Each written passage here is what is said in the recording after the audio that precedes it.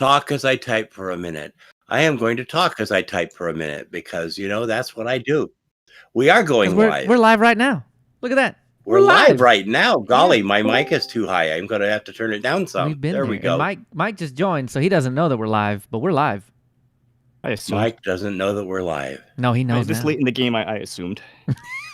Well, I feel more like a zombie right now, but that's okay. You sound a bit better. Are you in your PJs? Oh, oops. Me? No, I'm in my birthday suit. Ooh, even better. I like that. Hey, you know what's funny is Joe is wearing Blasphemy. Moss is wearing a good shirt, and I'm wearing my Utopic Unicorn shirt in honor of the Ubuntu release. So that's the bottom line on this. The bottom line on this shirt says "Freedom is coming" instead of winter. Going, I think we can decide at the top of the show whether we want to do video and ask folks if they want to see video. I don't know if they want to look at me. Yeah, why don't we save that till next time?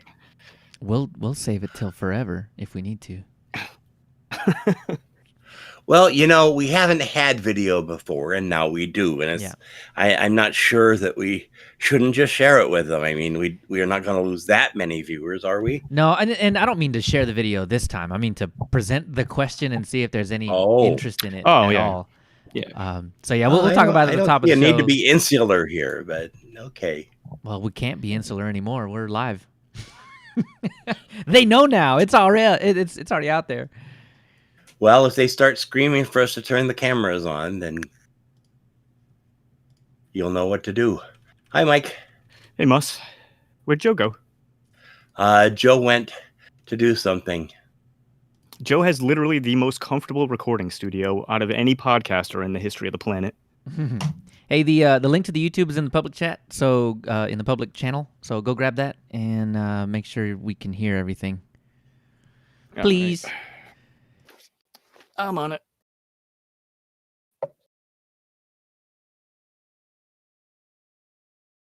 Okay. AFK for a minute. Better than JFK for Dallas. Where did he say? Oh, I see. Never mind. Hi, guys. We're live. Are we? I've got half a throat anyhow. Okay. I'm hearing someone streaming us. That was, YouTube's working.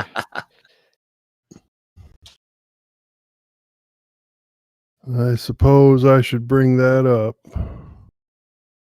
Bring that up. mintCast live stream. Oh, and show notes. I guess I need show notes. Show notes are helpful. Audacity is also good. Let me move this over here.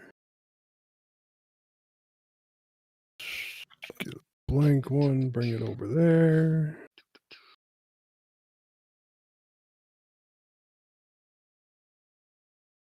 drive.google.com. 360 show notes. Moss can't avoid the trees, huh? Okay. Oh, the trees are certainly not avoiding my sinuses, but the way it's written in the intro sounds like I've been crashing my car a lot or something.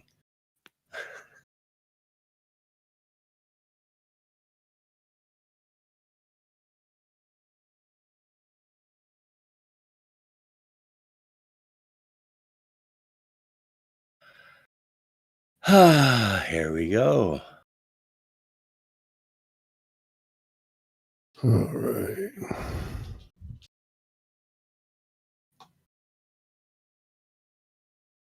I guess I can pull the first line out of my biweeklies. First sentence. Gee, there's 4 people watching. I wonder who those 4 people are. It's not me. It's us. Oh.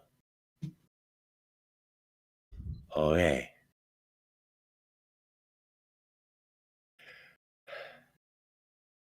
Telegram. Bring up the telegram. Well, video is not going to be that good because I'm going to keep doing this, and popping a cough drop and things like that. I really don't think this is my normal voice, but if y'all are happy, I'm happy. So it sounds good. You got like a smoky lounge singer thing going on today. You're like the Janis Joplin of podcasting.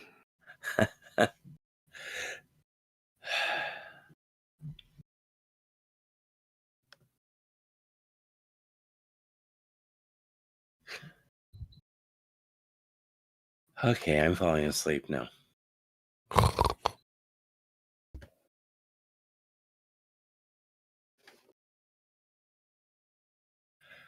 We're supposed to be talking to keep these people sort of occupied so they don't leave the stream before we start the show.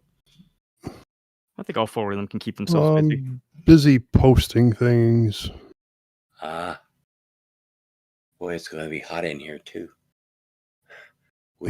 Don't take off your clothes. We have air conditioning, but I think the vent in this room is blocked. Okay, posted to Facebook.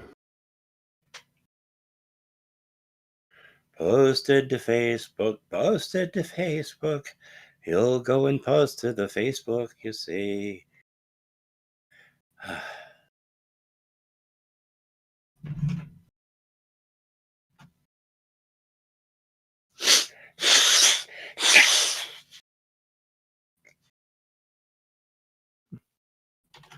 Oh, Joe?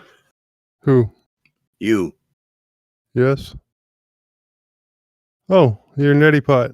Rhino horn, yep. Rhino horn. It comes in this shade of blue, and it comes in a really nasty dark shade of red.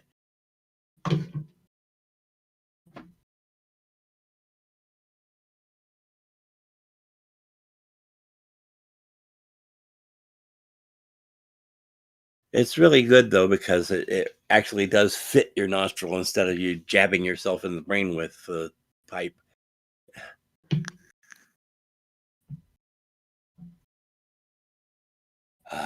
Well, heck, no one else Don't you hate it when you get that random muscle twitch? It's called waking up.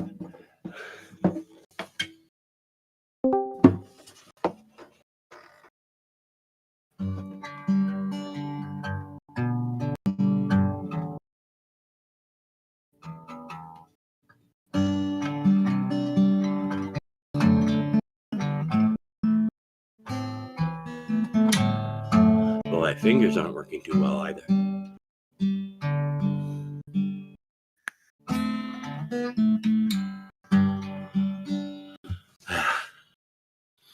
So, what are we doing? I don't know. Are we doing a show? Is that what's going to happen? I had to keep reminding myself that there was a show this week. Why? I don't know. My time in Florida kind of messed up my whole time sense. Yep. I feel you there, man.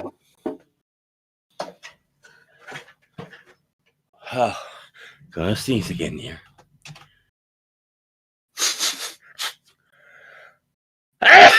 Oh, God. Now we're down to 3 on live stream because of that. Good Googling. And considering one of them is like mintCast. No, I'm not even on that page. I'm on the what do you know, behind the scenes page. I don't know that counts. I gotta remember to check it. I don't have enough screens. Yeah. Probably won't be too much of a concern if nobody's joining. Oh, 7 are watching now. Moss is taking a little bump to get himself ready for the show. It's because it's time. That's why they're Peppermint, birch, eucalyptus, rosemary. Those are the ingredients. There ain't no Coke here. Coca-Cola? Come on. Those aren't in Coca-Cola either.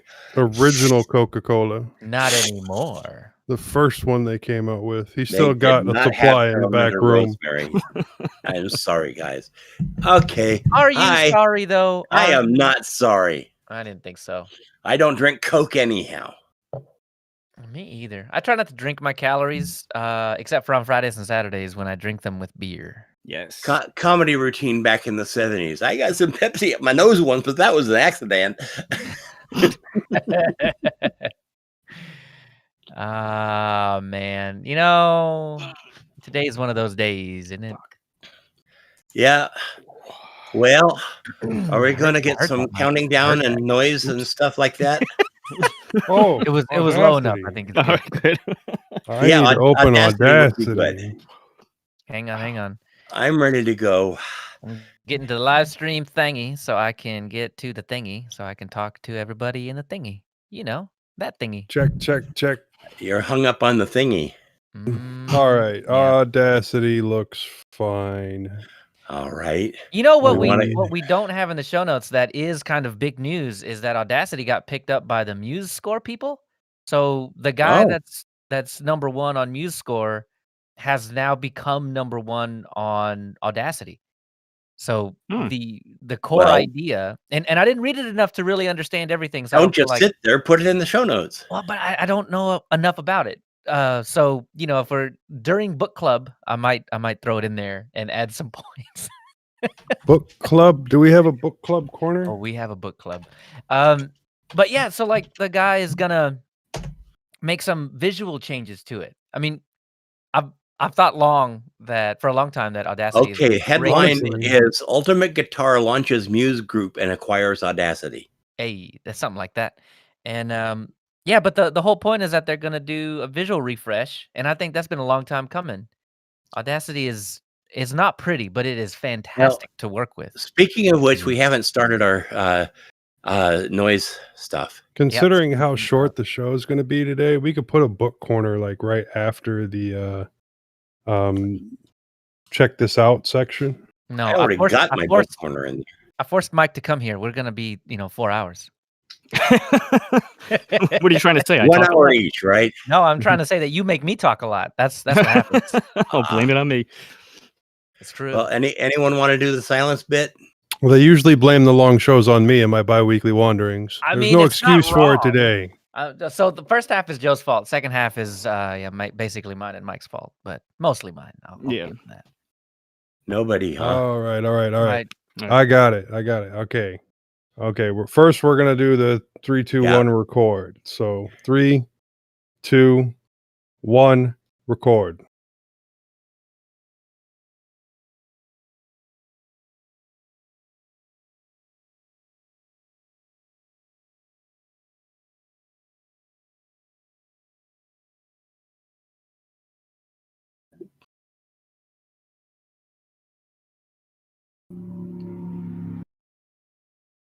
And there's your 20 seconds of silence.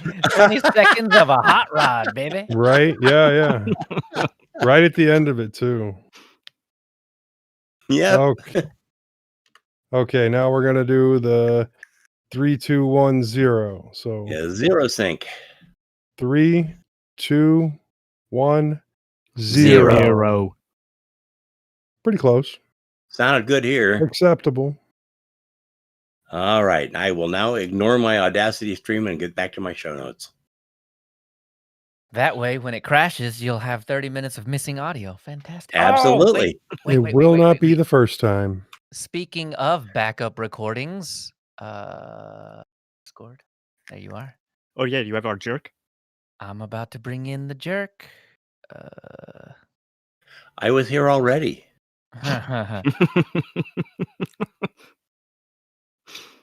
Where's Tony Watson? Bo. I think Bo had a birthday party today for his son. Oh my God. Recording. They both came in this time. Okay. Craig wasn't here last time, but Craig's not green this time. I feel like Craig's going to do us dirty again. They look like brothers. They are. Brothers from another mother. Something like that. Okay. Thanks, Craig.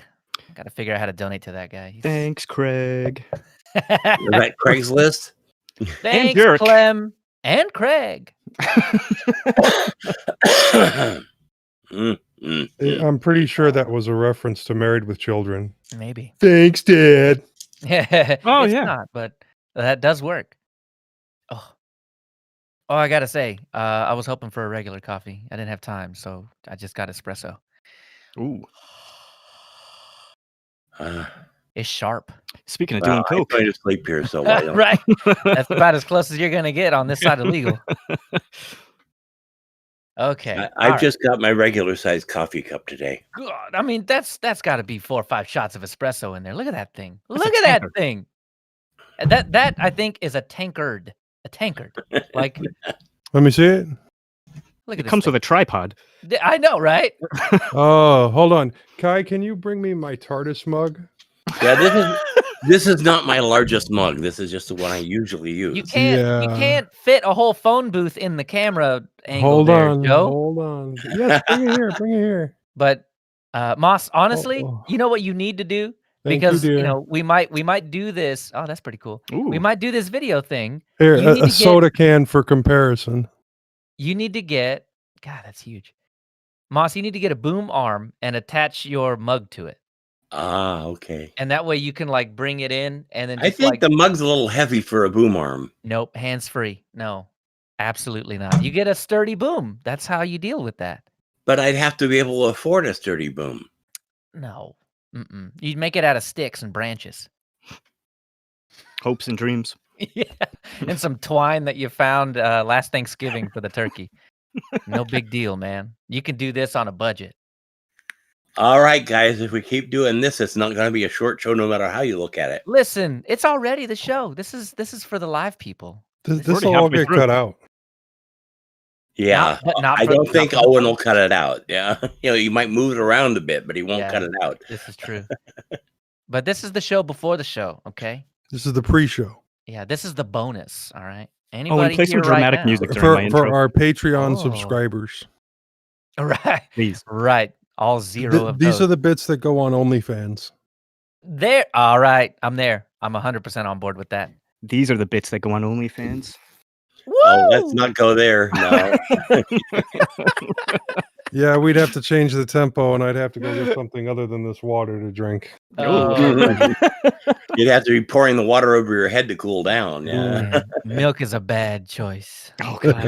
Like the McPoyles. See, the more we talk, the more I remember things I need to be doing. 105. Tony, if you're listening, this is what happens when you're not here. Every time. Every time. What are we? We're only 9 minutes late. I mean, technically, that's not even late for us. Moss threatens to get naked every time Tony's not here. What can I He does say? what? Huh? Moss is a free spirit. About all the naked I do is the top of my head, you know? It's free It's reverse. spirit, okay? That's bare. There's a difference. It's Yeah, reverse Actually, OnlyFans. that's shaved, but there is a difference. He has a relationship with trees. Don't you know this? Mm. Well, you know, when you start hugging trees, it sometimes moves on to a deeper relationship. Exactly. I think it's actually called a dendrophiliac. Wow. I like that. It's really weird that you knew that word. We Yeah, need, it kind of is. is. we need more science on this show. I think that's fantastic. No, Well, we had no, that- We were talking about Schrodinger's theory a few weeks ago. That's we right. need a random word of the day. Mm. Yeah, Yeah. the virus is both installed and not installed on your computer right now. And that's a Schrodinger's virus, yes. Yeah. Yeah. Not Yeah. until you check, and then when you check, yeah. I still think the word Physics. of the day should be funambulism. I don't know what that means, but okay. like the cop that pulled Schrodinger over and goes, This- "Did you know you have a dead cat in your trunk?" Well, now I it's do now. dead. Oh, the cop killed the cat. Mhm. Come on. All right, are we ready? Are we ready? I love this banter. but Are we ready? Yes. this Ready was for some good what? banter. You know, for the You for got the the music? proper part. Got the music ready, Leo? I do. That was the last thing I forgot, and now I remembered, so we're good. Oh, okay. All right. Music time.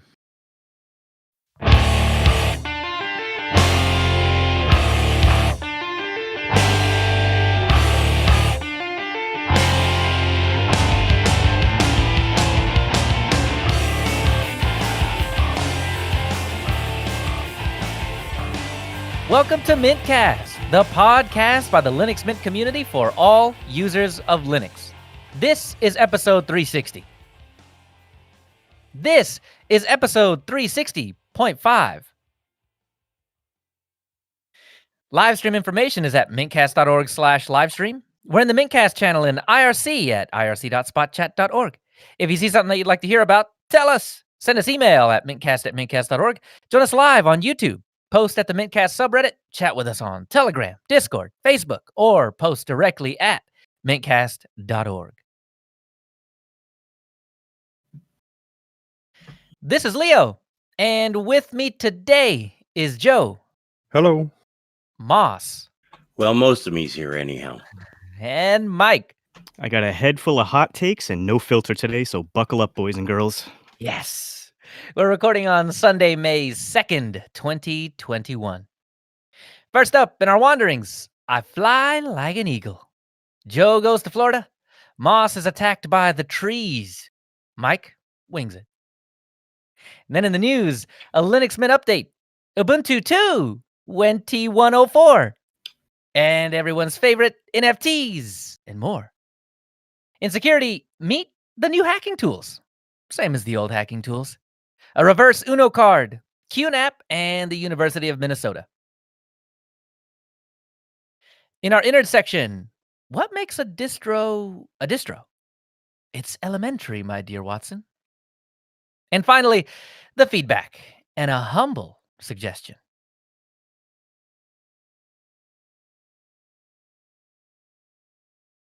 All right, so during the music in the intro, I realized that I was bobbing my head back and forth like I was listening to the music, but I'm not. So just in case anybody looking at my face is curious whether or not I was hearing the music, I was not. That's just in my head, I think. So before You're I with get... God's downbeat. The rest of us are still with the band. I'm telling you, I used to play drums a lot. Now I think about playing drums a lot. And yeah, it's still ingrained, I think. Just keeping time is ingrained in me for some reason. Oh, Owen asked me to sing the theme song for next episode, so stay tuned for that. Oh, I'm excited. Yep. And who wrote the lyrics? Oh, it's easy. It just goes like this. Boo, doo, doo, doo, doo, doo, doo, doo. So we have a question. I have a question. I don't know. I'm just going to force everybody else to do it, I think. But I have a question. Is there any interest? And now that I have you in the front of the show where you can't skip anymore, otherwise you might miss something interesting if you like this segment, this is the perfect time to ask it.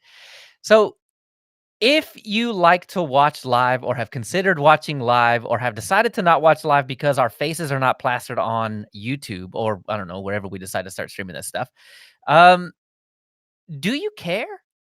Does having video of us on a live stream do it for you? I mean, if so, I mean, you could look at this pretty face. If it does it for you, you could pay me $5.99 a month, and look. We Isn't have that our $5.99 own... a minute? I like to. I give the friends and family discount. That's it. The 1-900 number, but it's 1-800 if you're calling as a friend or family. That's it. Toll free. Call now. But yeah, just a quick question, right? Does that matter to you? Would you like that? Because right now, what we have... we already got one. Aussie Evie. Thanks for that. Yeah, because right now, if you're watching the live stream, all you get is the mintCast logo and some green bars. I'm doing this to the camera. I'm not doing it to anybody. I don't know why I did that. But you get green bars, that kind of visualizer. That's all you get. So we already have one vote for yeah. If you like video or if you want us to, put our faces out there, let me know. And you can see my kitty. Yeah. Okay. Aw. Here's one thing about that thing. I didn't know it was a kitty. Now, I pictured Joe, I pictured you had like a German Shepherd that was No, I got running 2 around. black labs. Okay. And you had mentioned that. That's what it was. You had mentioned that, and I just imagined Big Dog running across the floor and there were bells. But it was never the dog. I had It's 2 my black kitty. labs, but the FBI busted me. All right, Walter. Okay. So anyway, on with the show. Now that I have stolen your ears for a little bit, on with the show. The show is all about me, obviously, because why not? Thunderbird, here's the deal. I, for some reason, have this thing about privacy, and one thing that I would like to do is remove myself one additional step away from Google. And one of the ways that I do that is by using a mail client, right? I mean, they get less JavaScript vacuuming up of everywhere my eyes go, because certainly they're hooked into some camera somewhere, right? Okay, that's a little tinfoily, but they do know where my mouse is, and that makes a big difference. And one thing I can do to combat that is to use a mail client, and the mail client that I think everybody knows, regardless of whether you prefer it, is Thunderbird. It's one of the longest lived mail clients, especially on Linux, out there. So that's what I hopped onto. And it works. You type in, I type in Leo at mintcast.org, and it's like, hey, cool, here you go. Da da da. Here's all the information, click done, and there's all my emails. Easy. But we were tinkering around with Elementary OS for a little bit, and they give you, I think it's Geary. Is that right? Elementary? Probably. I don't Yes. know. Yep. Geary. Yes. I'm glad you know. I'm glad somebody knows. So the very first time I tried to use Geary was in Flatpak on Mint, and the first time I typed in those credentials, it was like, I don't know what any of this is. And I'm like, okay, cool. Well, I'll manually drop in imap.gmail. Whatever it is. And still, at the end of it, was like, I don't know what this is. So I can't use Geary. I don't know what the deal is. A while back, I tried to use Geary, and it worked. It did detect, and it was like, you can't do this. Gmail has some settings that don't allow you to do this. And so I dug into its OAuth. Geary doesn't support OAuth, and it just won't let you do that without cranking down your security settings. Now, I'm a privacy wonk, right? I tend to also like security stuff, so I don't want to do those things.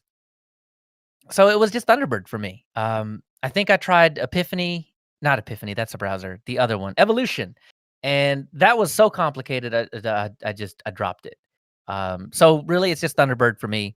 But my question is, Geary is super simple. Why doesn't it support Gmail out of the box? OAuth, where are you in Geary? Well, we were going to be doing a report on email programs like that for its Moss, and they assigned me MailSpring, and MailSpring won't even think about looking at Proton Mail. And So they're I couldn't proprietary, even do right? my thing. Yeah. Well, they just open source. They went but open source, but okay. yeah. But I think Dale's going to be doing Thunderbird. I don't even remember what Dylan's going to be doing, but they stuck me with MailSpring, and I couldn't open Proton Mail, so it was useless to me. Yeah, well, actually, I don't think Proton Mail works with anything, does it? Proton Mail, you actually need to get their. I don't know if it works for the other clients, but I know it at the very least for Thunderbird. They have a bridge that you download directly from Proton, but you have to be a paid subscriber in order to access the bridge. Well, so it's going to be that bridge is key shuffling, I imagine. Yeah, Because exactly. you need to be able to decrypt your email. Yeah, right, and so it does it all on the fly on your local machine when you have the bridge installed. Yeah, with something like that, I mean, because Proton Mail checks so many boxes on the privacy and security side of everything for me, I'm happy to just use the web or the app on the phone. Like those are okay. The volume of mail that I get in those inboxes is so small because I don't share that email address with anybody. It's so small that I check it once a week. It's no big deal. So, Moss, honestly, if you want me to, I don't know, I can maybe contribute a little bit about Thunderbird and my wondering about Geary to you. Not a problem. Get in touch with Dale on that one. I think he's handling the Thunderbird part of the article. Will do. I like Thunderbird. Long story short, I like Thunderbird. It works well. I have deleted well over 10,000 emails out of a single inbox because of Thunderbird. So, thanks, Thunderbird. When you eventually do end up paying for the Proton suite, Leo, you can actually switch Proton over to being your main mailbox. I did the same thing. I got rid of my old Gmail and Outlook accounts when I started paying for Proton, and just simply by using the aliases that they allow you to create, you can have 5 active aliases at a time if you're a paid customer. Oh, So you can just use, I have my main email address that I don't give out to any company at all. It's just for regular people. And then I've just made aliases for other things. Like I have shopping aliases and, probably potentially spam aliases that I use for like list signups and things like that. that's fantastic. Okay. But that reminds me of another question that I had. So I own leochavez.org, right? Mhm. I have from my what do you call it? Domain name registrar. They allow me to have one email address on that domain for free. So what should it be? Because I feel like it's weird saying leo@leochavez.org. Like that's if in my mind it's like that's too repetitive, but it's easy to remember, I guess. Yeah, I What think it's should I pretty. do? I think it's If pretty great. let's say I didn't want Leo, what would I do? God. You could do root@leochavez.com. Hey, what's your middle name? We already said it was Esteban. That's right. De la What's Cruz. your first cat's name? What's your mother's maiden name? Yeah. Yep. De Sanchez, de I don't know, Gonzalez, whatever. You know, just add them in there. It's typical, right? So the last thing that I've been doing or not doing is signing up for the Newegg shuffles. I don't know if you guys know what these are, but Newegg shuffles are basically because there are graphics cards and CPUs that are unattainable on the market right now. They get small stock and then they basically randomly seed people and give them the chance to purchase it if you buy it within like 12 hours of getting the notification, something like that. I don't Why know. not just go for an iGPU? Oh, wait, that's right. You can't find them anywhere either. Well, I wouldn't want one. I mean, to be honest. Oh, no, to get you by until 2023 when graphics cards are available again. AMD makes some pretty decent ones. The only problem is their 4000 series is only available in prepackaged systems. Yeah. And the 3000 series of integrated GPUs doesn't really exist. Yeah.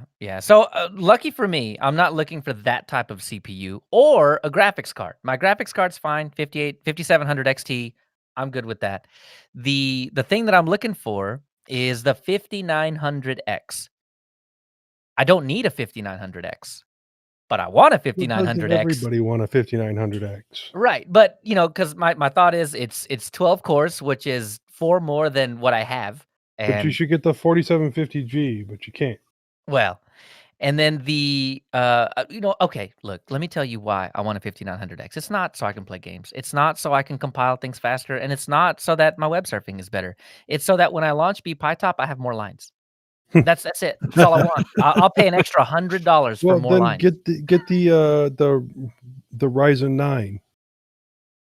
You can't even buy that either. The 5950? That's a 16 core. That would be even more lines. But I think that's $800 or $900, so no. The Threadripper? That too. No, that is way out. You need a special motherboard for that. I'm still looking for consumer grade stuff. AMD Ryzen Threadripper 3970X 32 core 64 thread. That's a lot of numbers. But I'm not Linus Tech Tips. I don't get sent this stuff for free. So just a little over $2,000. That's it. Just take that out of our petty cash for the show. Right. I mean take that out of the donations. That is more than I want. That $2,000 is more than I want to spend for the entire build. That's like more than double what I would want to spend on an entire build. I'm shooting for reusing a couple parts, and I'm shooting for like $1,200. Like that's it, and I will keep that for 3 to 5 years. So you can build a decent machine for $600, and then just upgrade over time. X? Probably not with a 5900X, but you can't get a 5900X, so just upgrade later. I'm hoping for the shuffle, but I'll probably just settle for the 5800, and then if I can get my hands on a 5900 one day, I'll give the 58 to my wife and keep the 59 for myself. So maybe one day, but that day is not today because Newegg doesn't pick me. I'd like to get a Threadripper just for building AUR packages. Man, that stuff takes a long time. Yeah, it does. Yeah, it does. That's what you get for being on an Arch variant, man. I'd like to get a Threadripper just to have a Threadripper. Yeah, that's true too. Just like Arch, you can say you have a Threadripper. Mm-hmm. Right. Wonder what the power consumption is on 280 watt TDP. Yeah, it's basically all of the Bitcoin network running at the same time. Hey, that's it. And then it's all the time. I don't see what the big deal is. All right, so I'll shut up now and let Joe take over. Oh, is it my turn already? Okay. No, but no, it's fine. You can. No, I was enjoying talking about GPUs me too. and CPUs. Yeah, but the show has to end sometime. Yeah. I haven't been able to do much over the last couple of weeks because I had to go to Florida for a funeral. It was kind of short notice that we had to leave. My grandpa died on Wednesday, and we were in Florida by Friday. We spent a week there, and I didn't do much of a setup. The internet connection was not very good, and so I couldn't work because the kids needed to do school.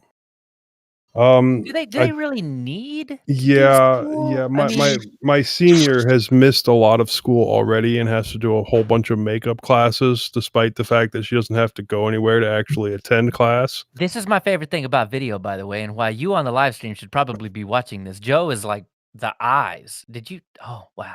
Yeah, That hurt me, and I wasn't even in trouble. Ah. yeah. Evidently, I have a glare. I have a death glare. It works. But so yes, they had to attend, and she still has more school to make up. But I will say, she did get 100% on her pre-cal exam, so Wow. I can't complain about that. She is currently passing pre-cal. But yeah, so the kids did school all week. I mean, the internet connection was really slow, but like my dad couldn't watch television because he was using my Plex the whole week while the kids were doing their multitude of Zoom calls. Now, for my setup, I did take my new tablet and my laptop. I also took a USB 3.0 screen, one of the ones that uses DisplayLink technology. The screen was a bit of a bust. It didn't want to work right. When it was hooked up, everything kind of lagged out. But I think the issue might have been an aging cable. But between my tablet and my laptop, I did set up Barrier, which is the open source variant of Synergy from before they went behind a paywall.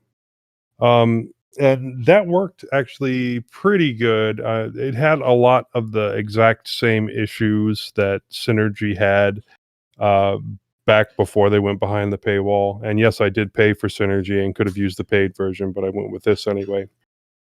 So after a while, just latency kind of builds up between the two. I think they just get out of sync and don't want to work correctly between the two. And then you have to turn off the server and the client and then turn them both back on, and you should be fine again after that. But one mouse and keyboard between two devices was extremely helpful.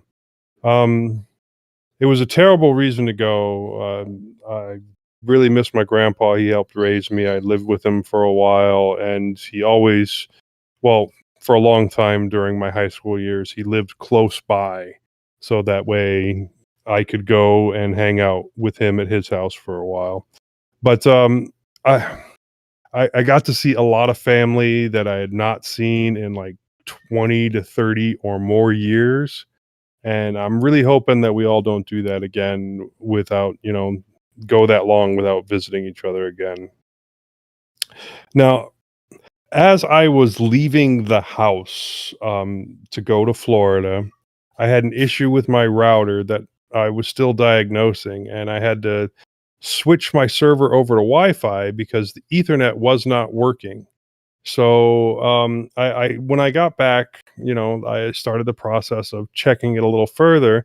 I found out that only one of my Ethernet out ports was working, and the Wi-Fi has been extremely intermittent in the past, where either the 2.5 gigahertz range or the 5 gigahertz range, you'd be able to connect to it, but it wouldn't have any internet, and nobody else would have the problem. So essentially, I needed a new router. I did have a bunch of Linksys mesh routers that I haven't used yet. They're still in the box, but I considered using them because Leo was complaining about it.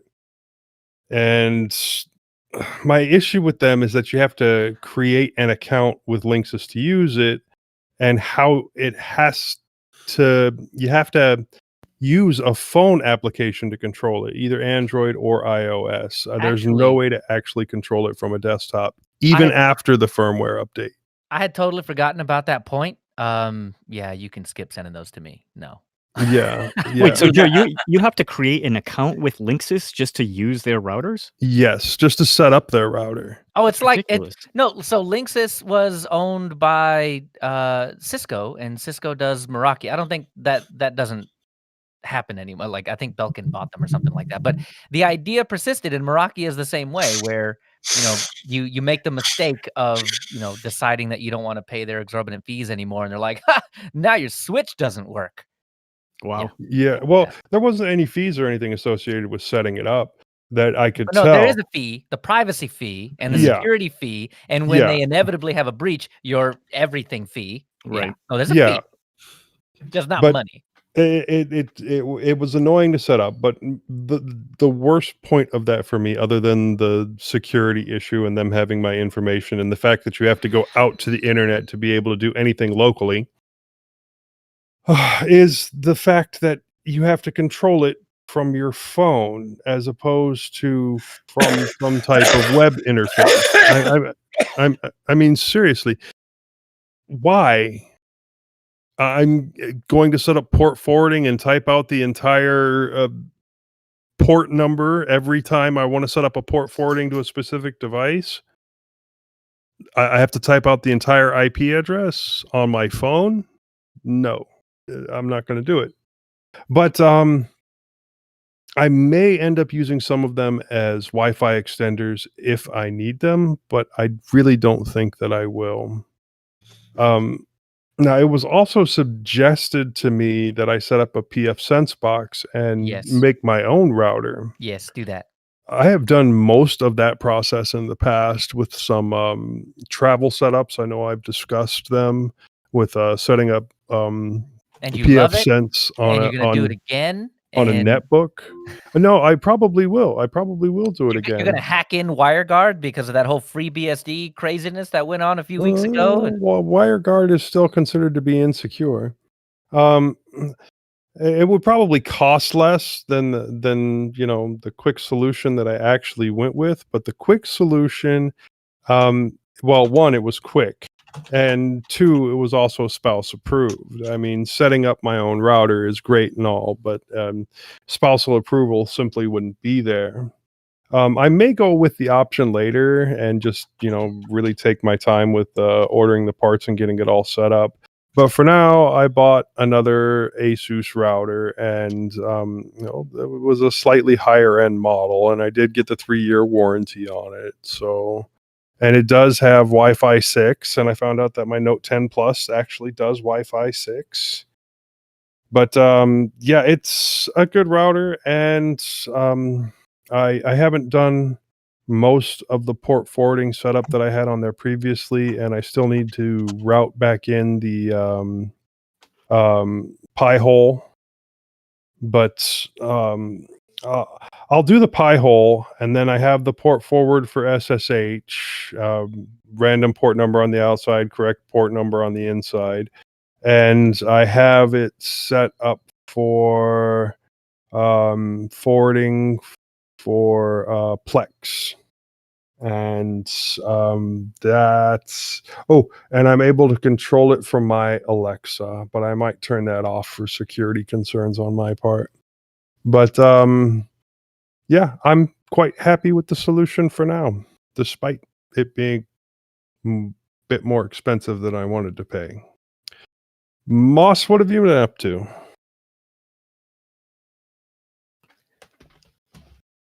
Got to unmute, Moss. Oh my god. Well, you complain I'm on mute. You complain I'm not on mute. I was using my mute button that we set up before, and I'm on mute now, but you can still hear me, right? Yeah. Okay, well, my mute button no longer works, apparently. Hey, it's fine. It's fine. As long as does Audacity have the little waves? I think we're good. Well, yeah, we'll be able to. I'm sure Owen can edit it out. Now I need to go back over to my script. Let's see. Well, as you can perhaps hear, I'm moderately ill. The trees are having sex again, and they're using my sinuses without my consent. Ew. Yeah, it's not fun. Usually white oak is the worst. I think we just got done with maple. I I've been using Bodhi 6 beta, and it's now release candidate. I need to fix that. And I've just removed my last installation of 5.1. It's that good. I have also downloaded and started to configure Ubuntu DDE Remix 21.04 and continue to use Makulu Linux Lindos. Try and say that when you've got teeth which are not your own. Makalukuluku. Hey, they're your teeth if you paid for them. And that's true, but they don't feel like they are. I took a peek at Ubuntu Unity Remix 2104, but it's still Unity. Love the dev, hate the desktop. I have also added every Ubuntu flavor and spin for 21.04 I'm aware of onto the Super Ventoy stick.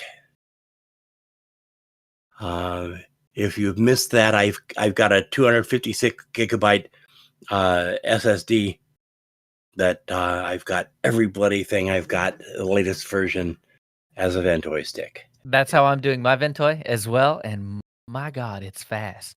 That's I my lied. favorite It's a thing. 128. Oh, well, still an SSD. I mean, when you drag, okay, so the whole Linux thing where you got to like safely remove or whatever, like I drag and drop the ISO, and it's even faster than it was before, right? Because it was lying to you before. Where it was like, yeah, it totally did copy. Eject 12 minutes later, but now I can eject and it's like, I got you, man. And you like almost with a couple of seconds, it's done. So I'm still using the old version, I guess. But well, the answer to the question of how do you get Linux to quickly eject your disk is to spend lots and lots of money on a really fast disk, right? Yeah. That's the answer to every question, which is just have a lot of money. Well, I got the this solution to a lot of Silicon problems.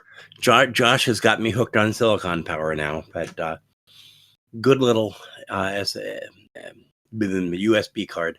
Boy, okay. Let's get back on track here.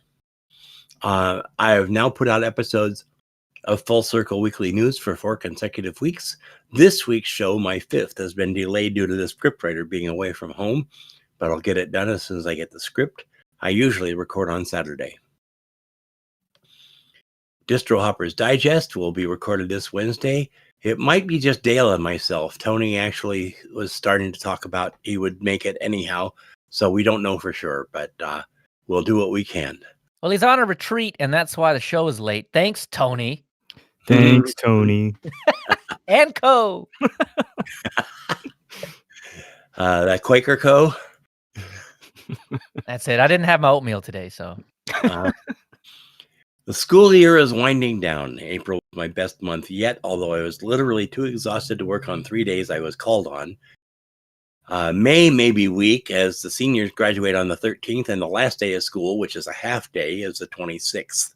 School then adjourns until August 4th. My daughter will be out of school as well, and she's still doing it remote. So, I mean, honestly, things won't be that much different. So I get a week paycheck on June 20th and then nothing until September 20th. Well, you don't really need money, do you? I don't? No. He's got the trees. Exactly. He's independently wealthy. For sustenance, that's it. No. Money is just another addiction. I'm independently poor. Now, see, the trees have been donating pollen to Moss's face. Yeah, so I can't trade that in on my crypto exchange. Man, Coinbase is just no. We can't give you Doge for pollen. Is that what pollen? That's not even a coin. SAP. All right. In the book corner, I'm on Turncoat in the Dresden series. What is that? Number 11? 14, like isn't it? I'm losing count. I'll run out soon. No, man, I don't read that. Turncoat's a good one. I'm starting the Expanse series, also reading it to my wife. I have read The Butcher of Anderson Station, about to start Leviathan Wakes. That's books 0.5 and 1.0. I finally managed to convince her we'll never get done with anything if we don't have going. I've pre-ordered a book called Rainmaker, Zora Neale Hurston versus the Lovecraftian Mythos, by one of my favorite authors, Ed Erdelak, which should be delivered on Tuesday, and which I'll be reading over the phone to an old friend.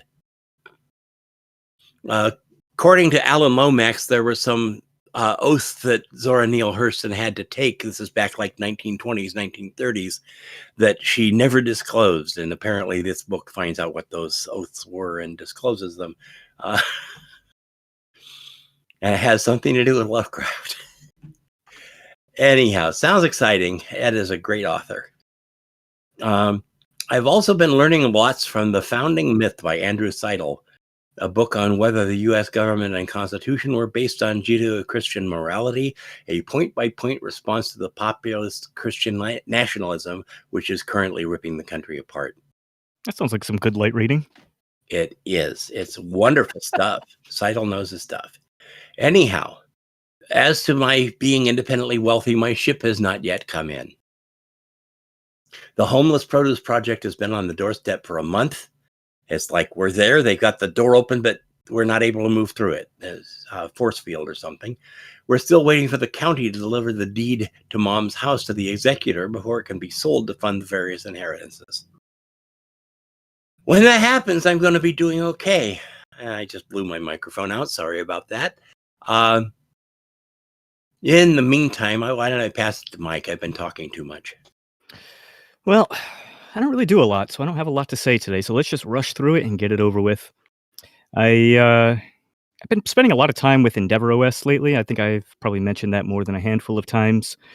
I started contributing to it, and just $5 a month, nothing big, but been trying to help out on their forums and on their Telegram channel as well. I really like it. I took off. Or what I should actually say is I condensed one of my other computers. I decided to dual boot Endeavor onto it, which is my Lenovo. It's an IdeaPad. It's a really good computer. It has 8 gigabytes of RAM on it, which is my only issue with it. But I decided to dual boot that. I have Mint as my main drive, and then I put Endeavor on a 40 gigabyte partition. I was a little confused doing that because I'm not really much of a dual booter, so I don't have a lot of experience in that realm. So when it came time to, what I was trying to do was just cleave off 20 gigabytes from my Mint distro, my Mint partition, and add it to Endeavor. And the issue that I was having was that free space that I cleared up from Mint was sitting right in between, right in the middle of Endeavor and Mint. And every time I tried to move it over to the Endeavor partition, Gparted was just giving me a big warning saying about how that particular partition may be unlikely to boot if I move it. I don't know. It turned out to be really not a big deal at all. I just moved it over to the left and then added the free space on to the end, and it works just fine. Another project that I took care of over the last 2 weeks that was kind of time consuming was I have a lot of Kindle ebooks. I have probably about 230 some odd books now that I've bought over the last 10 years. And I was reading an article recently about a man who is suing Apple right now because he did something to them that upset them. And they decided to block his account. And so he lost what he claims to be $25,000 worth of movies and TV shows and apps and all that other stuff that he's bought from Apple over the years. And it got me thinking that, I had heard something similar at some point in the past about Amazon locking people out of their accounts for perceived infractions. And I definitely don't want to lose access to all of these books. What's that? It's not just locking out of accounts. Apple's had the problem before, and Amazon has had the problem before. Well, they'll sell you a movie, but then they lose the rights to the movie, so they don't have it on their servers anymore. So guess what? You don't have anymore. Right. And that actually, the same exact thing happened with Amazon and one of the books about 3 or 4 years ago. I want to say it was probably Catcher in the Rye, but I'm not 100% certain on that. But Amazon at one point had the rights to sell it and then lost the rights. And so they actually removed whatever particular book it was off of people's accounts. We're missing the headline. Amazon forces Catcher in the Rye to stop being sold. So, we need to be really angry about that, right? Because that's one of those canceled books. Well, we're about 3 or 4 years too late to be angry on it. But so I decided I would not tempt fate and that I would take possession of my own books that I paid for myself. So I decided to try and strip them of Amazon's DRM. If I had known what a huge process it was getting into it, I don't know that I would have continued with it. But really, too late now. It's difficult. So all the research never had a problem with it. So here's what I did. Maybe you have a better way than what I've done, but from the instructions that I could find, they said it works best doing it on Windows. So I had to do it through a VM. And what I ended up doing was, in order to get the books actually onto my machine itself, I had to download an old, ancient version of the Kindle for PC reader. It's something about a maybe 2 or 3-year-old version now, because for some reason after that particular version, they changed something about it that prevents this whole process. So I had to download the old version of Kindle for PC. And then I had to download Calibre, which is an ebook manager. Yep. And then from there, I also had to get a plugin for it called DRM, and that's what actually allows you to strip the DRM from Kindle books. All of that was slightly a pain, but then the thing that I found that was really time consuming is that unless there's a way, Joe, that you know of that I couldn't find, I could literally only do about 5 books at a time, wait for them to finish, and then move on to the next 5 after that. So I couldn't do my entire library, just push a button and let it run by itself. I had to sit there throughout the entire process and babysit it, which was kind of annoying. It took probably 2.5 hours or so, maybe 3 hours to get it all done. But eventually, at the end of the day, I was able to strip the DRM out of almost all of my books. There were a couple one-offs that I couldn't get for some reason, but I'll go back and mess with that later on. I got the majority of them, and that's what ultimately matters to me. Last night, this is right up your alley, Leo. I was trying to install World of Warcraft Classic. I haven't played this game since World of Warcraft Classic was World of Warcraft. So I figured it would be a good jumping off point, and I figured with my PC, I don't run NVIDIA or AMD. I just have Intel graphics, so I figured the Classic would be the way to go anyway, just in terms of... If you've got nothing to do for 10 days of played time, then yeah, 1 to 60, you could do it. Yeah. It's a lot of time. 240 hours, man. I don't know. Yeah. Well, but I haven't done Nope. the books in a couple of years. Mm. But back when I did it before, there was a way to download it directly onto a Linux system and then basically load it into Calibre and convert it to something else. And that was it. Maybe there's an ADB function or something that you could do. It could be. I tried. I mean, I definitely searched first for Kindle, or for Linux centric solutions. And I tried one thing. I tried just getting Calibre and the DDRM plugin, and for some reason, it just wasn't working for me. I couldn't. And I think it has to do with that weird thing that I was mentioning, where you have to get that ancient version of Kindle for PC to actually download the books. Yeah, for some reason, I wasn't able. I just wasn't able to get them. You could download it to a Kindle tablet, and then hook the tablet up to your computer, and then transfer it over. Yeah, that would have been useful. I unfortunately got rid of my Kindle tablets a couple of years ago.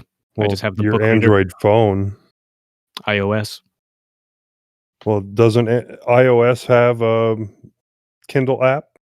It has a Kindle app, yeah, but it won't allow me to. You can't rip from iOS onto a PC like that. And as a matter of fact, I can't even connect iOS to Linux at all. There are literally no good solutions for that. I can't get to everything, but when I plug it in, just out of the box, it's like, here are all your saved files from all the apps that you have. Yeah, for some reason, Kindle doesn't do that. I think because of their DRM, they don't want you to pull it. They don't want you ripping it off the app. Well, right, yeah. Surprisingly, then you might actually have access to your books. Like, wow, imagine that. What? Yeah, we can't take the power away from Amazon. That'd be crazy. But yeah, so I mean, it was a pain, and like I said, I'm sure there are probably better ways to do it, but the way that I did it was the best way I could find, and it got done eventually. But yeah, Warcraft. Wow, that was pretty rough last night. So again, I have absolutely no experience with this. So tell me if the instructions that I followed, Leo, sound correct to you, because this is what I did. Okay. So I went on to Lutris first, and I downloaded Lutris. Now, I should also mention I did not do this on Mint. I did this through Endeavor because it just seemed a bit easier to get the things that I need on Arch than it did. There was your problem, right there. So anyway, what I did was I downloaded Lutris. I downloaded Wine Staging and all the i386 packages needed for that. I went onto the Lutris page and I grabbed their installer. So I downloaded their installer. I let that run and set everything up. And then once it did that, I signed into the blizzard.net once I got that opened up, that opened up perfect. There were no issues with that. Once I opened up Blizzard.net, it wanted me to actually install the Warcraft game. So I allowed it to do that. And then that's where all the problems ran. So as soon as it finished downloading, every time I tried to open it, it said that my 3D accelerator was not compatible with this. And just cold stopped me right there. I could never launch the game. I couldn't figure out any options that I was missing. So you went through the entire Vulkan thing, right? Like where you have to install the little, I guess, translation layers that allow your video card to speak Vulkan and then translate that from DirectX. Yes and no. So what I did was when I was running the installer script from Lutris, there were a bunch of pop-ups that it gave me saying that there were certain things missing. Mono was one of them. Yeah, no, that's like Gecko and Mono and the fonts and stuff. That's Yep. not it. There's a bunch of stuff that you've got to do prior to actually installing. Well, prior to launching the game. And one of those things is the Vulkan renderer. That's the way that Lutris is trying to run this thing. So Wine needs Vulkan and to get the DirectX calls that WoW does translated to Vulkan so that Wine can actually display them onto your screen. And without that, yeah, it will stop you at that point.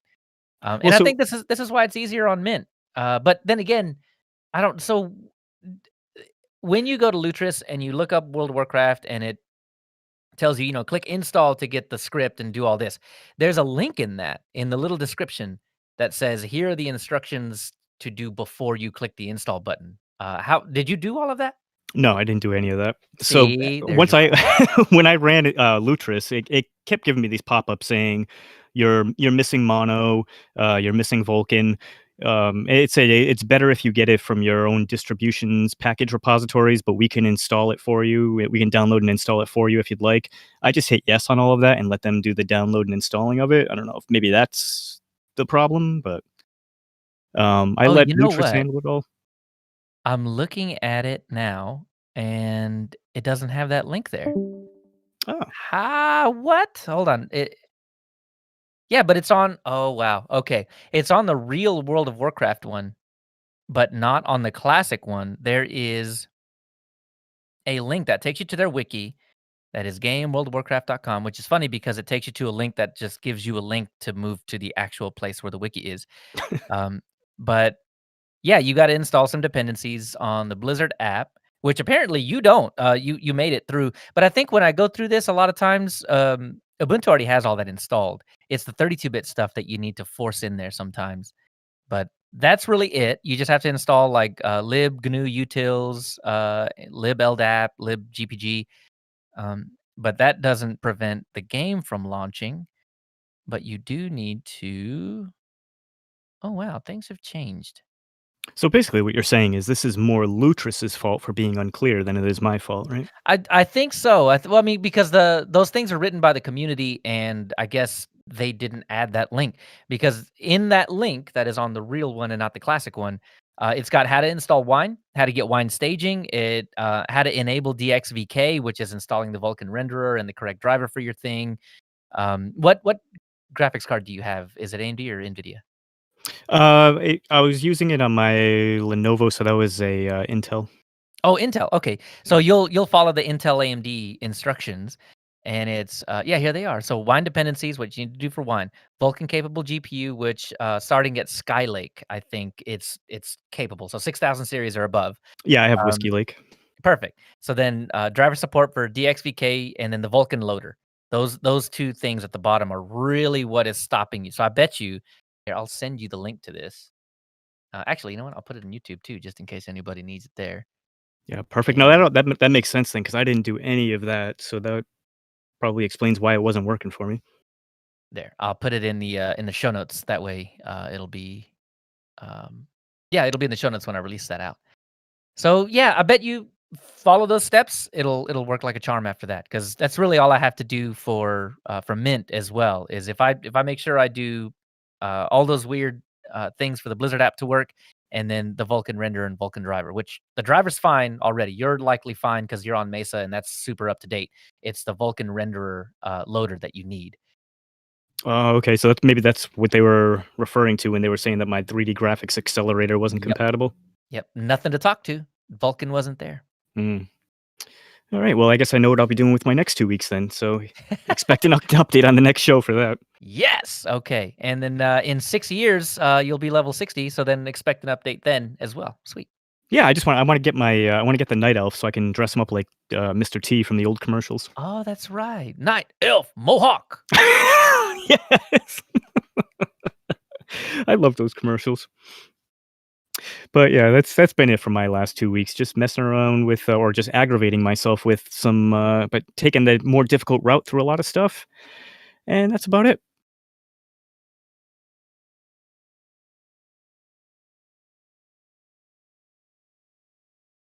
Sorry, I was linking a link. Anyway, that'll do it for the bi-weekly wandering. So we'll head on down to the news.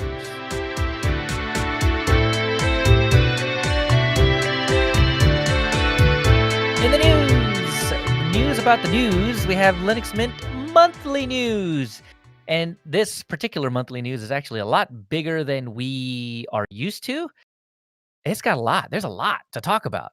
And first up is Warpinator, you say. You knew about this, right? But you didn't know that Warpinator now works on Android. Being able to move files from your Android phone to your Linux desktop and back and forth has got to be one of the coolest features of any app. It doesn't matter if it's Warpinator or not. That's just a fantastic way to deal with things. And my favorite thing about this is that the instructions are clear out there. So there's an implementation for iOS likely in the works. That's what he was saying. Yeah, it's on the way. Do this himself. The team sort of sat back and let some external developer do it. And you can find it in your Google Play Store. Yep, that's the most fantastic part about this is that the way that, and people always give Linux Mint and Clem and Co. like a really bad rap for not being nice to the community, except for everything they build is out in the open and anybody can take advantage of it in any way they choose. And this is proof positive that that is the case because Clem had nothing to do with this implementation. He's just really happy that it's there. Well, Leo, you know who did it, right? Who? It was Cobb Ninja.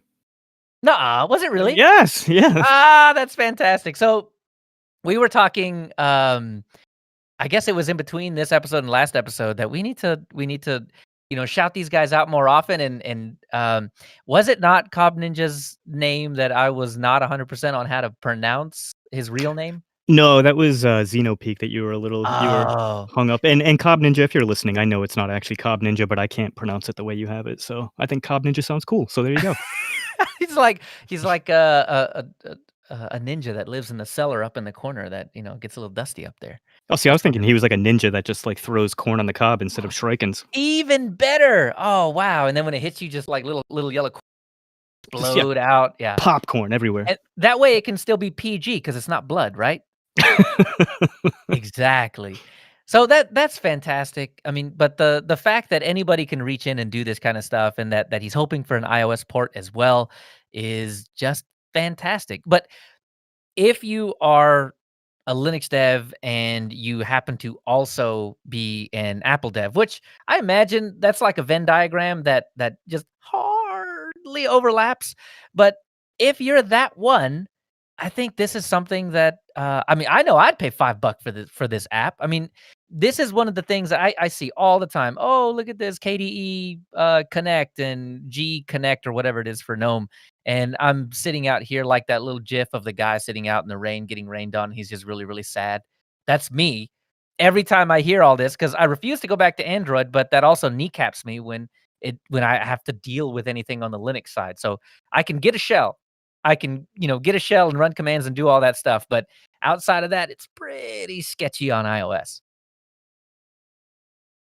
But speaking of shells, shells.com. Go to shells.com/mint. I'm just kidding. We don't have that. But there is a partnership between Linux Mint and shells.com where you can just spin up a Linux Mint desktop in the cloud.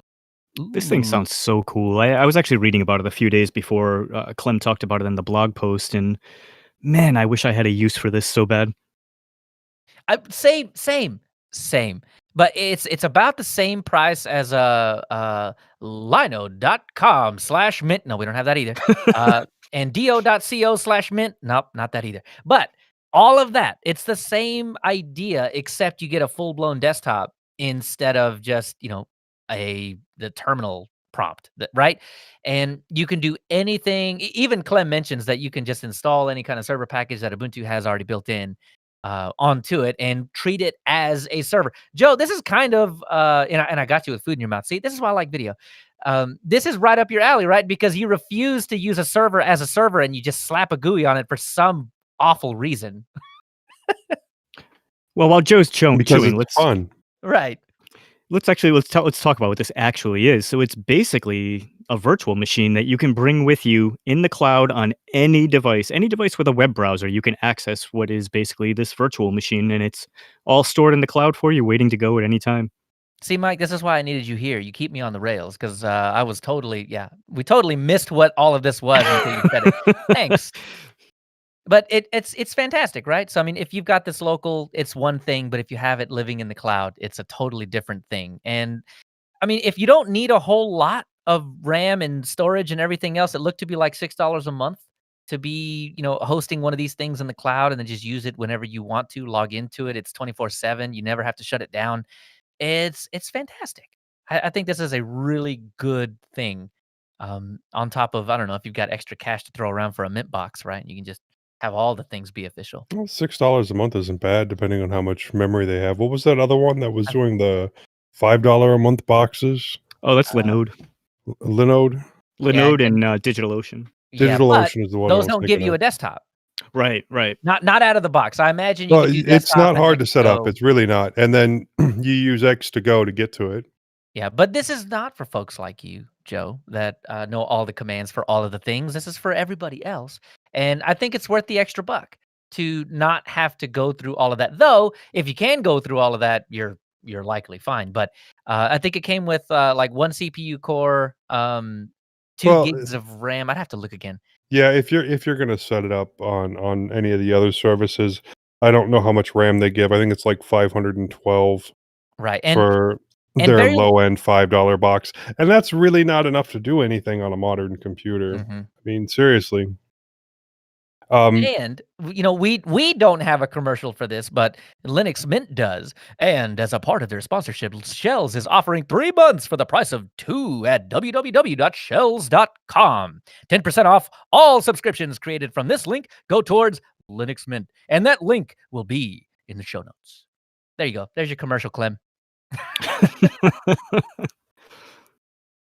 And if you go on right now and use code Mike, they'll give you a 7-day money-back guarantee.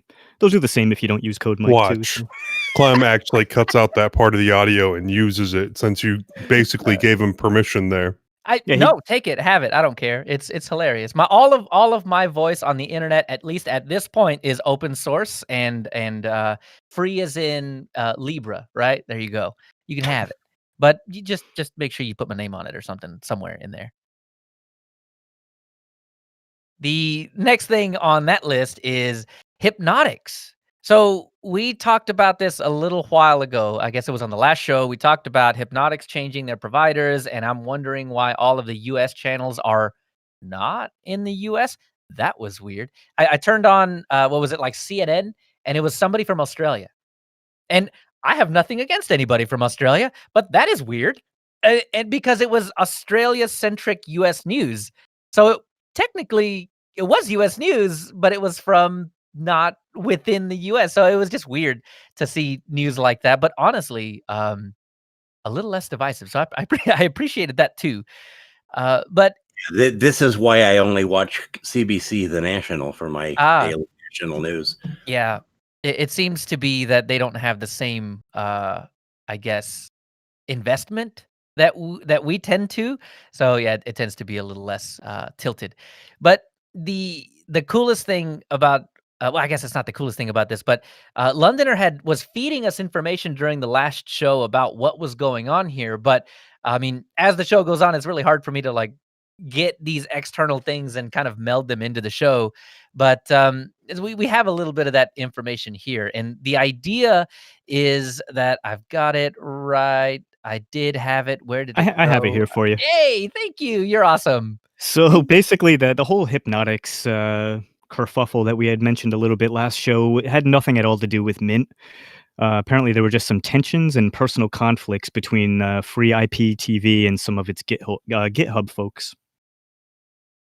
Yeah, and it looked like Free IPTV. I don't see his name, but out of Germany was putting together this repository. I mean, it was all, I guess you could consider it open source. I mean, because it is, and people were taking advantage of it and not crediting Free IPTV with all of this stuff, and really just using it without the spirit of open source, right?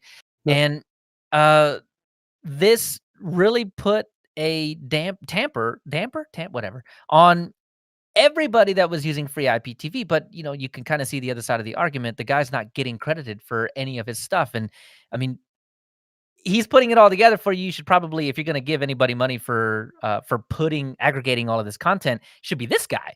And yeah, so what he was planning on doing was putting this in a private repo, and Clem ended up commenting on the GitHub. What do you call that? The bug thing? What, the tracker? And just noted that Hypnotics won't be able to use a private repository. But that was kind of, Clem didn't really see the problem with this, and I think it's just simply because, I mean, Clem puts all this stuff out there and totally expects to not be credited for anything ever, and other than Unless the it's something vitriol. bad. Yeah. Exactly, Yeah. right? Exactly. When someone's got something to say negative, man, it's got Clem's name attached to it. And they just kind of back and forth, and that's the idea that there wasn't enough credit, and Clem didn't get it, and rightfully so, right? The only thing Clem gets is the bad stuff a lot of times. Now, Uh, I go ahead. don't know if anybody else has tried with Hypnotics, because last show and after the show, I added a whole bunch of different, like of the free IPTV lists that you can find Right. in different places. And I like maybe 1 in 10 of any of the channels, even with the original free IPTV one, actually works. Like, otherwise you click on it and it just sits there and Right. loads and loads and loads and never actually comes up. But that's the beauty of this guy's GitHub repository. The whole reason free IPTV exists is so you don't run into that. Because he will remove the ones that are broken and replace Well, even them. when I was using his, I got the exact Oh, same thing. And now I don't I know if see. that's a function of my IP address being in the US. Do I need to use a VPN and make it look like I'm coming out of Germany? I can do that. I don't think so, because these aren't like official streams. These are people that are restreaming a stream. So, I mean, you can kind of think of going onto a website and finding something live, right? That's the Yeah. same idea. But the whole point of free IPTV was that it was, broadcast stuff. I don't think it was pay-per-view stuff, and I don't think it was Anything rated illegal, or right? It's all legal stuff. 16 plus stuff either, right? Yeah, exactly. Exactly. So, that's why you paid the guy, and obviously it wasn't perfect because he had to continually manage the thing. But yeah, no credit means he didn't want to do it anymore. At least the way that he was doing it before. I think the private repo thing did happen. And then yeah. So we have free TV or whatever it is now, and that is it's fine. Australian CNN. Great. They use the C word a lot. Not on CNN. Oh, was C word CNN? They do No. use The that word a lot. The C Got word it. that Australians The love to use. other Joe's favorite word. Ah, that's it, right? Uh-huh. So that was a fun read. And then the next thing was Cinnamon 5 is in the works. Yay! So one of the cool things about the update on Cinnamon 5 is that spices are going to be integrated in now with the update manager. And I think this is absolutely fantastic, because the only time I ever know that there is an update to any of the spices is when I go in to add a new spice. It's like, hey, your old spices are out of date. And I'm like, oh, how long has that been a thing? Because I had no idea. This is great. I'm actually really excited for this because I don't know if it's still an issue because I just took it out. But once when Linux Mint 20.0 came out, the cinnamon spices update spice, which is the spice that you would normally have installed to notify you of spices updates, was really not working well. It was crashing cinnamon about 5 or 6 times a day. I couldn't figure it out. Somebody online actually told me that there was something going on with the Spices update Spice at the time. So I just uninstalled it, and to be honest, I haven't bothered to even go back to it to try because I don't care enough. Yeah, So by right. them adding it to the update manager, I think that'll be awesome. Actually, it should have been there. I think flat packs and spices being updated in the update manager is going to be awesome. Yes. Oh man, when I heard the flat pack thing, I was like, "You're telling me that I can pin a flat pack, but like manually, basically? That is awesome. That's Amazing. so awesome." So, yep. What now? After those two things are integrated, the entire system will be managed through the update manager, and I think that kind of thing, Moss. That kind of thing makes a distro. Do you use any spices, Moss? If my spices get old, I go down to the grocery store. You know what? I just keep using the same spice from 2017. I just keep shaking it on there, and I'm like, that still tastes like ginger, right? I don't know. I kind of forgot what ginger tastes like at this Yeah, point. too bad it was garlic, actually. See, but it doesn't have any flavor, so I can't tell. But yeah, I think that's really fantastic. The only thing I've been using cinnamon on is when I have Manjaro installed. But I guess with Makulu Linux Windows, I am using a variant of cinnamon. Yeah. Once they figure out how to make the store, the software thing, like when you search for something, how to make it not horrendous. I think it's going to be a really just complete, and I will have very few little nitpicky things to have about Mint anymore. But that's one of them. It looks horrible when you search for. Go look for Audacity. Oh, I thought you were just looking at my camera. No. We'll get to that. I do not later. feel well today. I really. You look beautiful, though. Oh, why, thank you, Mike. That's the kind of upbeat kind of thing we like to have on the show right here. It makes everybody feel really nice. Teammates helping teammates. I know. All right. So the next thing is going to be Mint 18. Hey, are you running Mint 18? 18, 18.1, 18.2, 18.3? Stop it.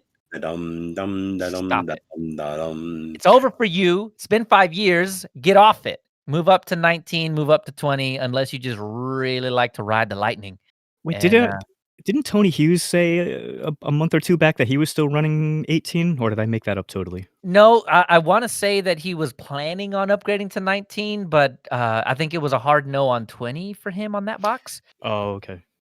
So I think he's in the process, but if he's not on 19 by the next show, which he will be on, I'm going to be upset, and we're going to drag him through the mud, and it's really muddy in Texas, so plenty of mud to do that with right now.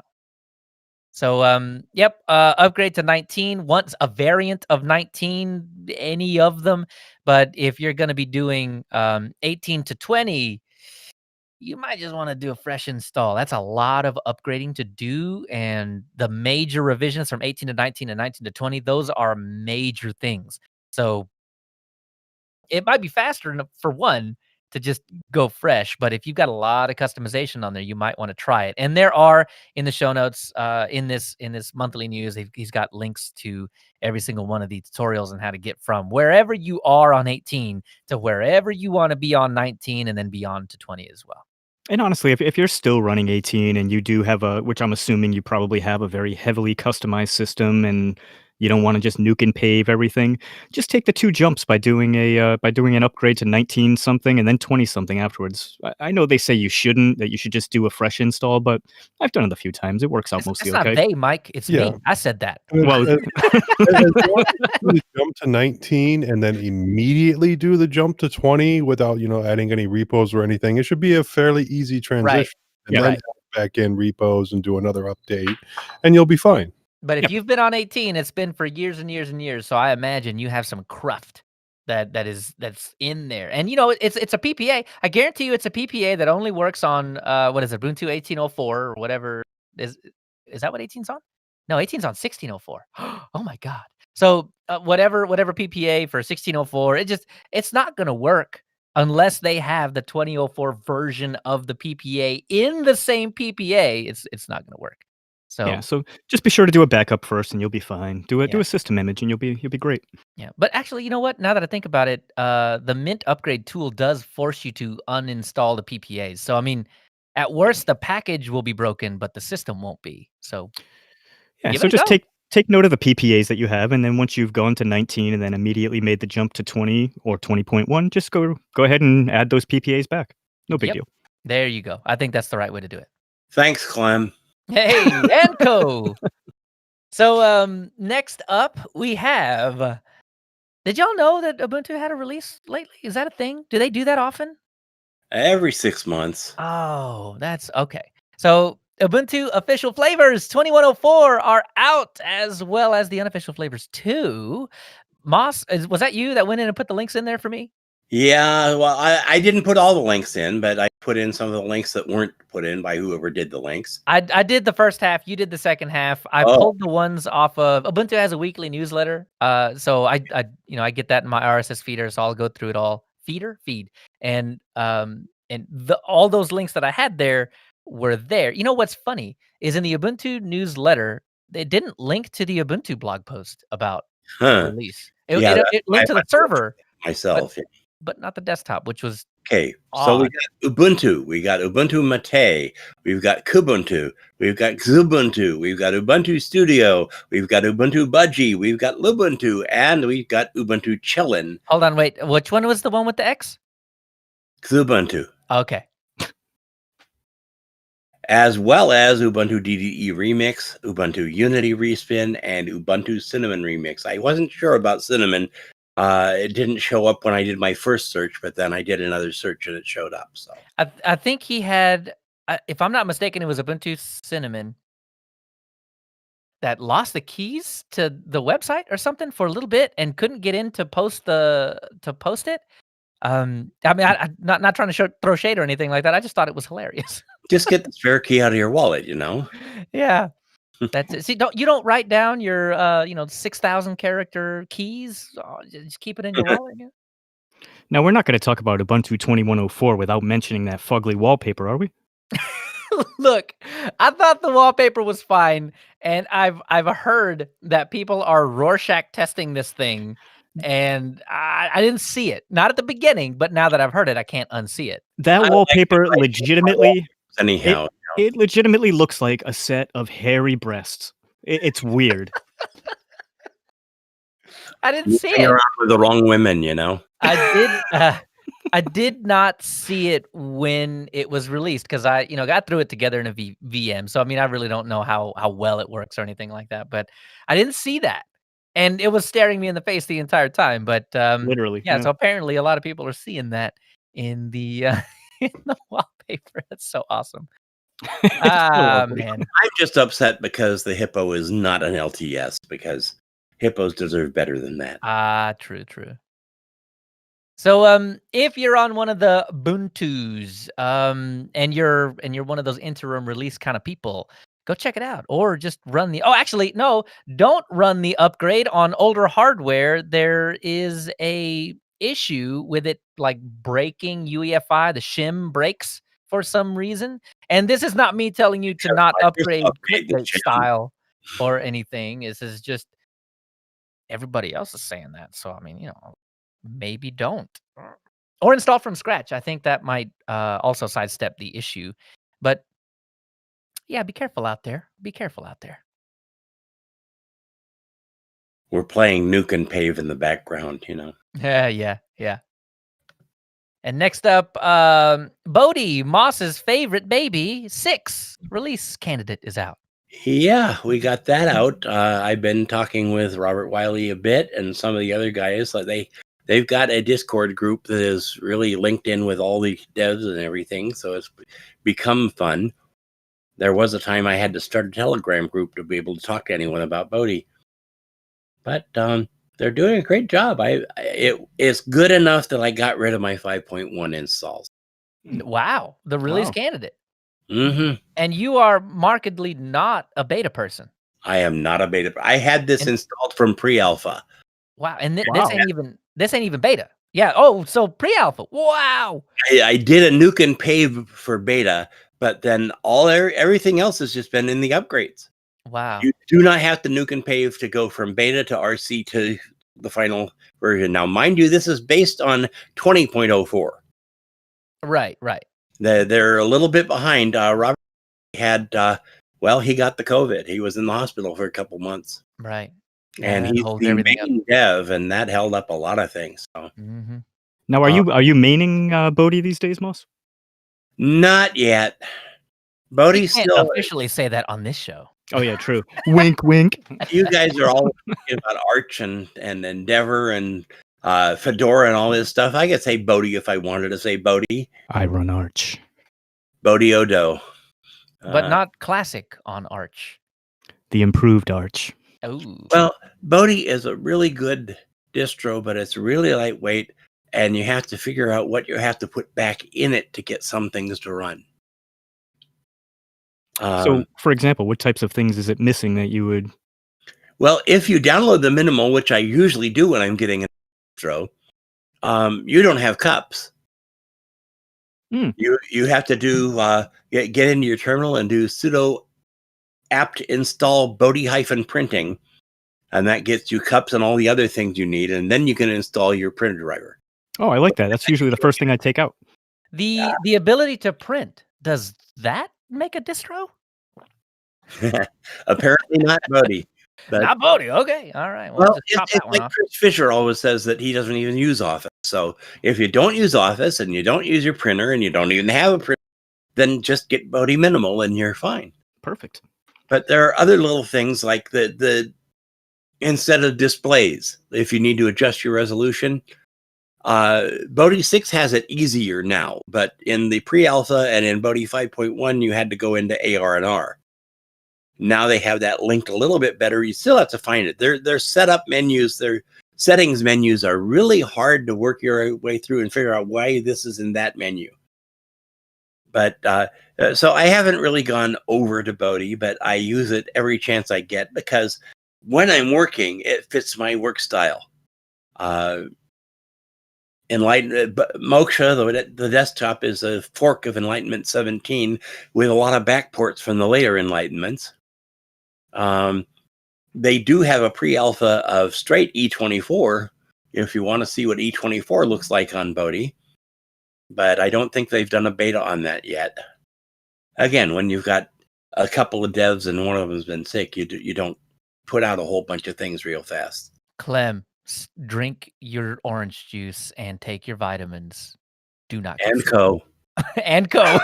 Yeah, we need the co too.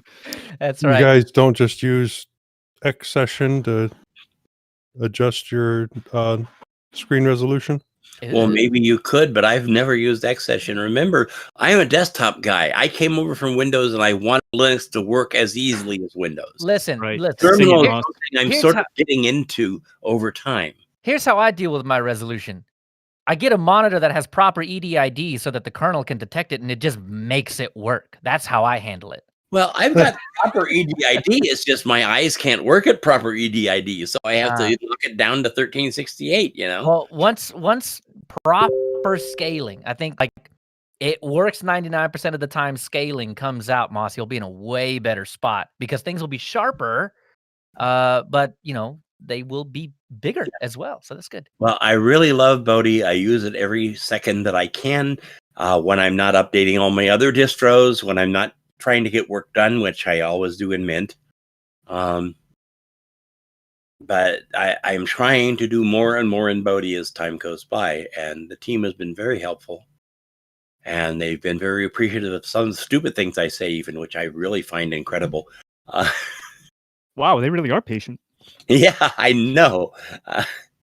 I just want to point out real quick. I know this is off topic, but Hoozy in Telegram is telling me that he has access to buy 5900Xs at a discount. And I asked him where, and then he sends me a UK link, and then I got real sad. Yeah. The shipping alone, yeah. Right. It's so sad, man. Right. That's basically save 12%, but yeah. Guess what? 30% just to get it here, and I might as well just pay a scalper. I hate that so much. Well, I think that's enough on Bodhi right now. I have a terminal group in English for Bodhi. And I'm so sad for your group that they're terminal. Okay, Well, I said it wrong. I did are we mean gonna do dad jokes? 'Cause I have a really good one. Oh, no. yeah. We're dealing with the fact that my brain is not functioning, and so I say things wrong. But anyhow, I have a Telegram group. They have a really good Discord group. Anyone's welcome in it, especially if they like Bodhi. And we've got a good forum, and the old forum is still being held up on linuxquestions.org. I thought about wearing my Linux Questions t-shirt, but I figured House Linux is good enough. That's pretty cool. Well, okay. So, I mean, since you mentioned it, again, you can't see it on the video, so maybe I'll just wear it for the next 2 weeks to get it really, worn in, and then wear it again for the show. This is my Utopic Unicorn. Remember, we're not broadcasting the video, so you're No, only. I know. I'm teasing people. If you want to see Mm. this fancy shirt that is all crackled up because it's from 2010, I listened to one news podcast that is actually just a rebroadcast of MSNBC show, and she just goes on talking like we could see all the video all the time. right, yeah. At Yeah. least I'm aware that you can't see this, and I'm just trying to hype it up, so maybe we get more votes for the video, so I can force everybody to turn on their cameras. I've got my Game of Thrones House Linux t-shirt on, so Nice. So well, now everybody's gonna have to buy a bunch of like Linux swag and stuff to wear. My Jupiter Broadcasting shirt isn't good enough. What? I don't know who those Oh. people are. I've been doing substitute teaching, right? Get the teeth to work. Substitute teaching, and one teacher had a bunch of little stickers.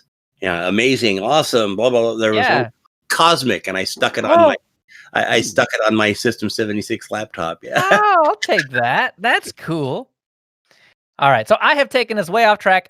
I am sorry. Let's get back on track, which is Elementary OS 6 beta is out. Everybody has been waiting on this one. Everybody, you listening right now, I know you've been waiting on Elementary OS 6 because it's your favorite distro.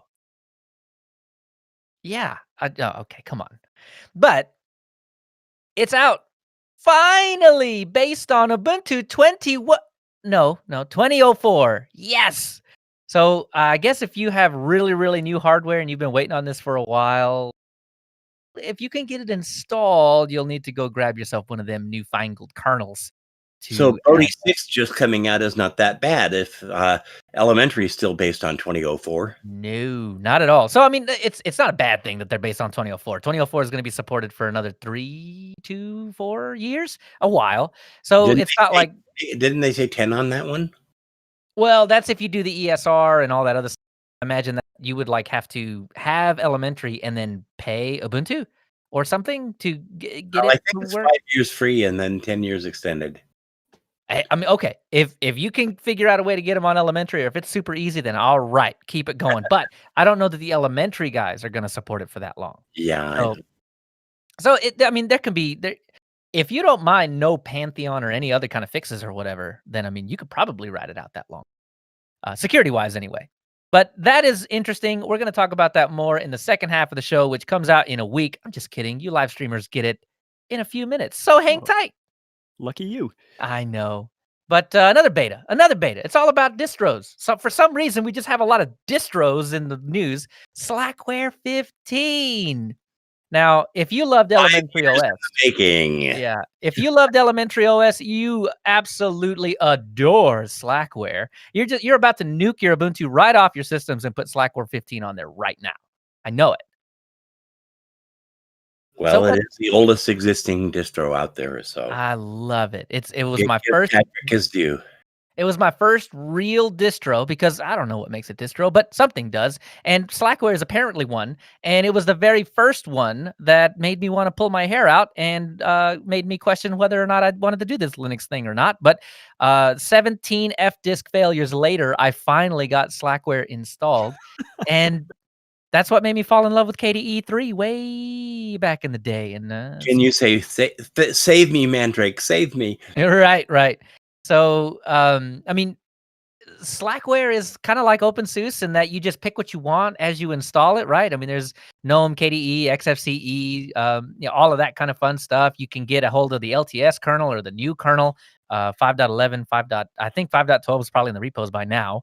All, your new applications and all that kind of fun stuff. So, I mean, Slackware's not really fully dependent on its versioning, is it? I mean, the way that you get Slackware stuff is kind of like the way that Arch does it, in that it's there. You get it if you want it and pull it in. So it's cool that the number went up one though. And anybody that's using Slackware, please correct me if I'm wrong, because it's been a long time since I've been on Slackware. Next up, I have no idea why Wolfire Games is bringing an antitrust lawsuit against Valve over Steam from. I've got this one, Leo. Oh yeah, please. This sounds interesting though. Wolfire Games is an indie developer, also the originator of Humble Indie Bundle. They filed a proposed class action lawsuit against Steam creator Valve, saying that the company is wielding Steam's monopoly power over the PC gaming market to extract, quote, an extraordinarily high cut from nearly every sale that passes through its store, 30%. So this is another pile-on. Must-have for game publishers who need to access to the players on Steam to succeed. But games that use a Steam platform also have to be sold on the Steam store, where Valve takes its 30% cut of all sales. Mm-hmm. They looked at it and figured that if all the games, Steam currently has about 70% of the market in gaming. And all the games that they sell, they would basically be making $15 million per employee at Steam with its 30%. So one of the things that I know is that the winds are changing. Steam and Apple are in a losing position right now, which is to say that, these guys are taking massive cuts of every sale of everything on their platforms. And you have newer upstarts, not that they are lesser known, but like Epic and, lesser known, I guess, Humble Bundle and Wolfire Games. But you have these companies that are saying, enough, that's too much, that's unfair. It keeps everybody else out of the market because you're so huge. Change this, please. And I think Microsoft typically has a 2% share of the market, although they claim to have a 12 to 15% share. Yeah, well, still not much. They're gonna 70% of the market, and you're getting 30% of every game that's sold on your marketplace. Yeah, that's a lot. But like as with Steam or Epic or anybody else, they take those numbers and like finagle the English to make it sound like it's better than it is. That's just PR. But I think one of the things that is going to happen is because Microsoft just entered. If I'm not mistaken, it's Microsoft that is saying that their cut is going to be much smaller than 30%, and that means that these winds are changing. Steam is gonna have to play ball here, or these other upstarts are gonna start eating its lunch little by little by little. And these aren't small names. These are companies that have billions of dollars in revenue that can throw billions of dollars at ads. And we know that ads will change your mind. So anyhow, Wolfire opened it up as a potential class action suit. And that's if the other game developers want to get on board, then it can be a class action suit. Yeah, cool. And one last thing, this was something that right before the show, Dale had posted in Telegram. And okay, one thing that we haven't talked about on this show is my love for Dogecoin and NFTs. We won't talk about my love for Dogecoin, though now it's out there. NFTs, No. You should talk about Dogecoin. Well, it's seen a lot of news over the last couple of weeks. If this half of the show were not so absolutely humongous, I might. But we got to finish this up. So NFTs, right? If you have your ear to the ground with memes and what the kids are doing these days, and actually the meme girl is kind of old, but there's this one girl that's looking really mischievous, looking back at you when she's, in front of a house that had just burned down. So it gives you the impression that she burnt down the house, though that's not the case. Anyway, the girl in that picture is now an adult, and she has sold an NFT that represents that meme for like $500,000 or something like this. It's insanity. Number one, NFTs are kind of not cool. Like, I I mean, don't. it's not so much that they're kind of not cool. It's more that they're literally the stupidest thing anyone has ever invented in Yeah, life. it's Okay. pretty dumb. I was But- kind of trying to straddle the fence there on the I don't like it side, but okay, cool. Well, Oh, I'm no, in no, that no. I'm in that boat. They're absolutely silly. You have a digital receipt for a physical thing that doesn't mean anything. Right. Like- You literally don't own it. People can still view it. People can still possess it. It means literally nothing at all. Right. I mean, like, this is Beanie Babies. This is Beanie Babies right here. Mhm. And but okay, It's like And I- owning a first edition of a book. but what? Actually, you know what? That's probably true. I just ordered a Bruce Schneier book that I got him to autograph. Like it's in the mail right now. And I mean, I don't know, that at least means a little bit of something, though it's not. I'm not getting Bruce Schneier in that book. I'm not I going to get be able to sell Bruce Schneier. So an NFT is basically like owning the certificate of authenticity to an autographed book that everybody else gets to have. exactly, and you do not possess that book. Right. You only possess the certificate of authenticity and nothing more. Yeah. So, I feel like one of the naysayers back in 2008 when people were talking about, how this Bitcoin thing is going to be nothing and it's going to go down to zero in the next couple of weeks. And then all of a sudden you look at the stock tickers today and you're like, I should have bought when it was 25 cents. But, I mean, I just cannot wrap my head around the 2011 idea of NFTs. No, Can't do it. I agree with you. And as a matter of fact, I can't remember if we mentioned it last show, but Edward Snowden sold an NFT for over $5.5 million. Absolutely insane. I mean, it went to a good cause and all that, but Right. it just blows my mind that somebody was willing It to didn't pay go to his that. legal fund. No, it went Yeah. to it was Freedom of the Press Foundation, I believe. Oh, fantastic. Yeah. But, I think it's fine to sell them. But, if you are an environmentalist in any way, it's probably not a good idea to be buying them or encouraging their use. And if you are non-grifter kind of folks, you probably don't want to buy them for yourself. But, I mean, if you can sell it and people assign it value, then do it. Right? I mean, I'm not saying don't use them. I'm just saying that I feel like the idea behind NFTs is just kind of dumb. I don't get it. I don't want one, nor would I ever. I don't think. Maybe there's a killer argument for it. With that being said, I am selling the NFT of my first appearance on mintCast. So, Dale, open up your wallet. The bidding starts at $5,000. We'll see where it gets to, and all proceeds go to me. Look, okay, you know what? If anybody wants an NFT of mintCast episode 3, what is it? What are we 360? Right? This is a fantastic one because 360, it's a full revolution. Ooh. We have And created a revolution on mintCast. So if you I will want be the NFT selling. I will be selling the NFT of the first episode that Leo was on. All proceeds go to me. Okay. Not even gonna split it with me. Okay. I'm I see just how going to this is. ask you all to join my sponsors. I don't care about NFTs. So in response to Joe's NFT, I'm doing another NFT of the same episode, and then all proceeds go to Mike. So Ooh, and my NFT is going to be ownership of Leo and Joe's NFTs. So you get a lot of bargain out of Oh, an mine. There it is. NFT of an NFT. I love it. Yes. there it is. It just That should like quadruple the value, right? Did I just invent something here on mintCast? I think you Nobody did. better steal this. I think you did. Now you just put it on the Dogecoin blockchain, and now we got a stew going. Here we go. I'm going to the Cayman Islands. See you guys. All right, so that's it. I liked that last I'm article. getting eaten by a caiman. Right. So let's get to the security update so we can actually finish the show. Yeah. Thank you.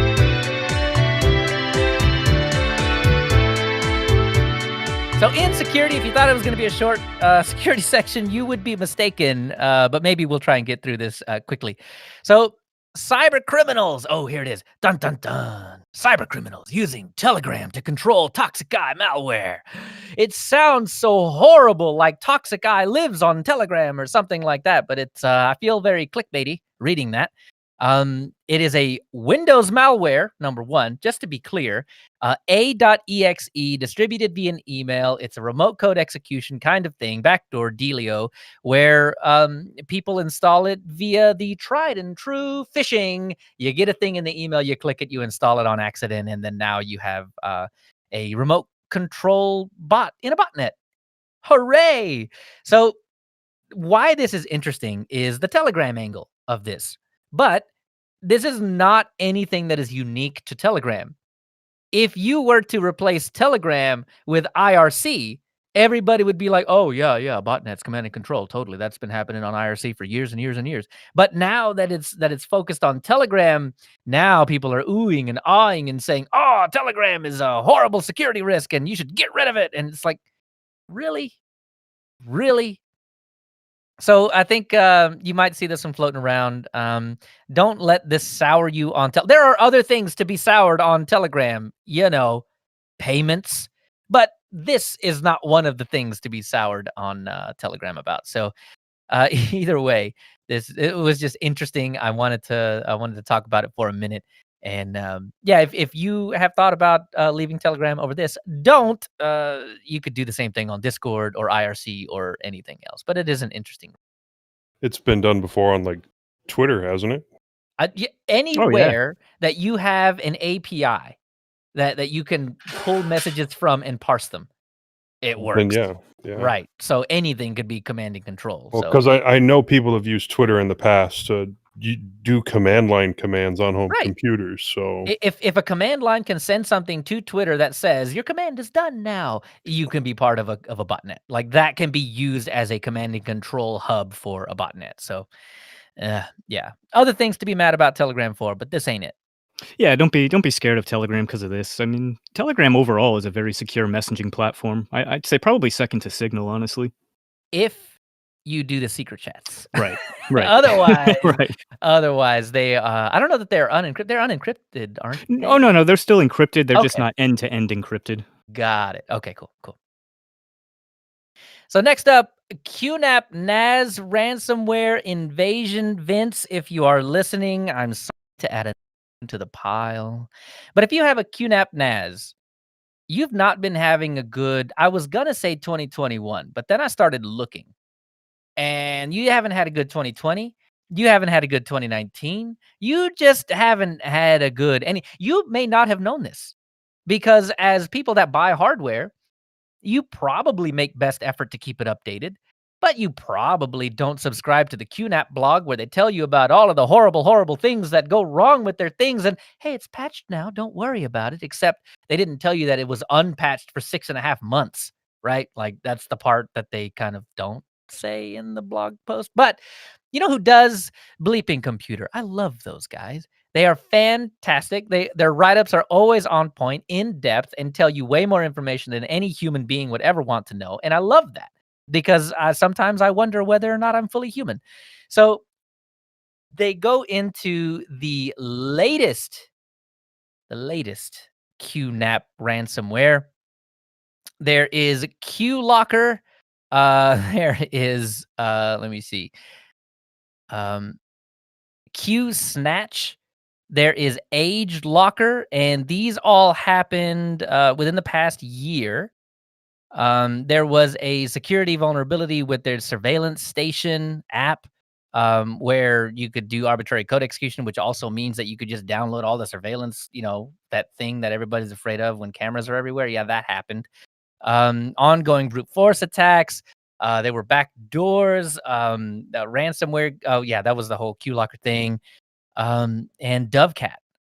So, Vince, I know you have a QNAP. Update it.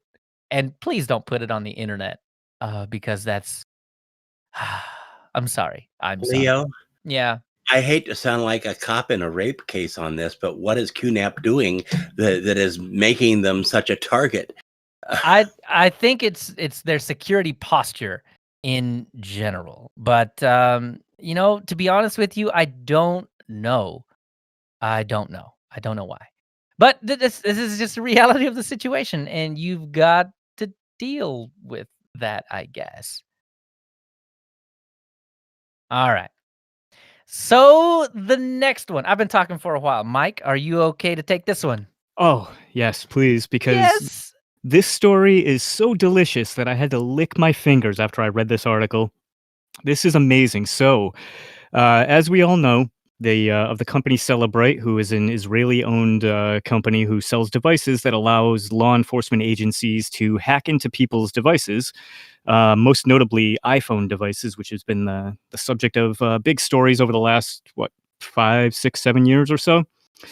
Well, this is actually really great. So the CEO of Signal has actually, quote unquote, come into possession of a bag of Celebrate equipment, and he decided to examine the gear inside. So what he found was actually pretty shocking. So he found, number one, which is bad news for Celebrate, is that they actually have live Apple code being used illegally inside their equipment. Now that this is public, Apple is going to research this and literally screw them to the wall if they can prove this, because as we all know, you're not supposed to be taking somebody else's code and putting it into your devices. And I think actually this solves a big mystery too, because I know that Apple's been wondering how it is exactly that Celebrate has been able to access their devices. Because anytime that Apple finds any kind of a flaw like that, they're usually pretty quick to squash it. But what else is going on with this too is Celebrate has now stopped offering data analysis on iPhones following this Signal hack, because the CEO of Signal has found that it's really trivial to put files into Celebrate devices that can then in turn infect all previously downloaded information from devices. So what they say specifically is that by including a specially formatted but otherwise innocuous file in an app on a device that is then scanned by Celebrate, it's possible to execute code that modifies not just the Celebrate report being created in that scan, but also all previous and future generated Celebrate reports from all previously scanned devices and all future scanned devices in any arbitrary way. So what they mean is inserting or removing text, email, photos, contacts, files, or any other data with no detectable timestamp changes or checksum failures. So basically what they're saying is that law enforcement agencies can fake data on these reports. Yep. And the idea that that is the case, it Yep. invalidates anything that comes out of a Celebrate box anymore. And so, as a matter of fact, a lawyer in Maryland has taken the opportunity to now sue on behalf of his client, who was convicted in part based on evidence obtained from Celebrate. So we may be looking at a lot of potential litigation here of people wanting to get their cases thrown out or retrying cases that have long since been closed, all because because of what the law enforcement said was files that they pulled from this individual's device may not actually be true. It could have been planted, it could have been faked.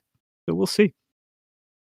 I think this was the coolest thing to happen. I really love hacking and hacker culture and all of that kind of stuff. And this Signal write-up, this dev from Signal, this is the best example of it that I could ever hope for.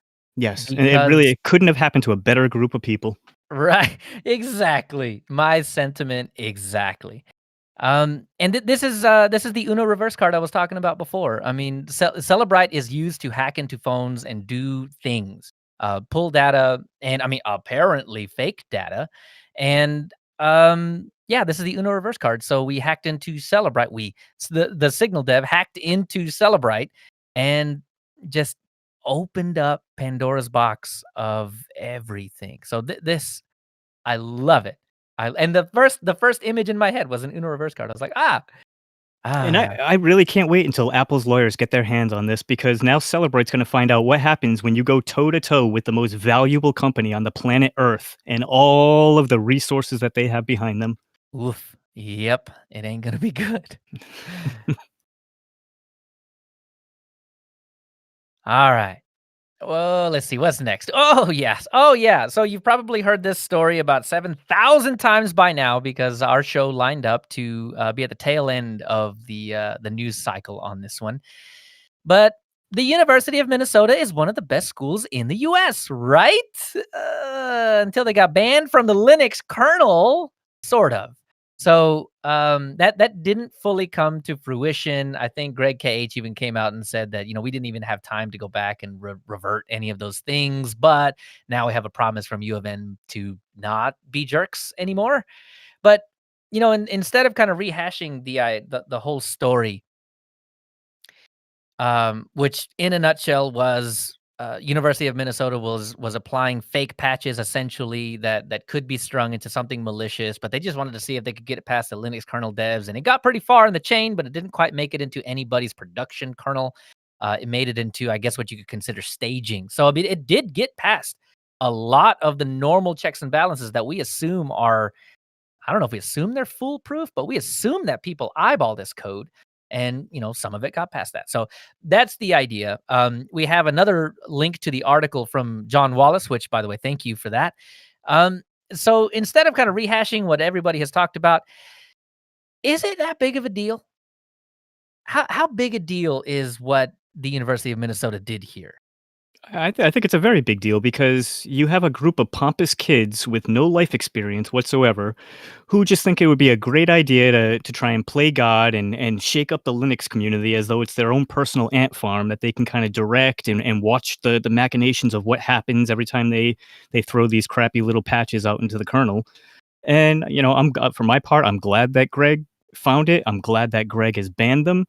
And the apology that they if you want to call it that, gave for all of this is absolute trash. It's just garbage. They're not sorry that they did it. They're sorry that they got caught, and it's plain and simple. And their professor was in on this with them. So the professor's mea culpa of, I didn't realize that it was getting this out of hand. Bull. You were right there along with them. You were reviewing all the papers and all the information that was coming in. So bravo, Greg. Thank you. I think the big thing about that was that, it wasn't just kids that was doing that. That was a thesis paper. They were going to write about this exact flaw in the Linux kernel chain, and it had to be approved by a tenured professor, right? Who And this is has not been new. around the block. Yeah, this is not a new project either. They've been doing this for a couple years now. They're just upset that they got caught before they could present it at the conference, which was coming up soon. And so I think it sounds like the U of M was pretty in the wrong here. But, I think one thing is certain, that the chain isn't as robust as we thought it may have been. So while it is not a good look, and while I don't know, I mean, how else could you have proven this? I don't know of any other way that you could have proven this. Luckily, I mean, it was a group of people that were at least submitting benign patches. Well, mostly benign patches. How else could you have proven that the Linux kernel chain, the supply chain, was robust enough to hold up to this kind of attack? Because we know now that it wasn't. That it took so long to get there, and there were, there were clues along the way. But if you're a trusted source, you can, flip that script and go bad. So, I don't know. I guess that's kind of the case in a lot of regards in life. I mean, who's most likely to be able to rip off a company? It's typically an employee who has An insider insider. access. Yes. So, yeah, in regards to the stability of the Linux kernel or the ability for things like this to happen, I don't know that was a huge secret either, because a lot of people talk about how, open source projects are great, but they're not the be all and end all of security, especially when you have a project with hundreds of thousands or millions of lines of code. Who could possibly see every minuscule change that goes into it? I think where open source shines is that given enough time, somebody's going to find it. So yeah, you may be able to slip something in maliciously, and maybe we'll use it for a few days or a week or two, but it's going to get caught fairly quickly. Yeah. Plus, this already happened with FreeBSD just a couple years ago. So Right. Yeah, Yep. exactly. So, I don't know. Anybody could be susceptible to this, because Mike, your point is right that any insider anywhere can cause damage to whatever it is that they're contributing to. Once you've got that trusted badge, people don't look twice at you when you say, "Yep, this is a good one." Sure. Go ahead and put that in upstream. So, I don't think this makes the kernel any more susceptible to hacking or malicious activity or anything else than anybody else. So, I mean, this is the very same thing could have happened at Microsoft. You know, an internal employee could have gone rogue, but the And difference may being, have. yeah, We exactly. just And the don't know difference about it. being is we don't get to know about it because it's not open source. So we may be impacted by it for who knows, 8 months, a year, a couple years. You never know. How do you think we got Windows Vista? Good point. What do you think, Joe? Though, do you think it was a big deal? Do you think this was as huge as everybody's making it out to be? No, I don't think it's as huge as everyone was making it out to be. Is it an issue? Yes. Should the University of Minnesota have actually consulted with Upstream before trying this? Yes. That would have broken it. But I agree with you. Right. Yeah. It wouldn't have been as true of a test, but they also wouldn't have caused as many problems for themselves. And they claim too. They said that they were the intent was always going to be that they were going to contact a kernel maintainer before they ever put one of these bogus patches into a commit, and let them know and give them a heads up that this is fake. Do any of you actually believe that was the case? That they were ever going to give a kernel maintainer a heads up that they were putting in bogus crap patches? Oh, they were after. Yeah, exactly. After they got their They'd fix. already been told to stop doing it a year ago. You know, the fact that they didn't stop taking bad actions. Right. Yep. All right. So last little thing. Back to bad people having bad things happen. Yeah. Yeah. So the last thing that we have is just a quick little mention of finally got a postmortem on a hack that happened in 2018, and we finally figured out exactly what was going on. So a casino got hacked through a fish thermometer. Wow, a real phishing attempt. Oh my God, I didn't even catch that angle. That's why you're on this show, Mike. But yes, so Internet of Things, you know, we've heard that acronym a bajillion times. It's, you know, little things running out of date software all of the time. And the fish thermometer was internet connected and was used as a pivot point to get wider access to a network. And I just think that's the most funny thing. Like, your fish are out to get you, man. Yep. A phishing attempt indeed. All right.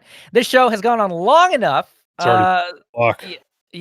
So let's close this half of the show, and we'll move on to the Linux innards.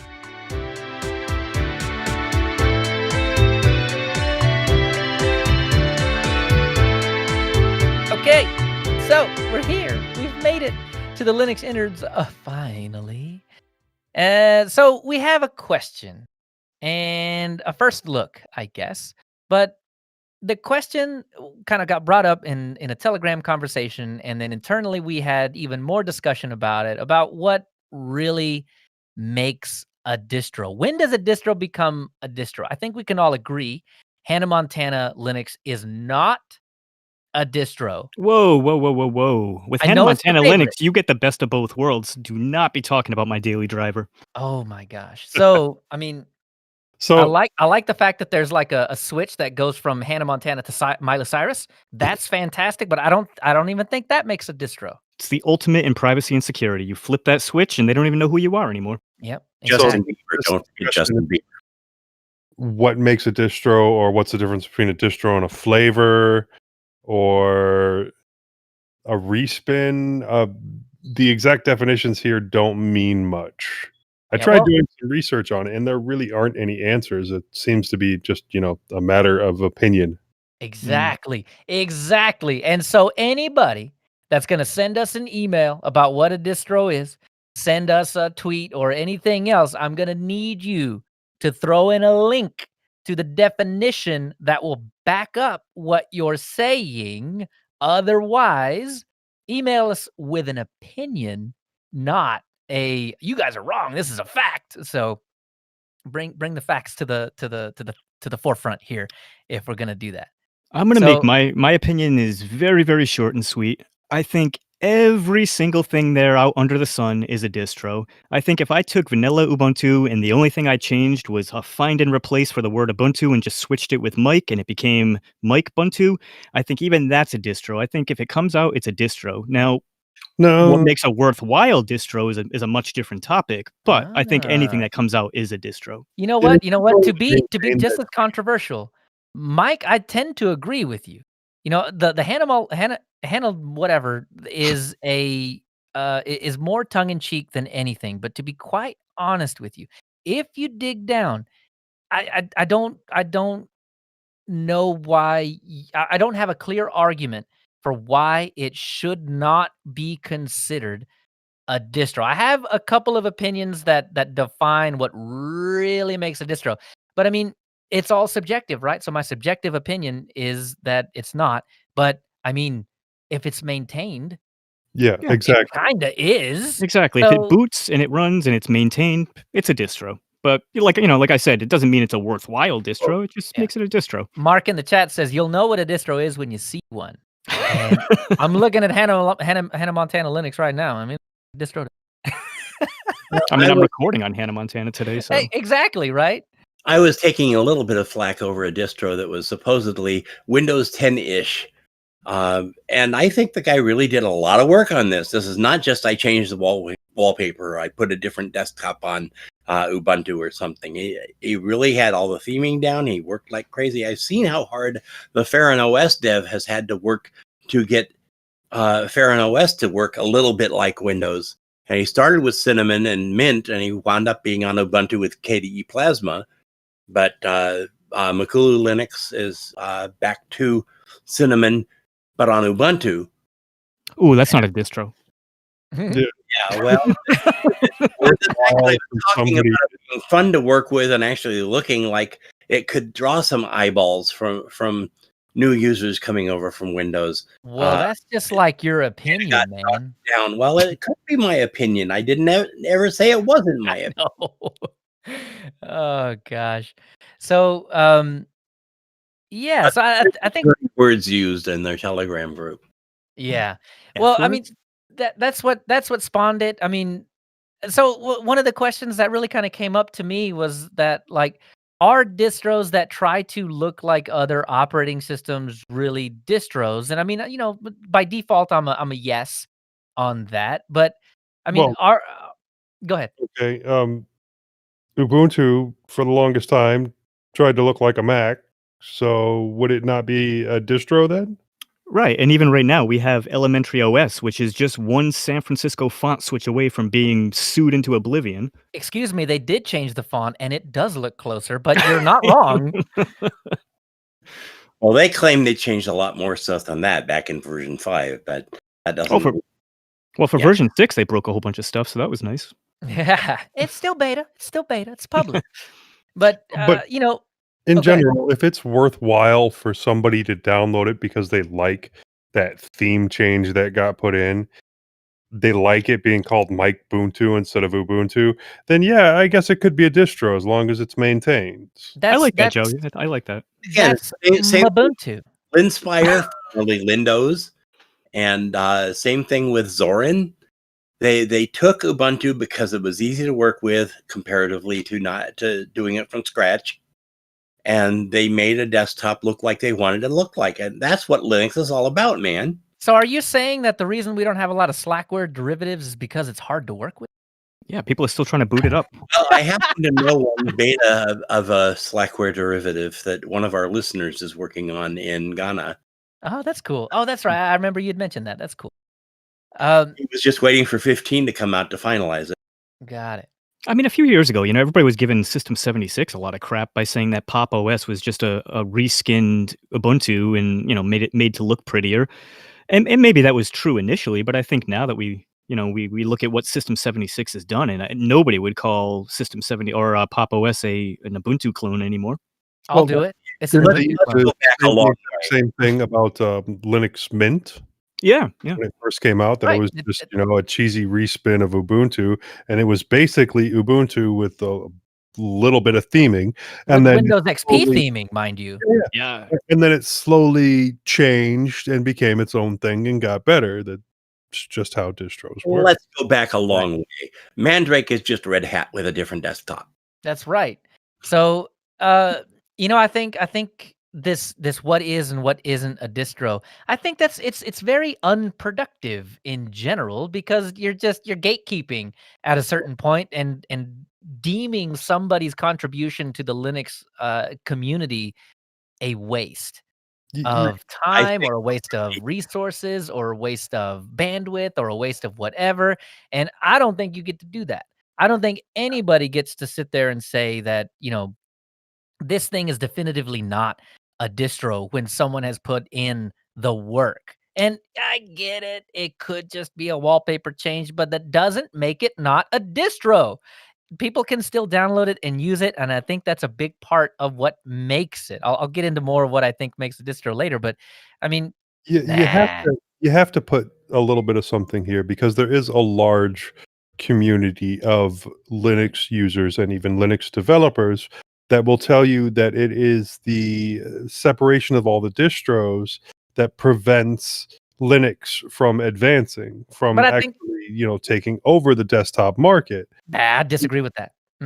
That's I not what's do as stopping it. well. the There lack is a of millions community of dollars that of marketing money is what prevents that from happening. But Yeah. the whole point of open source is that you have other people's work that you can work with, but you don't quite like it, so you make your own, variant of it to make it more in line, and then you offer it up to everybody else to see if they like it too. It's almost like as if that's the exact reason the GPL was created. Exactly. Huh. Crazy. I mean, if you didn't want your stuff to be remixed, then why is it open source? Why is it GPL? Why is it Mozilla? Why does it have these licenses that allow people? And even worse, why is it MIT or Apache licensed? They don't even have to give you credit at that point. So What I don't get is why is it coming up now? When Joshua Pesach came out with Cinnamon Remix, when Rudra Saraswat came out with Ubuntu Unity, nobody was saying these things then. Oh, that's not a real distro. They were saying, you know why? wow, these kids are great. We're so happy to see them coming into the system. You said the word. You said the magic word. Kids. Kid. 'Cause Yes. they were Because teens and teens. everybody wanted to save face, really, because they don't want to attack a kid, and they wanted to save feelings by not telling this kid that what you're doing is a waste. But what they are doing is moving the Linux desktop forward. They are doing everyone a service, whether or not you use their distro. They One are more addendum there. Leo does not actually think it was a waste. He was saying that other people didn't want to say right. that. No, yeah, my last point was what I really feel. They are doing the community a service by creating this stuff, by adding their ideas back to this, the whole spirit of open source. Give back. And that's exactly what they're doing. And what they're doing is fantastic. So keep it up. Yes, please. More of that. Yeah, I agree with you because even when you consider my baby Endeavor OS, I mean I'm sure some people could say that's not a distro because when you think about it, it's Right. kind of not. I mean, all it is giving you the training wheels to install Arch, and then once you have it installed, I mean, the only thing really Endeavor centric on your operating system is just their welcome. Yeah, I was app. thinking about that. It would be really difficult to call, based on other definitions that I've heard, anything with Arch as the back end, anything other than like a reskin. Right, because Arch, because like you said, I mean, even I guess Manjaro is probably closer to an actual quote unquote distro because they have their own unique way of doing things. Right. They hold back on packages and they insert their own. But yeah, I mean, it's just a long story to say that even I think even Endeavor OS is a distro because you download it, it's maintained, it runs. There you go, it's a distro. Yeah. What I get agree, distro but you added. should also point out that Endeavor OS took all the files from Antergos. So they didn't actually create their own from scratch. They just did something different with what they got. Right. Well, they've done a lot different too because Antigros used to they had a lot more apps that they would maintain. I would say I guess I would say that Antigros was more of a traditional style distro than Endeavor even is because Endeavor decided not to fall into the trap that they did, which is trying to overextend themselves by supporting too many apps and programs that they just couldn't. Yeah, and I think that's the same idea that Endeavor is going for, I think, is what Arco hits the target of. And the one claim that Arco has that Endeavor doesn't, though, is the guy that's putting out video after video after video showing you exactly how to deal with Arch just through the lens of Arco. I've never seen another human being that has created a Linux distro that does not want you to use it. This guy is fantastic. He's a teacher. I mean, he will teach you how to use Arch so well that you no longer have to use Arco. Like, that's kind of the wrong path to go if you want people to use your distro. But then again, maybe that's not his intention. Maybe his intention is to get you moved on to Arch so he doesn't have to answer your questions anymore. Go to the wiki. Point out, we've talked a lot about PC Linux OS. Now, Right, originally that was a fork of Mandrake and then later of Mandriva. Yeah. But then they that's a funky one. whole package system and turned it on its head because they're still using RPM packages, but they're using apt to install them. What a weird way to put that together. But I mean, so what we're saying is, I think what I'm saying, what I heard there was that a package manager has nothing to do with a distro, and I think that kind of takes us to some of the stuff that we had idea wise to point at and say, does that make a distro? So does the kernel make a distro? No, because everybody kind of does their own thing, or they just feed straight off of kernel.org.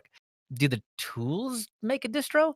Well, I don't know. I don't guess so, because everybody uses different tools. And if you use the same tools as somebody else, you're still a distro. Well, let me ask you this. Would you consider Tetris OS to be a distro? I don't know what it is, but if you give me a rundown, maybe I'll tell you. That is a version of Linux only made to run Tetris. Literally, Yeah. that's all it does is just run Tetris and nothing more. Other ancient game instead of Tetris, but it runs Tetris. That's what it does. 320 by 200. Is it maintained? Yes. I mean, can you hack it a bit? Yes. I feel like there you go. Mhm. I mean, it's Can you it's got- drop down to the command line and install Cinnamon? I don't know.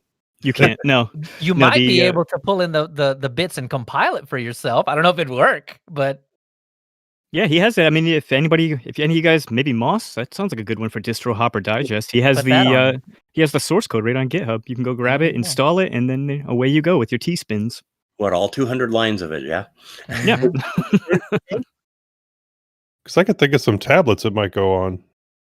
Yeah, it's very small. You can grab it from his GitHub page. I'll find the link for you. That's pretty cool. But Yeah. we had a few other things on here. I mean, file system package manager, the apps to deal with the package manager, the installer, the desktop. Is any of that what makes a distro? Well, like you said, Leo, it's the dev that can take all these tools and wrap them together and make them work together.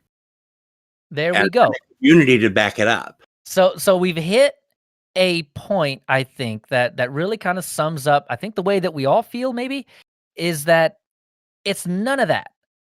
It's none all of of the well, right. So it It's all of that, but making it into a synergy instead of a bunch of files. right. So it's not necessarily the files themselves, it's the magic of the devs and the maintainers that put that stuff together. But a dev and a maintainer are nothing without their community. So we get to the point in the show where I get to finally tell you what I think makes a distro, and this is it. It's the devs, the maintainers, and the community that supports them. That is what makes a distro. So if there are devs, maintainers, and communities behind Hannah Montana Linux, then it is a distro. End of discussion as far as I'm concerned. Well, there's a little bit of difference there, because what about a new distro that has no community? Well, right. And so you end up with this kind of nebulous thing that, like, I want to do. Oh, think about Serpent Linux OS, right? Oh, Ike's new project. Is that a distro? Oh, does anybody use it? Well, we are now done with the show, and the second half will be 30 minutes. Yeah. Well, Well, so, I mean, do y'all agree with that? Is it so it's the people. So my idea is that the people make the distro, not the version of the kernel, or whether you change the wallpaper or any of the others, slapping a theme on it. Nope, it's a distro. It's a distro. Well, we're worried about things like React OS and Well, that's not even Linux, though. Well, it sort of is, really. They use and let's see, what's the one that they branched off of BOS? Anyhow, these things do not. Maybe they have a community, but it's a really tiny one. Yeah. And that's Well, why okay. it's so bloody long to have the system come out and get out of alpha. Right. And we had Londoner suggest a question, which is Linux from scratch a distro? Hmm. You know No, what? the No, book. it's not. Nope, not until you make it. It's not a Yeah. distro. I agree with Moss. It's No, not a distro until it's compiled. Make it. It still wouldn't technically be a distro unless you distributed it to someone else. Mm. Yeah, Okay, wait. So is Gentoo a distro? Yes. there are a lot of Gentoo based distros. Well, sure, but like we decided that package management was not a requirement to become a distro, which means that Portage, you cannot consider this, right? Well, Hmm. that just means that Portage is not a distro. Gentoo. Well, Well, so then right. would Pure Arch be a distro? Exactly. And this is why it's such an intriguing question. And this is why I don't think the conversation is over, because we still haven't really defined what that part of it. But Well, according to my definition, they are distros. now, before we jump into that, let me ask Okay. another question to add into this intersection. Okay. For the naysayers out there, I know we don't necessarily have any on the stream right now, but how much of a change is actually required for something to be considered its own distro? Now, even Linux Mint still has Ubuntu as the back end, so I think it's its own distro. You guys think it's its own distro. Anybody that sees Linux Mint knows it's its own distro because it also has its own repos. So how much of a change is needed for a distro to be its own distro? Well, like I Right. said, I mean, I think for my part, I think Ubuntu would be its own distro. I think literally changing any one thing and then putting it out and distributing it, like you said, to others makes it a distro. Doesn't mean it's a worthwhile distro, but it's still technically a distro. Well, but you haven't Okay. distributed it yet, Mike. So I will. there's a couple of good questions. Yusef, I'll get to your question later because it's a bigger question. But well, it wasn't a question, it was a comment. So Unedited in the chat said their own repositories. So if you have your own repositories, that's what makes a distro. What do But y'all if think about that? copied everyone else's files over, how is that a distro? Well, no, see, you once you get the sync up, right? Now it pulls all the new files every single time, right? But if that's your opinion, Hold on. then what do you think about Kubuntu and Yeah, exactly. Lubuntu? Any of the Yeah, different the- has- flavors, yeah. Ubuntu, Xubuntu, any of them that just have a different desktop, and that's not their own repos that they're using for that desktop. It's not like Right. they're maintaining that repo. Yeah, So because the whole way to get flavor status is that you have to get your stuff in upstream Debian so that it can come down to Ubuntu in a snapshot, and then you can use it in your Kubuntu or whatever it is. So, I mean, And the other question there is that every one of those flavors, or at least nearly every one of those flavors, has more users than a lot of things that we consider distro. yeah, exactly. So, I mean, the community is check for them, but so I guess according to my definition, all of those flavors would be a distro. But I can certainly see that there's an argument for them to not be, because they're just Ubuntu with default packages chosen. And But they don't. if you ran Kubuntu and I asked you what distro you were using, you wouldn't say I use Ubuntu with KDE Plasma tacked on. You would say I use Kubuntu. Right. So if you're gonna name it by name as the distro that you use, then that should make it a distro. yeah, Yeah. but when you go and look up an issue that you found, you're not going directly to the Kubuntu forums in most Now- cases. You're going to now the that's a Ubuntu good point. Mm. Yeah, that's That- one thing that's bothered me on the Ubuntu DDE Telegram and Discord group. They're meshed in together. People come in and start asking questions about Kubuntu or Xubuntu, and I'm going, go to the Ubuntu groups and talk about that. We're dealing with Ubuntu DDE here. Right. So I mean, I totally get it if it's like DDE that's broken. That discussion does belong there, but that's not a discussion for the distro as a whole. It's more a discussion about DDE and what the maintainers of that distro need to do to make it work. So some guy comes in and puts a screenshot of the error that he got that was obviously not on DDE, and we're supposed to fix it. No, I don't think so. right, yeah, exactly. Well, I mean, that's Upstream's problem. So when they fix it, we'll pull that down, or we'll contribute to them to fix it so we can pull it down. Groups are there for them to go to, and they came to DDE? Yeah, exactly. So, all right.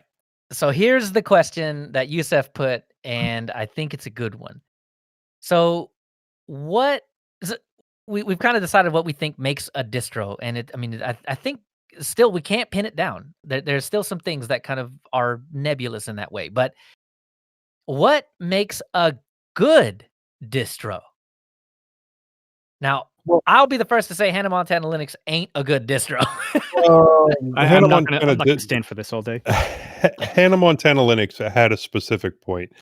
And at the time when it came out, it was to bring in young users to Linux. And in some cases it helped, in some cases it didn't. But it had a purpose. It wasn't unpopular. You know the name of it. Here is where I step in and say, listen to Distro Hopper's Digest and find out. Perfect. Gotta hawk it once at least. So, yeah, I don't know. That's a really difficult question to answer. For my part, the most important thing about what makes a distro, I guess, or I should say, what's important to me when I'm picking out a new distro, is community. I think the community aspect is very important to me. Just having a group of like-minded individuals who are using what you're using, who are able to assist you in what you're using, rather than going to 8 different places around the internet to try their forums for help instead. Yeah, and I think that that's my feeling as well. I think to kind of sum that up, what makes a good distro is the community itself. Once you get large enough because you've made good choices and you have done things that I think a lot of people tend to agree with, and then people tend to gravitate your way. That's what makes a good distro. It's not the tools they choose or anything like that. It's that you have done something so good that the word of mouth has carried you to the point where people are flocking to you now. Yeah, the first point is, does it work? When you load it, does it run? Can you install it? Yeah. Does it work is an important one. But anything that really adds value, especially to you in particular, would be a good distro. You can't say that only popular distros are good distros, because then new distros would never get good. No, I think they would. I think as I think they can be good without having been popular first. If they're adding value, then I consider them good. You want to hear what the controversial answer to that question is? Sure, go ahead. Did they make it on distrowatch.com? That's what makes them a good distro. I could get Mike Buntu. I could get Mike Buntu on distrowatch.com within 2 weeks. There you go. But it wouldn't be in the top 20, so that doesn't count. Oh, it'll count. So yeah, I think you know what? I'll use Mike Buntu if you make Linux Mint the backend instead of Ubuntu. Yeah, whatever you want. This is a completely community-driven distro, so whatever Joe wants, Joe gets. That's right. Go. So yeah, I think once you've got a good group of devs, maintainers that make good choices and get it to a certain point in popularity that the community starts to form around them, that is what makes a good distro. Not any particular one choice. It's all of the choices that have led to at least a small surge in popularity. So I mean, to be honest with you, for me, the answer to what makes a distro and what makes a good distro is very much the same. I think the answer to what makes a good distro, the only difference is how many people have gravitated toward you. Once we can agree on a number, then we can actually write that down and say, there you go. That's what makes a good one. But how are you going to prove the numbers? Because we don't usually do tracking. That's what I'm saying. We got to decide how that's going to be measured. And also, a lot of the tracking breaks down to the back end. So a lot of the flavors of Ubuntu don't come up as a flavor of Ubuntu on the tracking sites. They come up as Ubuntu. Right. I have no idea what solid XK comes up, because they based it on LMDE1, and they just put XFCE on one and KDE Plasma on the other. And it's a good working distro. Solid X is a good distro. I haven't been able to get Solid K to run yet. But Solid X is a good distro. It's just not a good looking distro. Ooh, yeah. So we've got one more question, and then we'll put this thing on ice. And this one's from InitRD. It says, "Do you lot think Android is a distro?" Well, technically, yes. Technically, Chrome OS is a distro. Yeah. Technically, yes. I think I have to say yeah, because the criteria that I've put forth anyway, I think it falls in there. I mean, AOSP has a huge community. Look, it's got the Linux kernel on the back end. Yep. So any way you cut it, it's Linux. I mean, it is for sure. It is Linux, and people put it on devices and use it as their operating system. And I Android think, x86. yeah, yeah, exactly. Android x86 is even a good. So, I guess you could consider something like AOSP being the arch, and then all these other things like Android The Gen itself. 2. Yeah, there you go. Yeah. And then all these other ones are like the subordinate distros that live underneath, Android x86 and everything else. And I use Android x86 from time to time. And when I downloaded that thing, my thought was this is a distro. So, I mean, yeah, I don't know how controversial that is. I guess we'll find out if we get email about it. But I mean, I think so. I think so. Moss, what do you think? I'm with you. I think a good community helps, but doesn't make it a distro. Yeah. Well, I mean, AOSP's got that, and I think Android x86 has that, and but you got to have the devs, and you got to keep them active. Exactly. Mike, what did you say? Yeah, I think it's a distro. But yeah, I think he was really gearing that towards, is it a distro on your phone? Well, sure. Because you can even, you don't have absolutely. to use Android. You can use Lineage. You can use Graphene. Ubuntu Well, depending on the Touch. phone. But Well, yeah, of course. because they're a little bit locked down. But yeah, the whole point being, it's still got the kernel on the back end. So, and you can still, if you can root your phone, you can swap it out to a different version of Android if you really want to. Or in some cases, like with some phones, you could actually just install Linux on there. So yes, it is a distro. You use the wrong phone and it turns into Brick OS. Yeah. Exactly. The wrong OS, and it just turns your phone into, a paperweight.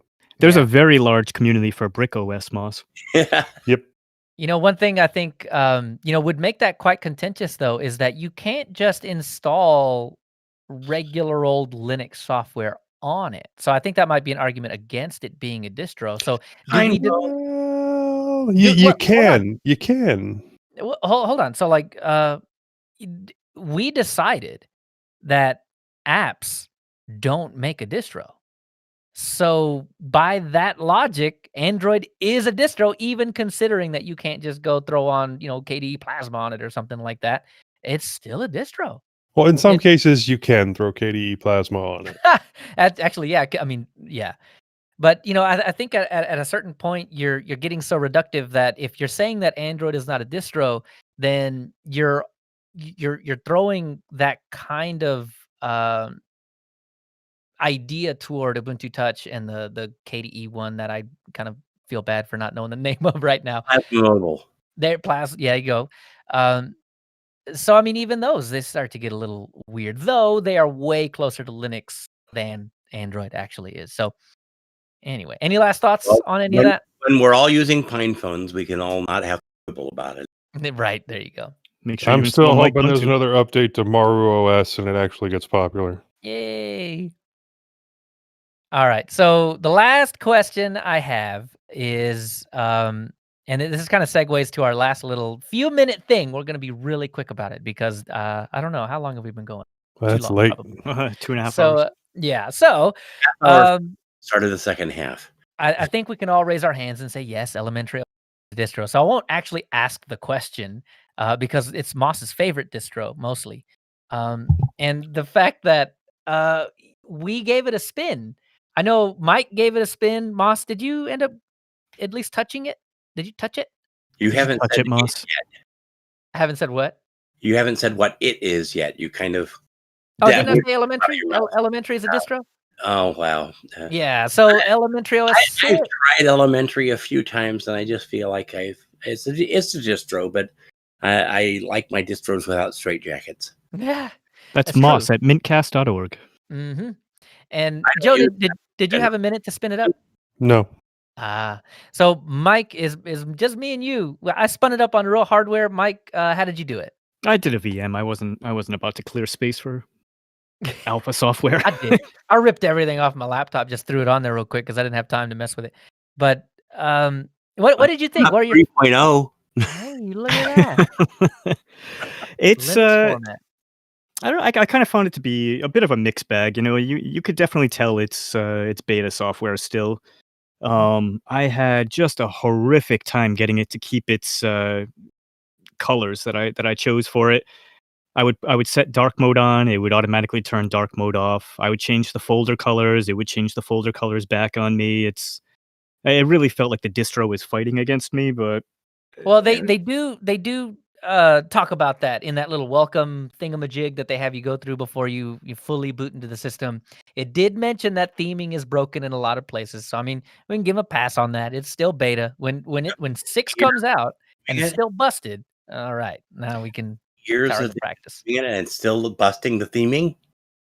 I Yeah. mean, Fair on West got that right the first time. true, but I think they have rewritten a lot of, what would make that easy in other distros. And So, then they ask you to pay for it. well, yeah, I mean that's I It's think not that's force you another to pay for it, it's a ask you.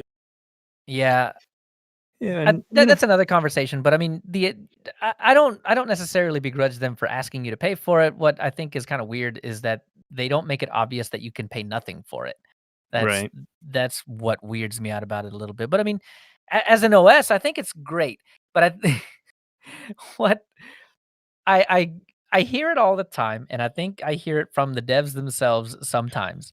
But the idea that they are not a Mac clone, Oh no, not at all. we Not can at put all. that one to rest today. The little spinny thing whenever Elementary is first loading up from the UEFI handoff. Yeah, no, that's Mac, dude. Mhm. That is 100% the carbon copy of the little spinny thingy on Mac OS and iOS, and there you cannot tell me different. And then when you get into it, come on. It's the same Mac Come startup sound. on. Yes. I mean, yeah, that's all they're missing, man. I think like if they were to just strip that, you get that Sosumi thing, that would be a nice touch to add that into the operating system. I mean, because Apple had weird litigation about it. It'd be kind of funny just to relitigate that, but Apple be on the other end of the Sosumi sound. It's like Perl OS. It's sort of the Mac OS for uneducated rednecks. Hey, now. Racist red. I don't think so. I mean, I think it's you seen you're talking about Perl OS, yeah. oh, Oh, I think you're talking about Elementary. You woo, load up man. Perl and you are given all kinds of options, which include see, my brain goes out in these times. Yeah. Well, I don't know. I All still the right wing QAnon stuff is included in the OS. Yeah, I don't know, man. It floats No, I don't want to like I said last week. I have no hatred in my heart towards Elementary OS, and just to prove that, I want to leave my thoughts on a positive note with them. Even though it was beta, Pantheon is still extremely lightweight. I think it was using with just Pantheon going and nothing else. I was using about a half a gigabyte. It was, or maybe a little bit more, but it was very, very lightweight. And as always, the App Store is the absolute best in the biz. I defy anyone to show me a better app store than what Elementary OS has. And then their settings and their notification center are great as always as well. Yeah, Zorin and a few others are actually going to be adapting the Elementary App Store. It's honestly really great looking. Lightweight, you can't beat Bodhi. You just can't. Yeah, some nice touches. Megs of RAM use with Bodhi running, To I guess some of the things that Elementary does that I think I wish Linux Mint would do is I mean they're just little nice touches, like the installer asked you to plug in the AC adapter before you installed. Like I thought that was a nice touch. I ignored it. Oh, of course. But I mean, it asked me, and I think that's really good user centric. You're just your eyes on the ball. Did you get to with mess stuff around like with the notification center at all on? Other than having it pling at me every now and then, not really. What beside? Oh, the middle click when you middle click on that little bell, that was a nice touch to That's so mute it. cool. That Yes. was super nice. The one Um, thing I did find though that was kind of a bit of a pain on their notification center is if you're using your system with headphones on, there is no volume control over that notification center, and oh, wow, it's like the bells from heaven just chiming through it your ears. It's loud. you might actually have caught it just a second ago. It did pling, and it may be on that. It didn't get caught in Discord, but it might have got caught in Audacity. But yeah, I mean, ooh, it is loud. Ooh, Yeah, you know when you get a boy, you know when you get a notification, man. It is in your face. If your volume is even on to the lowest setting, you know. yeah. I So I hope they mean, work on that. yeah. I mean, just bring that down on the source file. Like 75%, and we'll be Yeah, good. I think it'd be good. But, the installer really reminded me of Pop! OS, like, because of the ease of use, like, the kind of flow that it has, that it walks you through the whole thing is really, I mean, that's top notch, man. It's really good. I don't know if they forked it or if they just happened to, converge on a lot of these ideas. Is fantastic. It's I really am good. definitely looking forward to the new Ubuntu installer. Yeah. I wanna see it. I'm excited for it. Hmm. I And, hope it's better than Calamaris, but Calamaris is pretty good. yeah. And some other things like, what did catch me off guard was that when you paste into the terminal, the middle click doesn't do that. You can actually control V into the terminal, and that breaks in a lot of other terminals. So I thought, you know, if your muscle memory is such that you work more in word processors or notepad type applications, I mean, it's just muscle memory. You do that on accident all the time, and you get that little carrot top V, and you're like, ugh, I forgot. That's nice as well. And Well, most of the ones that breaks in, you can do Shift Control V. well, sure, but then you Oh have yeah, to add a third finger. So Well, I can hit those with the same finger. ooh, yeah, I don't know. I don't have, massive fingers, I guess. But another thing is when you type in, or when you paste in a command that has sudo in it, it's like, "Hey, this is a scary command. Are you sure?" Another nice user-facing, if you don't know a lot about what you're doing, it's just a nice touch. It's fantastic stuff. And, One of the things the I'm hating in Makulu Linux Lindos is that they never ask you for sudo. Once you've logged into the right. system, that's the last you ever hear. Use sudo, and they say, "Okay, I'll Ah. do it."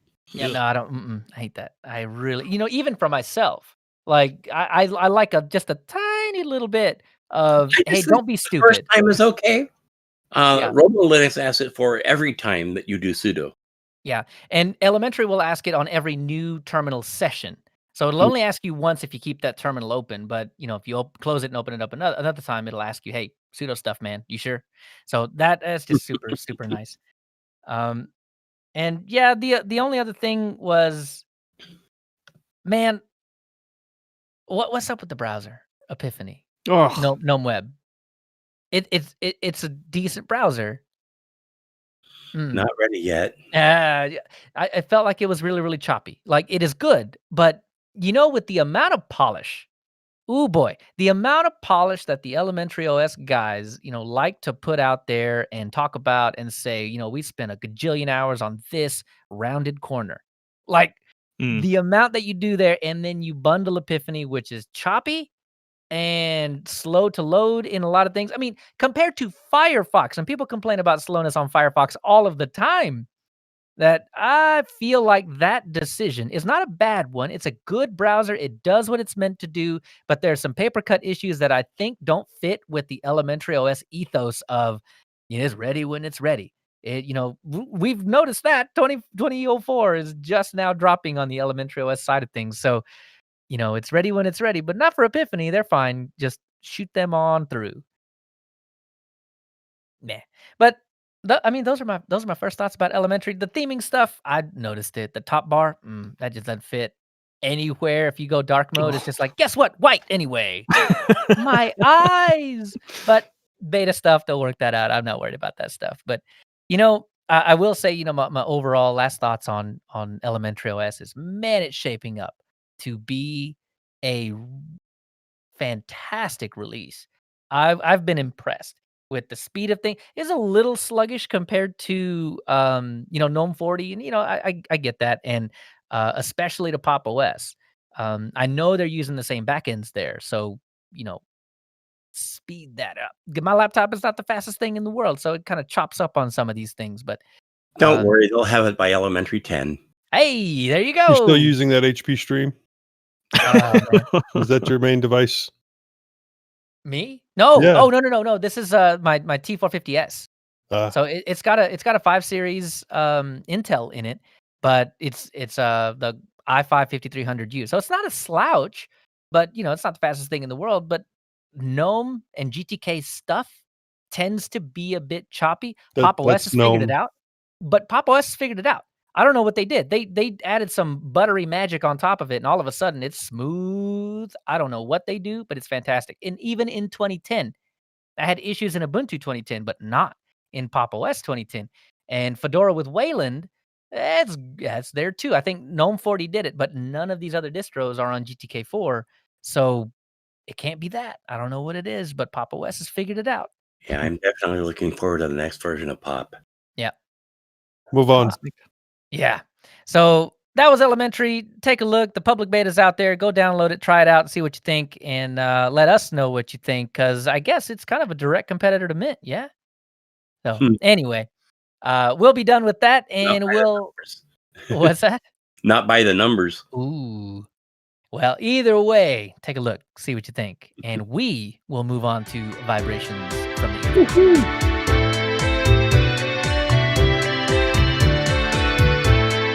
All right. Our first feedback is from Name. Thanks for putting your name on the website. But I mean, the forum is such that you can put whatever kind of crap you want to in there and leave your comment. So thanks, Name. Name left a comment that said, "You guys heard about PeerTube with instances like tillvids.com. You can find the Pine 64 podcast there, or peertube.linuxrocks.online, for example." What do y'all think about PeerTube? It's part of the Fediverse, right? Yeah, I have heard of it before, but I've never actually used it, so I don't have much of an opinion on it. Yeah, it's the open version of YouTube built on the Fediverse that allows you to upload your videos to a single instance, much like Matrix and Mastodon, and from that instance, it gets linked through all the other instances, which kind of make this whole federation thing, right? I mean, so it's decentralized and right? it's based off a torrent system, which means the more popular a video is, the easier it'll be to stream. Is PeerTube that one? The torrent one? Yeah, I'm looking at the Wikipedia right now. Oh. So correct me PeerTube then. Wikipedia. Powered by ActivityPub and WebTorrent that uses peer-to-peer technology. ActivityPub. And WebTorrent. Okay.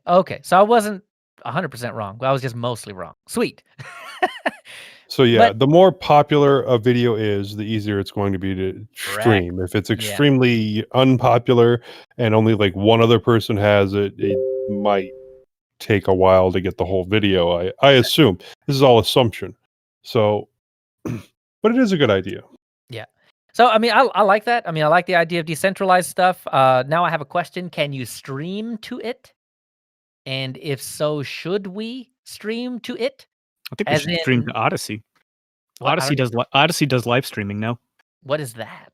Odyssey is a branch of the library. Yeah. It's their website. Cool. Didn't they just get in trouble for all their crypto? Yeah, they are getting in trouble for their crypto. They haven't gotten in trouble yet. It's still in court. They haven't settled anything. I have a feeling. the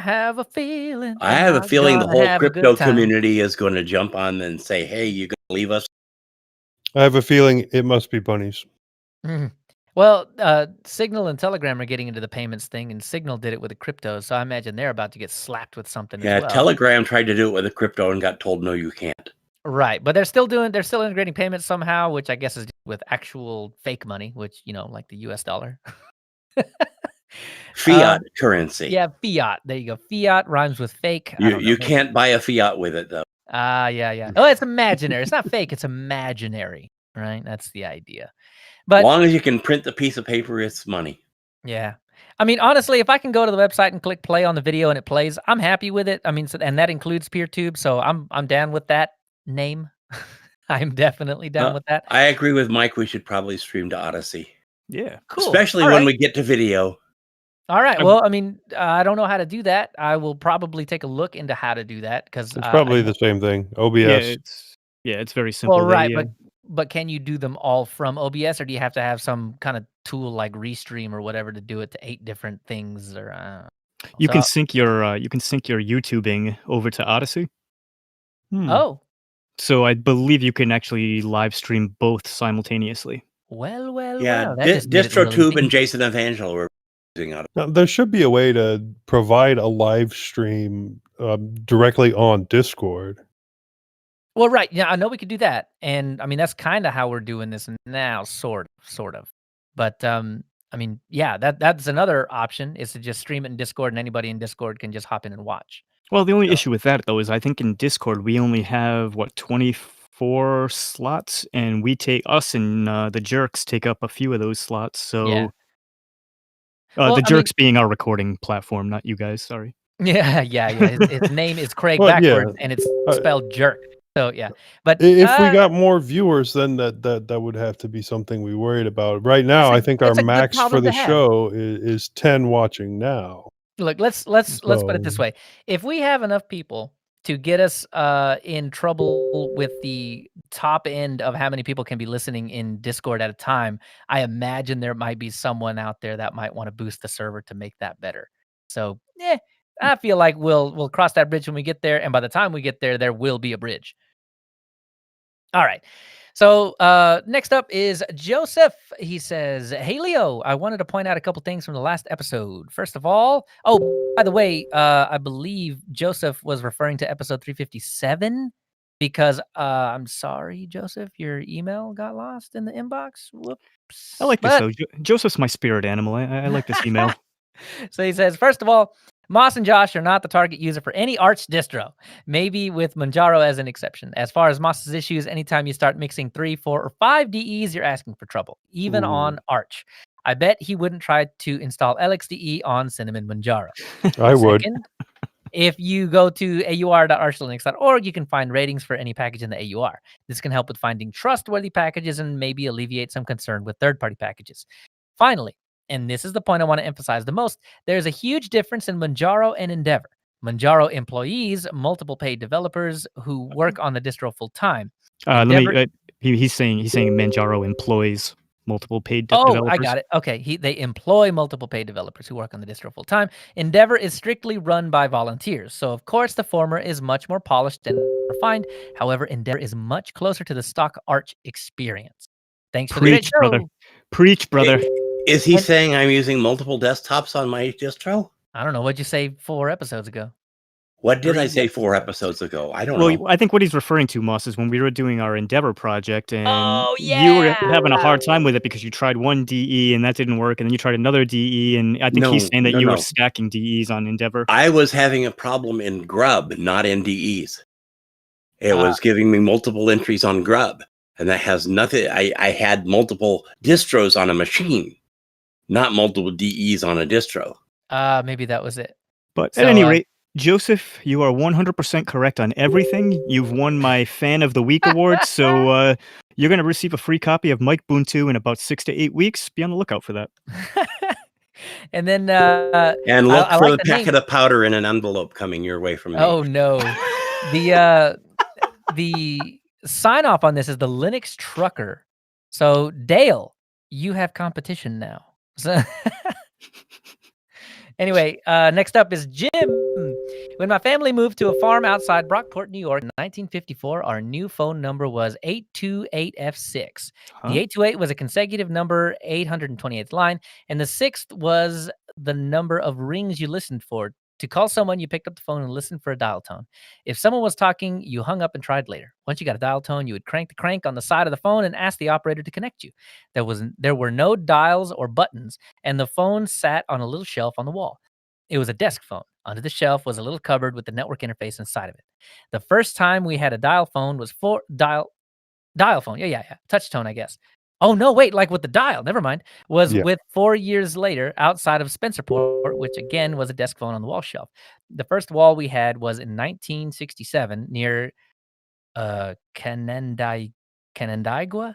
Canandaigua. Okay, that. New York. Still rotary dial, still carrying monthly rental as part of the bill. I didn't read this before the show, and I'm starting to wonder what this has to do with Linux, but I mean, we're halfway through it. No, When it's I cool moved stuff. out, when I moved out and got my own place in Gorham, New York, population 800 in 1982, I got my first rental wall dial phone. You could get a touch tone phone, but the rental was higher and you paid a surcharge on the phone bill. My ex-boss at the time had a Princess model dial phone, which he got rid of when he found the rental for a phone was $9.50 a month. Yep. My entire bill in Gorham was about $8.50. Great price, except that I could only call Gorham, Stanley, or Rushville number toll-free. The call to, say that again, Moss? Canandaigua. Where I worked was 75 cents for the first 3 minutes.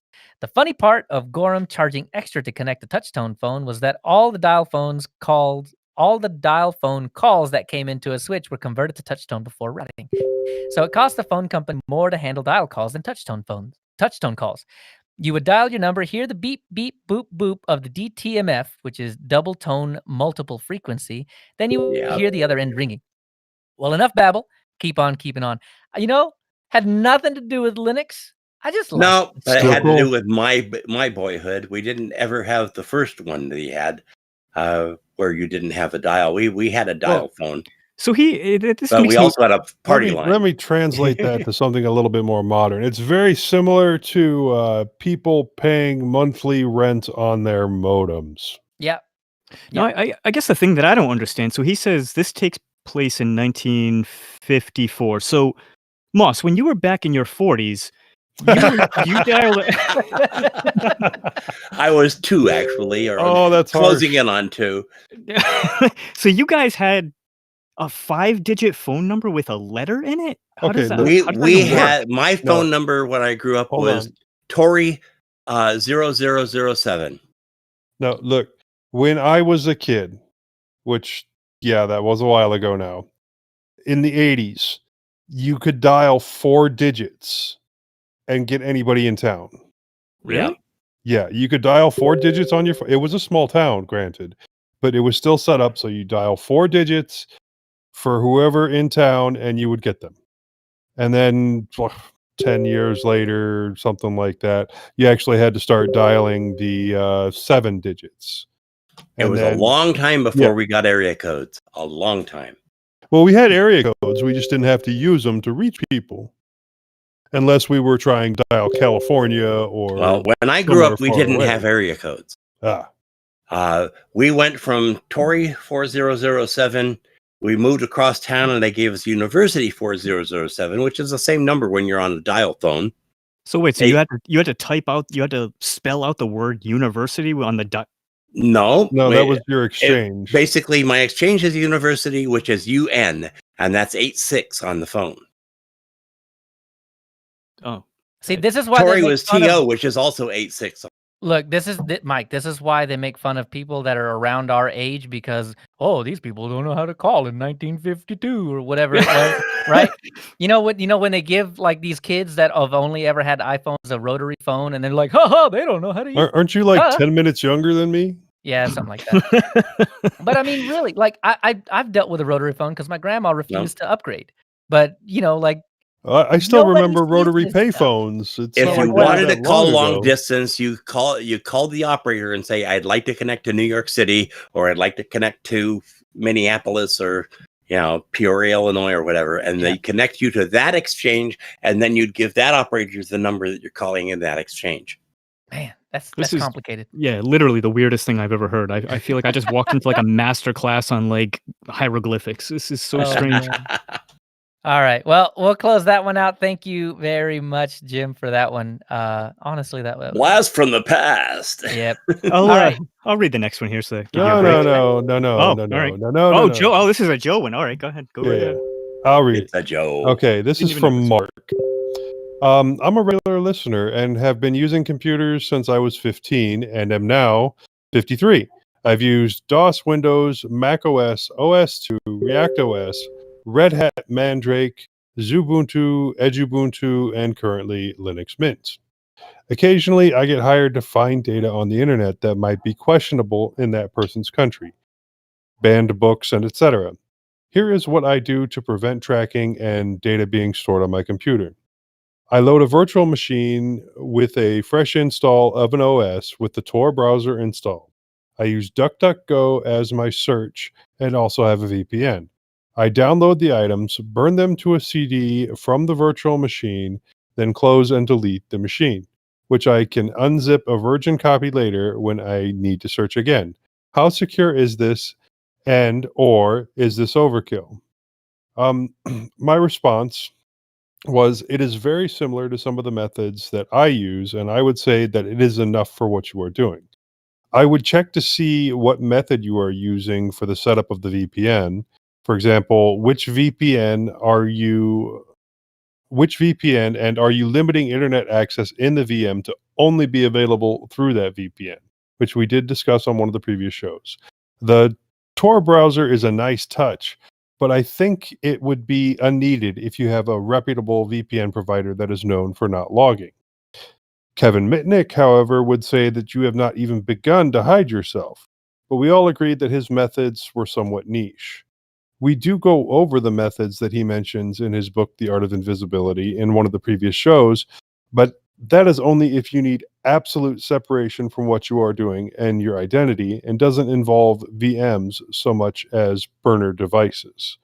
But all in all, yeah, it sounds like your setup is pretty good. Yeah, I mean the only thing I would say is the OS that you're using, is that live? If you're using a live distro, then I think you are as your base distro, as your host OS for this VM would be one step that you could take to even be more tinfoily on this, because as you reboot that one, even that will erase its traces. So I mean, use Well, what is it? Tails. Use yeah, Tails Tails. to then spin up your VM. And then the other thing I would say, if you want to be even more tinfoily, is use public Wi-Fi instead of being at the same place over and over and over and over again. Because eventually that alone can footprint you. Yeah, So and that is in Kevin's book as right. well, the whole using different locations, don't be doing the same thing. But even the using different locations, they could eventually track you down by, hey, you were in this same place at that same time. Oh, this person keeps using their credit card near these locations where this happens. Cash. But it depends. I mean, you're providing something to people in other countries that need something. So what you're doing shouldn't necessarily be illegal. Looking up a banned book if you live in the US, guess what? That's not illegal. Right. Yeah. Now, the one thing that I would add to this, maybe for Mark to make it a bit easier, make his life a bit easier, is kind of tagging on to what you said, Leo, is that if you use Tails OS rather than just using a fresh live OS every time in these VMs and whatnot, Tails OS allows you to create a persistent storage inside the actual USB stick that you're using Tails on. So basically, you still have all of the full anonymity and security that you always would have, but you get a small partition where you can keep your settings and your changes and even some documents if you want completely secure. So that way you don't have to start from scratch every time. You do get to carry over some things. So for example, if you're keeping a spreadsheet or a list of these books and whatnot, you could keep that. You can keep that on your persistent storage. That way you always have access to it every time you boot up Tails. Yeah. And if you're doing that from an encrypted volume, then it's not ever going to be recoverable or anything. So it's not like you need to delete all of that information. Exactly. It makes sense to stay on there. They use Lux just like anything else, so it's very secure, and you set your own password. It works out well. Yep. And one thing I will say on that persistent storage is don't put anything personally identifiable there if you're trying to stay hidden. Nothing personally identifiable that stays on that drive should ever exist. Nope. All right. Then hopefully that answered your question anyway. I hope we didn't make you even more paranoid than before, but I don't know. We tend to do that. So last one. Let's say Joe one too. Yeah. Yep. This isn't a real short one though. Matt asked, Do you sell any mintCast t-shirts? I would really like one in XL that's black if you have any for sale. My response was, I'll talk to Mordency and see if he is willing to print some up. But I won't be able to talk to Mordency till either Wednesday if he's on the Linux Link Tech Show, or Friday he should be on the Linux Lugcast, and I'll talk to him then. And I But would Moss is also saying make sure Hob is cool with this, but he should be if we ask. Well, okay. Why do we need... because he made the logo. Okay. Right. Okay, I And see. I mean, he gave it to us, so it is ours. But I mean, hey, I'd be all right with double checking. Never piss off your artist. He gave it to us for a use. True. Yeah, we don't want to get into an IPv4 situation here. Yeah. Right. Yeah, and I don't even know how we would sell them. Guy, so he'll be okay with it. But yeah. Well, and I don't even know how we would would sell them, or if we would need to, or right. And so what my thought is, I'm not opposed to it, but we've got to figure out the logistics of this, because we are not a company. We don't make money. Now that Matt's mentioned it, I want a mintCast t-shirt. No, I I'll agree. talk to Mordency about making one for me, and maybe he'll make some for you guys, but he definitely needs his costs covered. Yeah, Right, exactly. Wanted to be making shirts without costs and without having stock build up. There's always Cafe Press. They're not cheap, but they will print them and ship them themselves, and you don't have any actual infrastructure to put together. Right. And my thing is, Mark says he'll buy a shirt. That's awesome. Yeah, I was gonna say, why don't we do this? Why don't we just have people let us know, either by email, Discord, Telegram, however you want to let us know, if you would be interested in purchasing a shirt, just to see if it's even worthwhile for us to do. I mean, if a bunch of people want to do it, then yeah, why not? Yeah, exactly. Mostly because we all need to go in and buy Moss a new neti pot. My neti pot works fine. Oh, there it is, the horn. Oh, wow. That looks like Gandalf's tobacco pipe. Yeah, doesn't it though? So anyhow, sign me up for a double X. Yeah, if we go and do something like that, it's going to have to be, the infrastructure is already going to have to be there for us, and that is going to mean that the cost is going to be higher, or everybody that buys one is probably going to pay a different price because shipping is different. And I know we have people that listen outside of the US, and that's when the prices get really weird. So, Oh yeah, but don't look to anything you send to UK is going to cost more than double to ship, because there's also GST on top of it. Depends on who we get to make them in the UK. That is true. But that's what I'm saying. The infrastructure has to be in place, so we can make these decisions. That's why Cafe Press is good, because they deal with all that. Right. I'll take one. Make mine an extra medium. Well, how are we going to get one to London or in South Africa? Does Cafe Press do that? We'll have Londoner be our guy that makes them in South Africa. See, there you go. All right, cool. Open source. You've been conscripted. Sweet.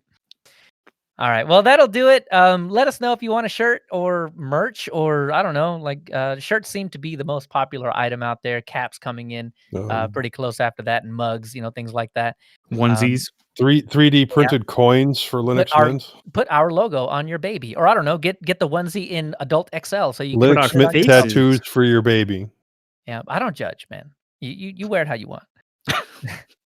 But yeah, so let us know what you think about that, and then we will we'll move on to check this out.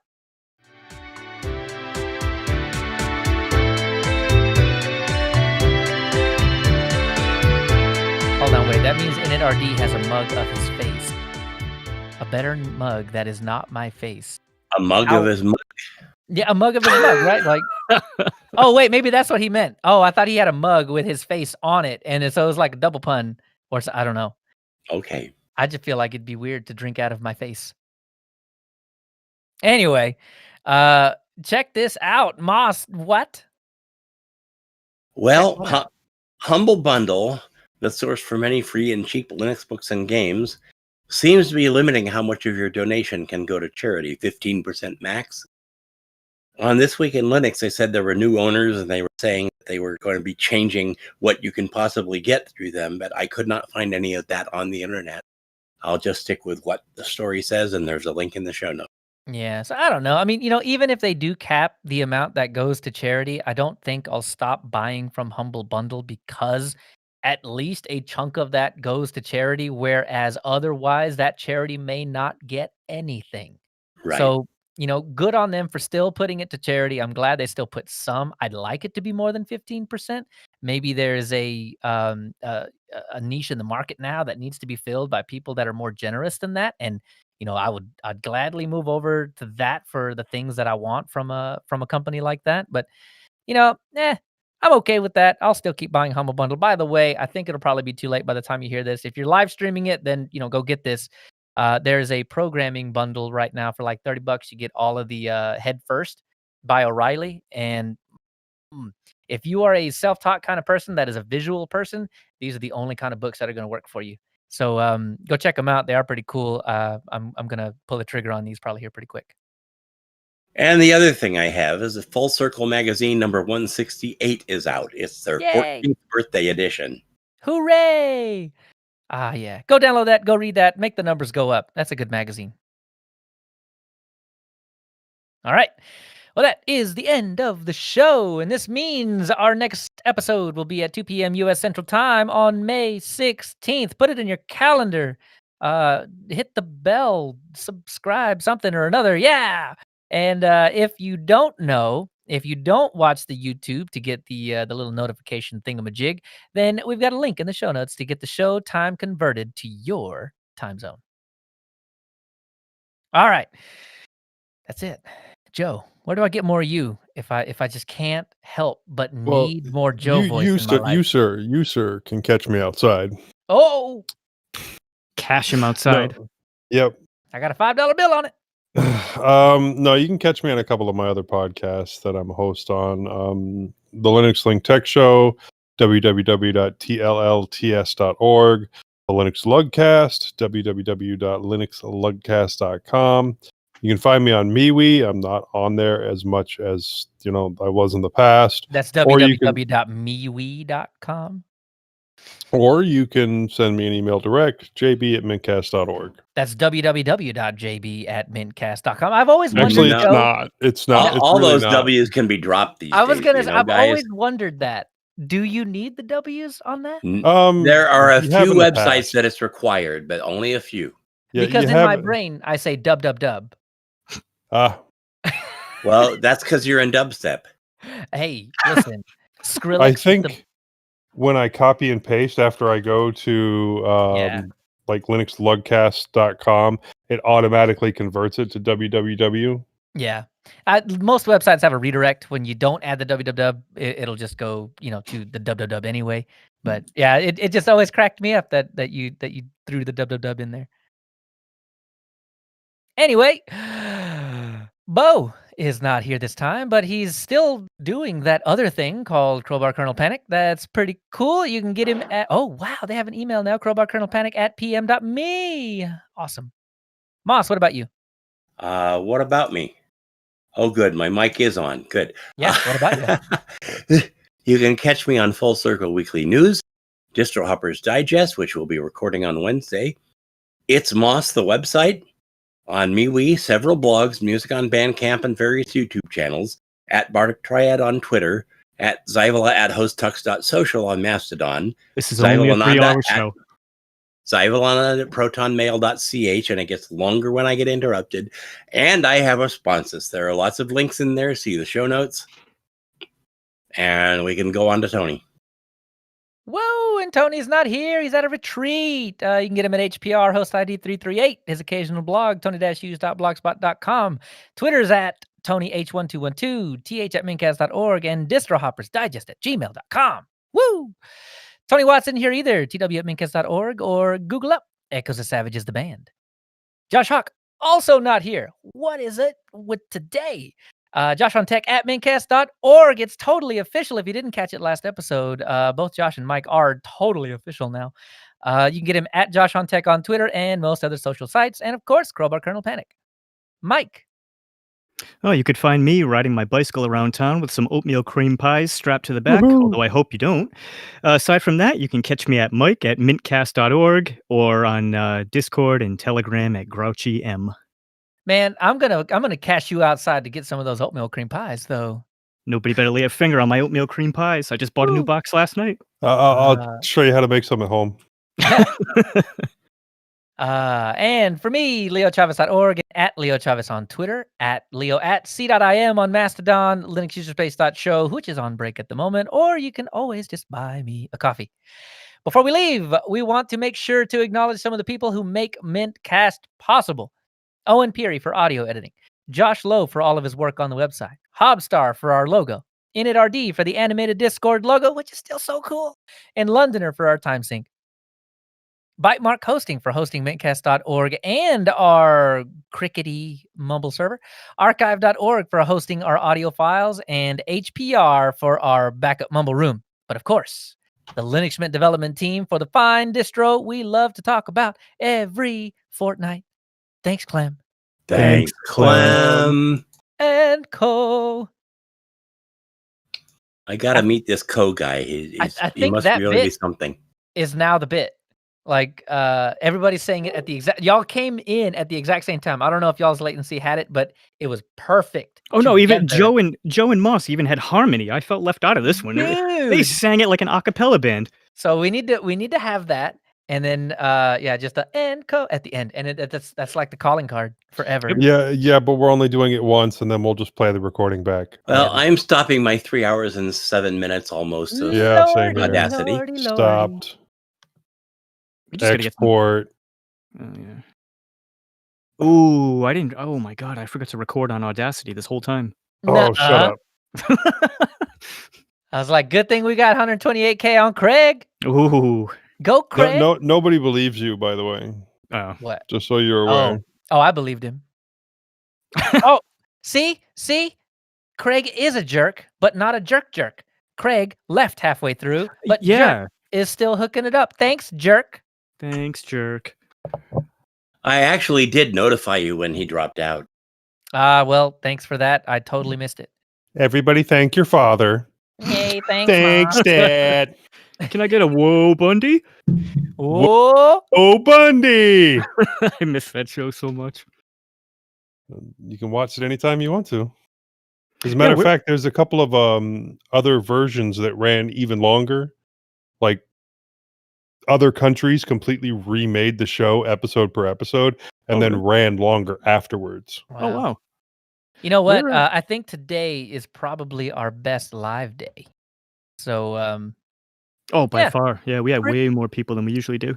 Pretty right, nice. 10 people in the stream. I think that was our max. And then we had upwards of I don't know, it was more than that. I don't know. We'll look. I'll have the stats in a minute. But, do we not have a folder for 360 for our audio? Probably not yet. Tony usually makes that. I got it. I think I made it last time because Tony wasn't around. I'm on it. 360. Mine's still exporting. This must be a big one. Oh, there we go. She said 360 audio.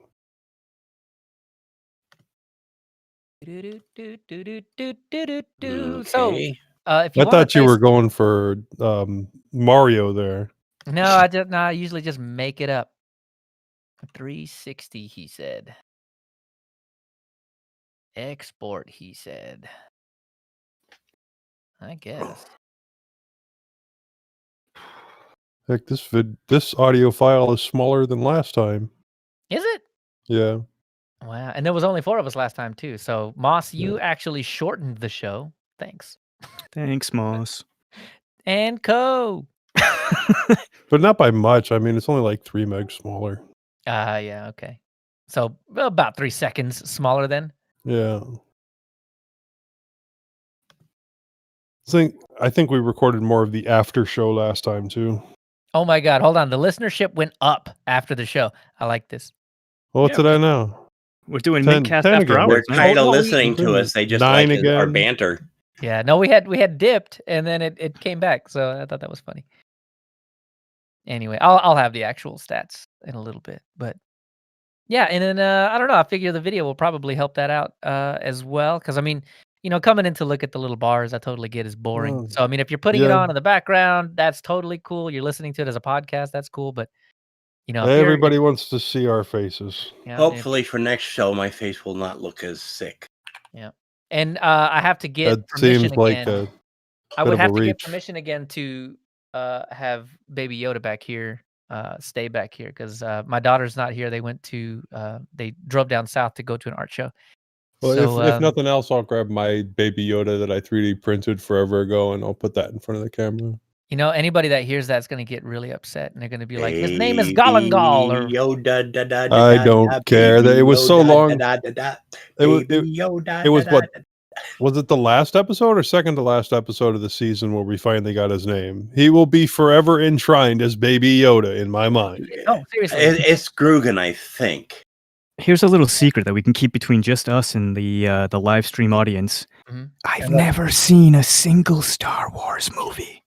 Dude. Okay, but have you watched The Mandalorian? Nope, not at all. Dude, I know even if you nothing at all don't about Star like- Wars. If you don't like the rest of Star Wars, know nothing about Star Wars, Well, The Mandalorian is still worth a watch. Really? Yes. I agree, but there are also all the YouTube videos telling you what exactly is going on and what you're missing just by watching the show. yeah. You know, they say, well, this guy over here was from this, and you saw this in the background over there, and you get a little bit more filled in. But that's Yeah, only the really if only- you're a big Star Wars fan in the first place.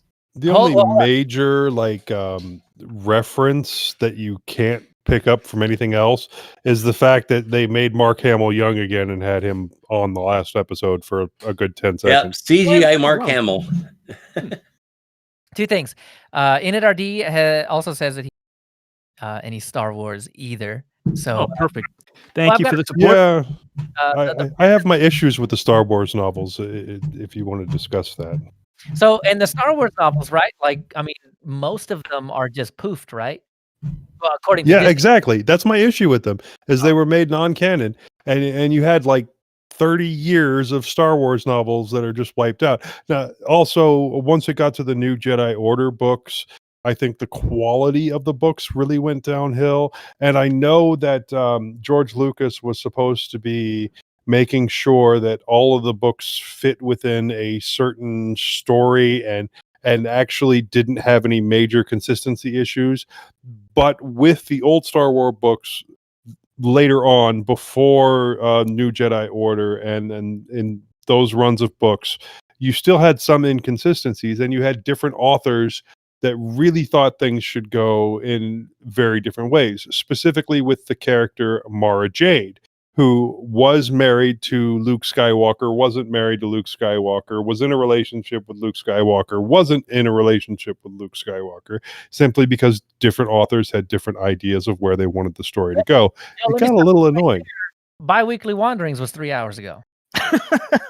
Approximately. We're not recording right now. If you guys didn't want to talk about Star Wars novels, you shouldn't have brought them up. So Mark brought it up. What? My file size is actually a little smaller than Mike's, but it's taking forever to upload. It's natural for yours to be a little bit smaller than mine. That's just the way God made us.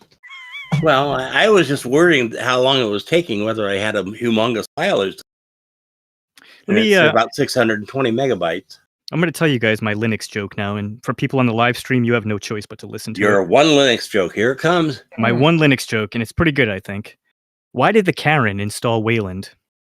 Because she wanted to talk to the window manager. Ah! Doom. Oh, That's horrible. sorry, everybody that is named Karen that is listening. We could have inserted any name in there, but it was still funny. I'm willing to bet all of my future NFT earnings that there are no Karens in our live stream right now. Listen, the episode of 360 is still out there for purchase via NFT, and then the NFT about the NFT is out there as well. So I mean, that's a lot of future earnings. Okay, We're going to be raking in the dough. And I still have a sponsors.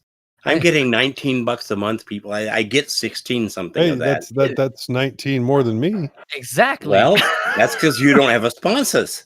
What do you And want you me to say? have all these wonderful people that think you're wonderful, like our friend Mike here. True. That was my entry fee onto the show. Actually, it was, wasn't it? and then Moss was like, "No, you're on the show. Keep paying it. keep.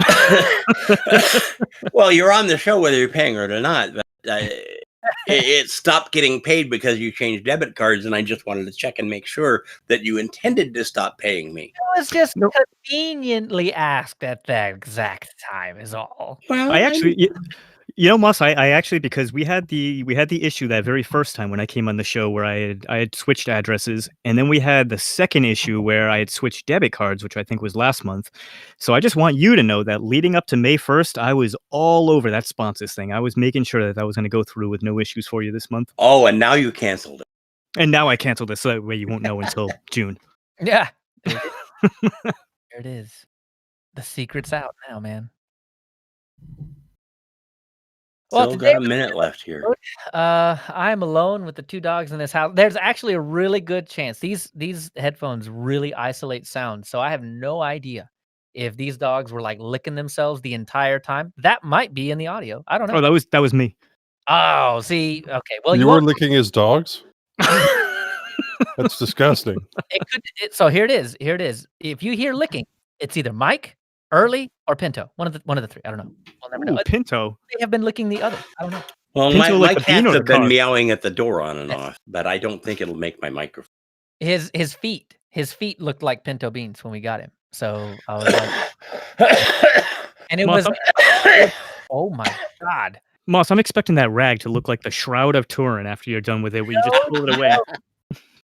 But I am not a good enough artist to do that. Sorry.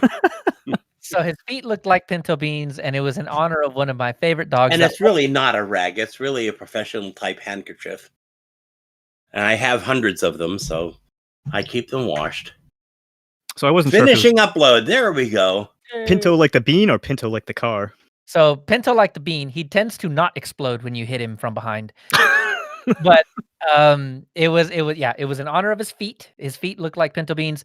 And the other thing was my granddad had a dog named Pinto that looked nothing like a pinto bean. But he was my favorite dog that wasn't a dog of mine. So I was like, we'll keep it alive. Little pinto. They must do a little bit of archiving here because my uploaded file is actually quite a bit smaller than my what it is on my my drive. But man, your guys' audio files are like 3 times the size of mine. You don't say anything, Joe. Yeah, what kind of compression are you using over there? What? Me and you have stopped giving a crap about the quality of FLAC. Mine's 5.15-bit. Yeah, everybody else is 8 and 24-bit, and that's massive. Oh yeah. Oh, I got mine at like max quality. Well, guys, I will see you Saturday. I'm going to take off here. Do we have a topic for next show? Oh yeah, we do have a topic. It's a Joe topic. For those on the live stream, I don't know if this is going to make it into the cut when Owen puts stuff in the front, but we winged this entire episode. We didn't have a topic until yesterday. Yeah, I've been asking about the what the topic would be for like a week now. The next topic is X to Joe. Yeah. X to Joe. That's the title. That is the title of the second. Yep. Well, that's not the whole topic. X to Go is not the whole topic. It's open source and open source projects. I don't care. Nonetheless, it's still the topic title of 361.5. I feel like that is a fantastic topic. Even if we talk about X to Go for about 2.5 minutes, it doesn't matter. That's probably going to be the name of the show. The title of the show is X to Joe. Yeah. X to yes. 100%. I'm okay with this. If a title makes me giggle, even in the slightest, that's the title. I'm good with it. That is okay, guys. Sayonara. All right, bye, Moss. Feel better. Has to be Shasta. Yep. Hasta la vista. See, and there's people still here in the live. Anybody listening, still, you are dedicated, and I love you extra. And you guys are playing with fire. You're gonna catch my swearing. It's gonna happen. Probably. Or mine. You can ask these guys on the Saturday show. If I'm having a day, I just start busting out the swear words. Yeah, let me put it out. Let me put it out there this way. Attempt to not do this. I'm looking at you too. But after the sign off, it gets hairy. It gets hairy back here. We talk about anything. So it's no longer PG. It could be PG-13 after we do Yeah, commercials. it becomes mintCast after dark. Hey, we were talking about that. Man. Yeah, it was a year ago or something where we were talking about doing a mintcast after dark where we would actually, just toss in the swear words and talk about whatever. I would literally love that. I think that would be so cool if we did that. Just something where not, maybe not as scripted, just kind of more off the cuff and just talk about whatever the hell we want. And TV shows, books. Yeah, exactly. Well, listen. Well, you guys should join the freaking Lugcast then. We talk about that crap. Let me tell you. The hell? What? Anyway, Slender. let me tell you something. Oh, JoJo. We already do mintcast after dark. It's called the Saturday meetings. We just need we just don't have an audience for it. Exactly. Well, no, we do. I bet you we have an audience for it. I just don't. There, one Mark got it already. It's a thing. We could do it. We just don't, and it won't be dark. We could just say it's dark. How would they know outside of the live stream? I guess that's true. Well, wait, Mark's all over it, and you know what? Mark's been Mark. You're getting a copy of Mike Ubuntu. Don't worry about it. Mike, why don't you join us on the Lugcast? It's gonna be Ubuntu with on a CDR with Mike Ubuntu written on it. Literally, yeah. It's just gonna be me crossing off the word Ubuntu with a magic marker and just kind of scribbling Mike on there. And I'm gonna do a little work. I'm gonna do a find and replace in the actual files too. And on top of that, I'm okay with this. too, is as long as they don't do the disk integrity check at the beginning, you could just insert your face as the wallpaper. Done. Oh no! So I got to rip off Ubuntu fully. So I'm gonna put an actual photo of hairy breasts as the wallpaper, not a cartoon version, an actual picture. Oh no, her suit hippo, her hair. Suit. Yep, her hair suit hippo. There it is. No, do the guy from Family Guy because I know he's done that whole, Oh, Quagmire? No, the main guy. Oh, Peter, because he's done the whole, taking the close-up picture of himself cupping and pushing up. Oh my god, yeah. All right, so we have 1 vote for mintcast after dark. We have 6 votes for what was the other thing we were talking about? Is that our NFTs, right? Yeah, the t-shirts, t-shirts. Oh yeah, the t-shirts. No, that was 6 votes for video, the video version of this show. We have we got 6? As far as I know, 3 votes for t-shirts. So we might everybody on the show wants one too, so you're up to like what? Well, 8 true, votes. but not as a repeat thing, I don't think. Other than, I ripped mine, I need a new one kind of deal, right? Like Right. I feel like the other stuff could actually be revenue. I don't know. Well, no, I don't think anybody is saying, keep a back stock of shirts to sell or anything like that. But I'm just saying, like, maintaining a cafe press storefront and doing all that kind of thing is different than just getting shirts made up for us. We'll just say if you want a t-shirt, email Moss. Yeah. If you want to overwhelm Moss, email Moss. And he will use his sponsors money.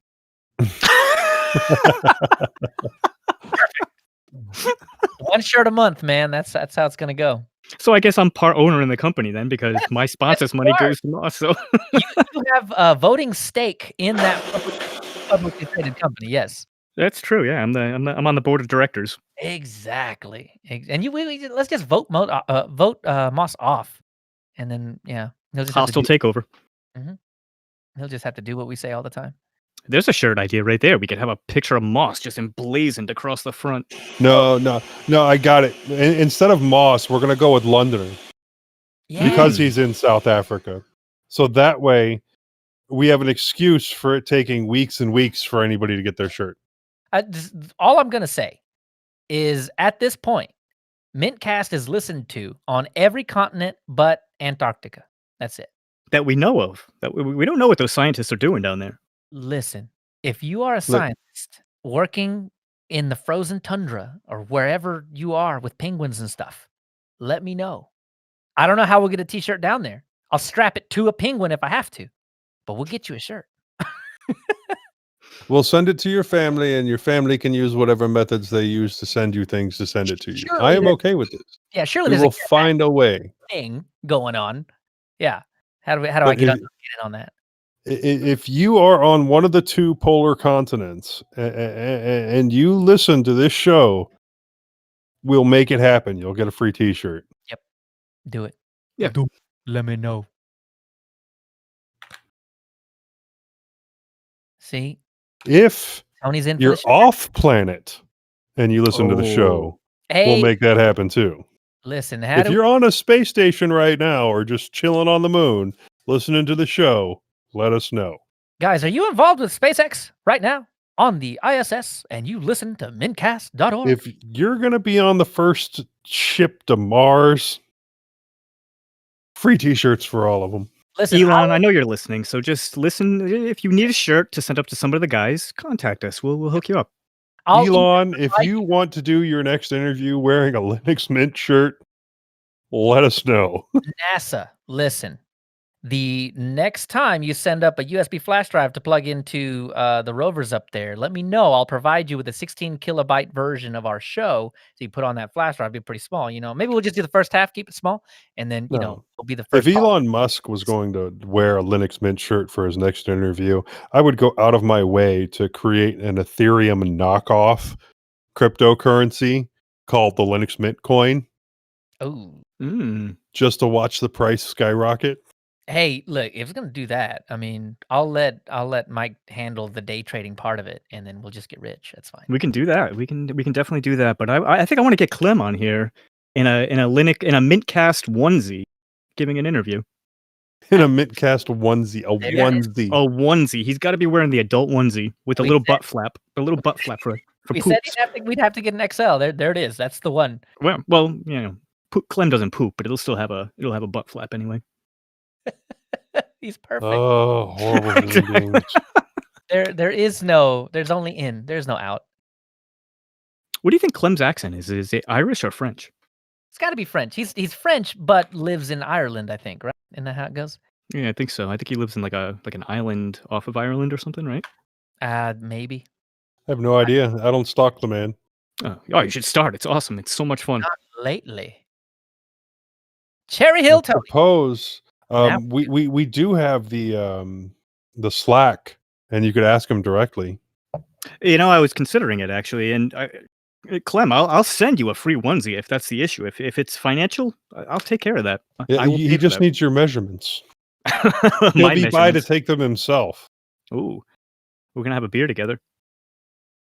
See, that's the whole point of doing it on a Saturday, because it's not Sunday, and I can have as many beers as I want. That's important. Why can't you have as many beers as you want on a Sunday? Because I don't want to wake up on Monday and remember that I've had that many beers on a Sunday. Look, if you drink enough beers, you won't remember. If you start drinking at 9 a.m., my head will remember. And you're done by like 4, that's plenty of time to sober up for the next day. No, it's not about being sober. I'm sure I will be sober. It's the hangover afterward. Then you're not doing it right. Drink more water. To pretend to work on Monday. Drink more water and hair of the dog. It's tough. Oh, hey, you know what? I don't know. I might be able to pull that off. Anyway, so if we do mintCast at night, Saturday, totally. I'll buy a 6-pack just for that, and then we can shoot around for however many hours I can stay awake for. Well, we should probably do a recording in the evening just to make things easier on Tony. What time? Wait, does that make it easier on him, or does that make it more difficult? Tony ain't gonna drink, so it's gonna be perfect for him. It'll be bright and early in the morning if we do it late enough. Yeah, he'll go for a walk. He'll come right back. He'll feel energized. He'll be ready to go, and he won't be sleepy, and everything will be perfect. And all of us will be drunk. And it'll be so cool, too. I can show you guys Rhode Island's finest Narragansett beer. It's great. Ooh. If you can get some of that down to me, I love, if I haven't seen a beer before, I don't even care if it's like beer that I don't like. I'll try it. This is my favorite beer in the entire world. I think it started in Rhode Island back in the 30s or 40s, I think. And then they left Rhode Island in the late 80s, went to New York and went out of business. And then some other guys bought the recipe back from whoever owned it at first, made a couple tweaks to modernize the beer, and then they reopened. Wow. So you, yeah. I've had Yingling before, but it's been like years. And Yingling is. That's what I thought. Leo, I was like, it's a beer. It's piss. It's literally piss. I'm not surprised. But I have a friend that has a meadery that he started up, but he's currently deployed, so he's not making anything. When he gets back from his deployment, he's supposed to be starting it up again. Part of it was also COVID slowed him down. Man, was that like foreboding? You said the word COVID and you were like, oh, God. That's what it was. That's what it was. Yeah. Please, But Joe, anyway, safe. that whole social distancing thing, and him and his business partners, they had to take some time off from their meadery. But once it's up and going again and they're making more, you should order some, because currently with their licensing, they can only ship to Texas. Oh, what? Yeah. They can't ship outside the state. It's a really small business at this point. Yeah. Well, it's the same with my wife did a lot of art for like a Norse thing, meadery, whatever. She did shields of like all the levels of Valhalla, something or another. And so like What was the name of the meadery? yeah. So he hooks her up with mead, and I'm just not a fan of mead, but the guy's like, a 7-foot tall Sven. So I don't want to be like, nah, your mead's not good. I keep drinking it. So, I'm a small guy. I don't, yeah. Mead's nice and strong to begin with. It's not like you need a lot to get messed up. Well, that also is a good reason to drink it. But, the fact that we have, how we have Linux distros? Texas is like that with beer, where it's just like, oh yeah, totally. We just spun up our own beer place. Half of it's crap, but the other half is like, we got the Ubuntus and the Red Hats out there. They are fantastic. Shiner's in the middle. They're probably the most popular Texas beer like that you can get not in Texas. Okay. Yeah, my friend drinks that. I'm not a big fan. I've tried it. I wasn't. Well, but that's the thing. I don't think it goes out of Texas a lot. There's all kinds of flavors of Shiner. Like Shiner Bock is the popular one that most people get, and that one's okay. And I'll pick it up sometimes if there's not better choices. But like Fat Tire, I don't know where they're from, but they're fantastic. Yeah, this is perfect for mintCast After Dark. Right, exactly. So this is if anybody wants to know what mintCast at night would sound like, this is it. So that's what you should vote on. Yeah, and if you guys want this to happen, let us know, because if we don't know you guys like it, we may not do it. So shout us out. We need to point people to good Lord, like after the 3.5 hour mark on this thing, and be like, go listen to that if you like that. Tell us. But how does Mark feel about the After Dark? Is Mark on board? Mark is on board with the crypto scam, so I would imagine he's fine with the mintCast. It's not a crypto scam. It's not a scam. It's just like having another distro. It's not a scam. You're just making another flavor of cryptocurrency. It's not a scam. It's a scheme, and that is legally different. Yep. Man, yeah. And Tony threw his name in the hat for a T-shirt as well. So I mean, the numbers are ticking up, and we've only reached a tiny fraction of our audience so far. Huh? I feel like that's foreboding. That's telling us what's good. It's the tea leaves, guys. It's the mintCast tea. The mint tea leaves are telling us. I think we need T-shirts. Tony, Cherry Hill Tony, you know that we constantly post the link to the video for the Linux Lugcast in the Mumble, and then all you have to do is click on it and you'll see all our faces. I think you actually have seen our faces before.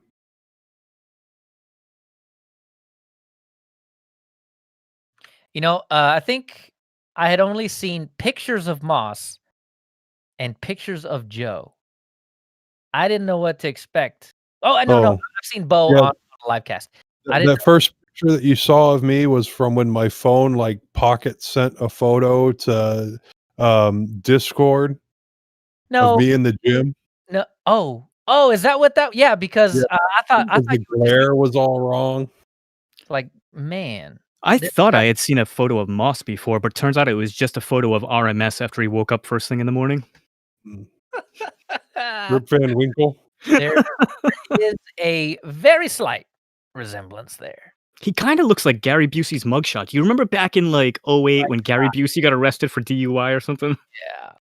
I do remember that.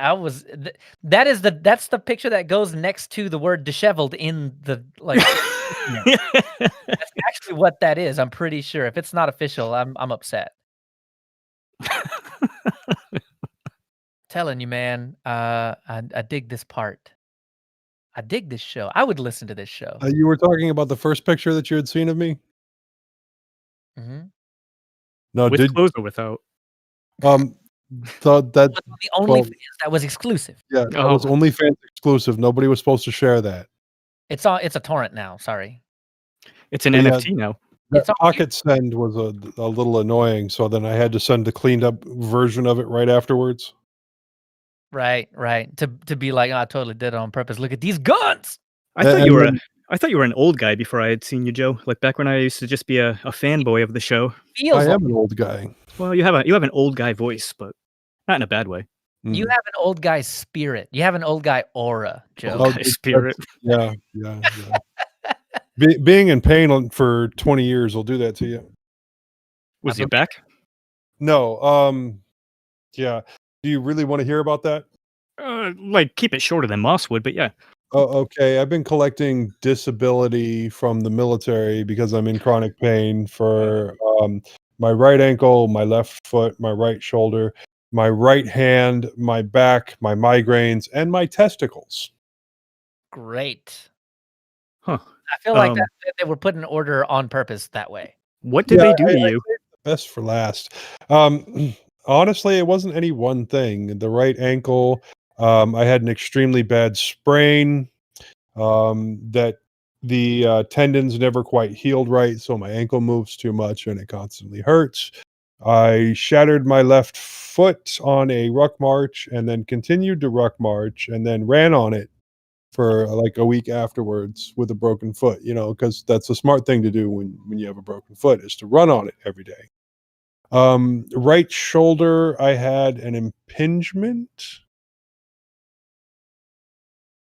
Yeah, That sounds that prevented blood flow. I'm trying to remember if that's the right word or not. And that led to chronic tendinitis. those words up, and I'd have been like, yeah, that sounds serious.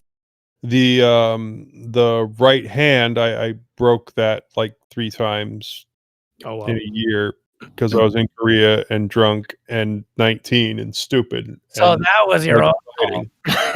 I was in the military, so they pay for it. I've got a friend that was in Korea. He's got the stories like you could fall asleep on the sidewalk, but nobody would steal your wallet. But they would just like mosey around you or whatever. They were very polite about it, even though you were sleeping next to a pile of vomit. I don't know. They weren't exactly polite when I was over there. They were throwing Molotov cocktails at the front gate of the Air Force base that I was at. So not overly friendly. May have been a different time. Yeah. No, thank you. Not right now.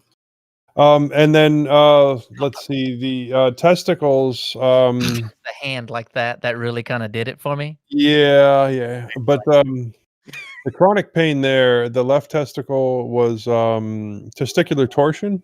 Ugh. Oh, I've heard stories. Oh my god, that almost happened to me once. And the listener count goes down to 0. Yeah.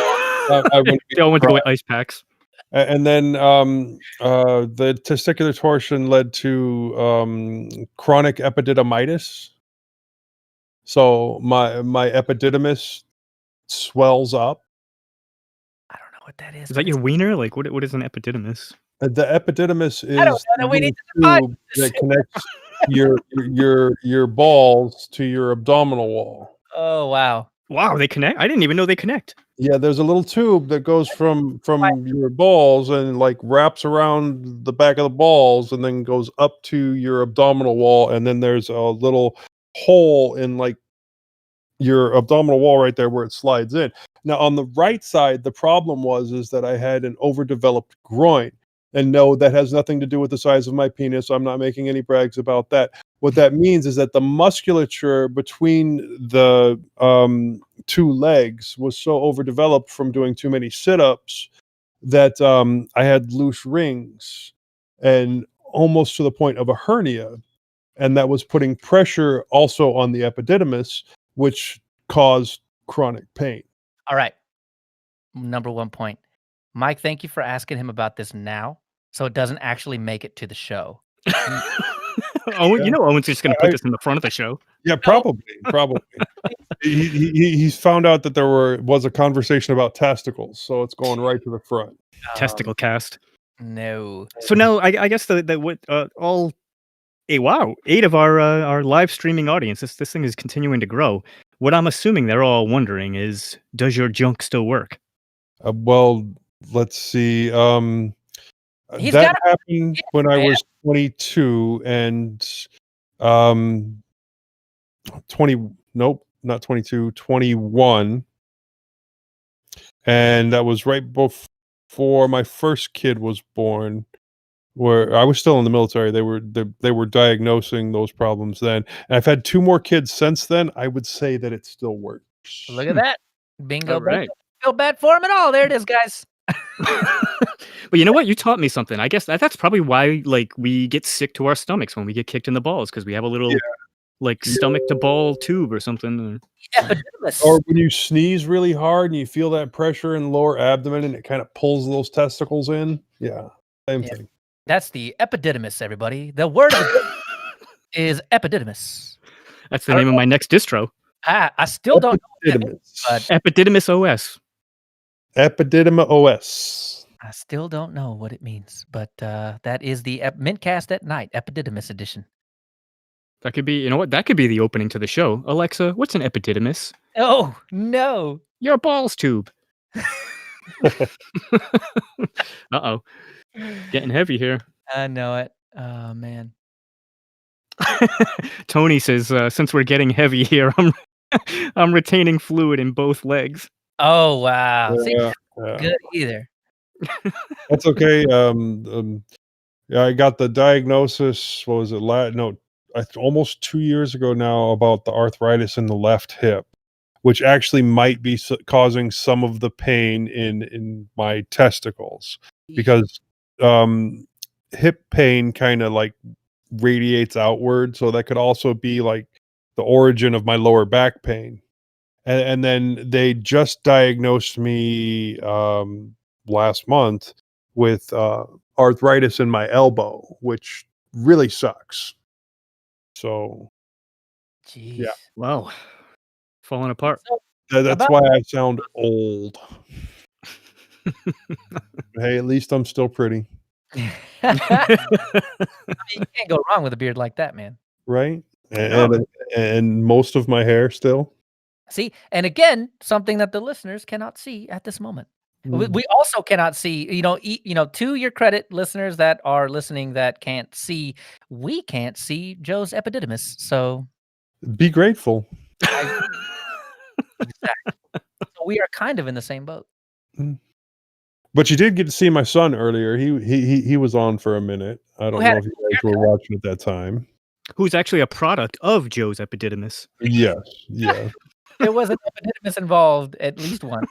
But it might have been the right one and not the left one. You never know. I guess you just never know, do you? Yeah. Hey, is that how you get right or left-handed? If you want to hear the other worst part about my left testicle and epididymis, But I kind of feel like you're going to say it anyway. We have to at this point. yeah, I get an ultrasound on it every, at least once a year usually, because of pain, and they're trying to make sure that there's not a reason. They called it cancer the first time, and that word always puts the clench in, and it's technically not supposed to be there, so I guess it could be considered cancer. But what it is like, because of the swelling and things like that, there was some pressure built in there, and some spermatozoids. I don't know if that's the right word, but it's like partial like sperms have like escaped out the side and of the tube at one point, and are just floating around there in my sac, causing me pain. Well, isn't that fun? The kids that you don't even have are pissing you off. No. No, I have some questions first My off on the daughter's logistics of this. So when you go and get your balls ultrasound, is it like when a pregnant woman goes? Do they like put the jelly on your nutsack and then rub the little wand over it?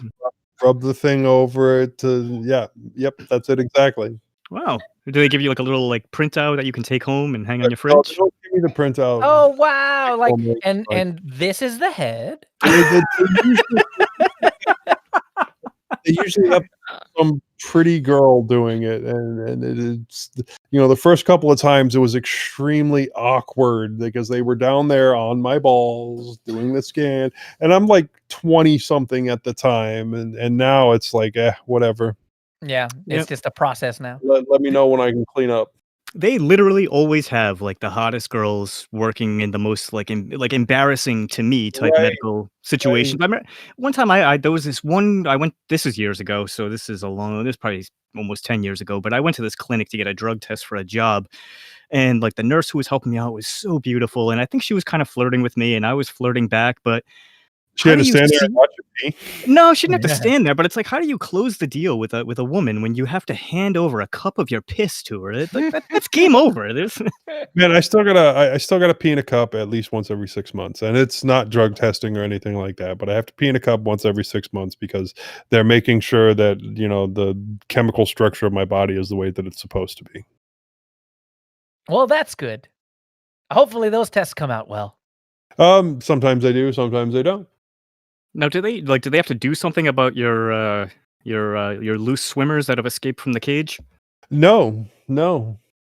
They're causing me pain for forever. So for the next 18 years, they're just gonna be there, and new ones happen all the time. It's already been over 18 years. Yeah, but I'm saying there's new ones. So as the old ones go away, the new ones come in, and just for 18 more years, man. The new generation. Yeah, it's like Star Trek. They just don't stop making new ones, man. Deep Balls 9. Oh no. No, see, they only escape out the side if there's an issue. And somehow, the same amount of people are listening as a few minutes ago. So somehow, Joe, your conversation has not scared these people off. Interested in listening about my balls for some reason.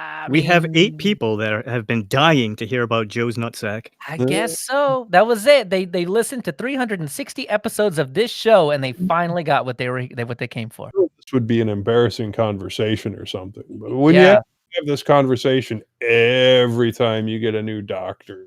Oh yeah. Well, on top of that, now it's on the internet forever. Forever and ever. You've heard about my medical problems. I really don't care. Yeah. It still works. That's all you need to know. And you don't know that. And if you need any proof of that, onlyfans.com/Joe. You want some proof of that? Come here, proof. I told the doctor. So I don't have any medical issues because I told the doctor to just blink at me in Morse code. Oh, Joe's giving us proof. Proof. Here's the proof right here. Say hi, proof. Hi. Hi. Hi. All the 8 listeners. That's my middle child. That's Marcia. Marcia. Exactly. No, her name's Tala. So I've got no medical conditions because I told the doctor after he took a look at me and ran all the tests and everything to only tell me what's wrong with me in Morse code. The hack here is that I don't know Morse code, so technically I don't have anything wrong with me. Hey, perfect. That's how that works. I'm pretty sure I checked it in the Oxford Dictionary one time. I'm pretty sure that I have some code floating around somewhere to automatically convert Morse code. Are we still talking about swimmers? Are we? Code floating around? I was talking about DNA is code. technically code, okay? I wrote it in C. Yeah, I wrote it in C, and I wrote it for the what was it? The Edison. The Intel Edison. I was trying to think of something, and that was perfect. Oh man, is it a C# or C men? Couldn't I don't remember. Well, so that covers Joe's balls. Leo, how about your balls? They're fine. And that's it. That's not all what your you wife need to know. I have a daughter. I mean, there's proof that they work. So that's it. That wait, hold on. That Yoda is hers. So yeah. Have you guys ever seen the commercial for the what's that thing called? The Manscaped 3.0, the lawnmower? No, I don't know what ads you're Yeah, watching or what shows you're no. watching that have ads like that on them. Ryan Humiston, he does comedy like that in his workout videos, and he actually was sponsored by Manscaped for a while. And I also think another podcaster I listen to that does news had Manscaped. Well, here's a mic tip from me to all of you. It's that thing's expensive, but man, is it worth the money. Mike's has mic tip. for some mic scaping, you really can't go wrong with this thing. It has instead of like steel blades, it has ceramic ones. So gentle, awesome. So I gentle. like that. The gentle is No skin catching like with most electrics. No, and that's always been my biggest problem too. Because Oh, man, if you get a nick on your nuts, that thing blood bleeds like a pig everywhere. everywhere. It why. looks like a. Why It, is this show this? Because somebody just had to bring up my testicles. Oh man, well it wasn't me. That was you. We didn't know about your testicles. Oh, no. man. You asked about my medical conditions, and it Oh just yeah. happened to my Oh, testicles. okay. Well, actually, to Mike's credit, yeah, we didn't specifically ask about your testicles. Mm. They just happened to just there they They are. were the first thing that popped up.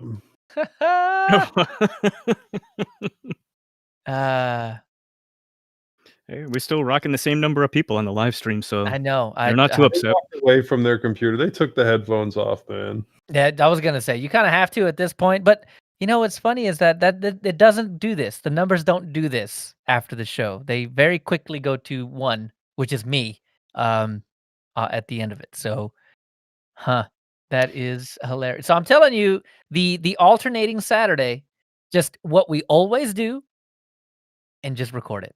But not like as a podcast, at least not to the beginning, not as a podcast, but just as this live streamed. Yeah, we could probably just kind of take care of our show business during the first hour, and then like we always do, and then after that's done, hit the live stream button, and whichever Yep. ones of us want to stay on for it can stay on, and whichever sleepyheads want to get off can get off. Yeah, exactly. So I mean, I could always pull an hour, something like that, and I'll just leave the live stream until one of you guys text me to turn it off. Yeah, we can definitely do that. Dude, yeah, sounds good to me. I think it sounds good. I want to have Josh on this after dark so bad. I want to be the one to corrupt Josh. Oh, I know. He would be dying right now. He talking has about his baseball. ideals, and he is sticking to those ideals, and Which they're Josh? Oh, our Josh Hawk. well, we do have 2 Joshes. Oh yeah, you're right. Yeah. Yeah, you were Josh- talking about corrupting a Josh, and the other Josh is, extremely young. So Yeah, that's true. I don't know that Josh, so he may Not already be anymore. corrupted. It's been years. He's probably 18 by now. yeah, he's probably 18, but that's still pretty young and naive. I mean, well, yeah, that's the perfect time to corrupt somebody. Exactly. We are officially after dark now because you can't even see me in this window. Right. Oh, is right. that what So, happened? I thought you turned the lights off on purpose. No, I just don't have lights in my basement. It is still very bright out there. Oh wow! See So, that little pinprick of light from in the background there is from my only basement window, and that's what I got going on here. Oh wow, yeah. Get a lamp. Yeah, I was gonna say I've got both. Oh, I will now. Overhead lights here. I've got this light right here. I have more, but they make my face just plain white. So no, I look like a ghost. My big issues when I was getting things to work down here was first trying to get a stable internet connection. I'll work on the lights next. Oh, I remember that. Yeah, Whew, a those ring bad light, old days. man. Like a 20-inch ring light probably cost you like $30-$40. Put it about 60 away from you or something like that. That'll illuminate your head. You Very get well. yourself a chicken lamp. That's hot. Yes, a heat lamp is pretty hot, but they take the exact same size LED bulbs as everything else. Oh, I was gonna say, dude. Also order a 6-pack of big LED bulbs, and you replace the heat bulb with an LED bulb, and you're good to go. Let me tell you something. I don't think that would work for me either. Let me tell you why. At 65 degrees Fahrenheit or above, if I even think about getting up to get another beer, I start sweating. No, the LED bulb that you replace the heat God. bulb with produces Not that ring light. Produces 0 heat. Okay, that looks creepy as hell, man. That's the real. That's after dark. That's ghost story time. If I'm not careful, I mean, I'll have a perpetual shimmer right here, just if it's not in the dead of winter and my windows are not open, just perpetual shimmer. That's just how it's gonna be. That's that Texas heat. We'll be getting the New England swelter pretty soon. Probably the way it usually works around here is it goes from about 50, 60 degrees. All of a sudden, like the flip of a light switch, it'll just be 90, and then 100% humidity. And it's awful. That's how it happens into here. the summer, yeah. That's how it happens here. If it's not raining, which happens twice a year. No, um, I'm in Dallas. It rains all the freaking time, and it doesn't cool off. yeah, well, I mean, these past couple of days, it's been raining all day. So imagine, I don't have much grass right now. My Great Dane has killed it all. So it's just mud, and now it's just wet. And yeah, every time he like sinks in. So I basically have to bathe him every time he comes in. It's horrible. Yeah. No, in the next, I assume month and a half, it's going to shoot up into the triple digits. Yeah, it's coming up. Probably going to not be able to work from my garage for 8 hours a day anymore. Yeah. I'm going to have to be here in my alternate workspace. Luckily for me, the room that I'm in is the coldest room in the house. So do you guys get a dry heat though? Like, are you guys that area of it? No. No.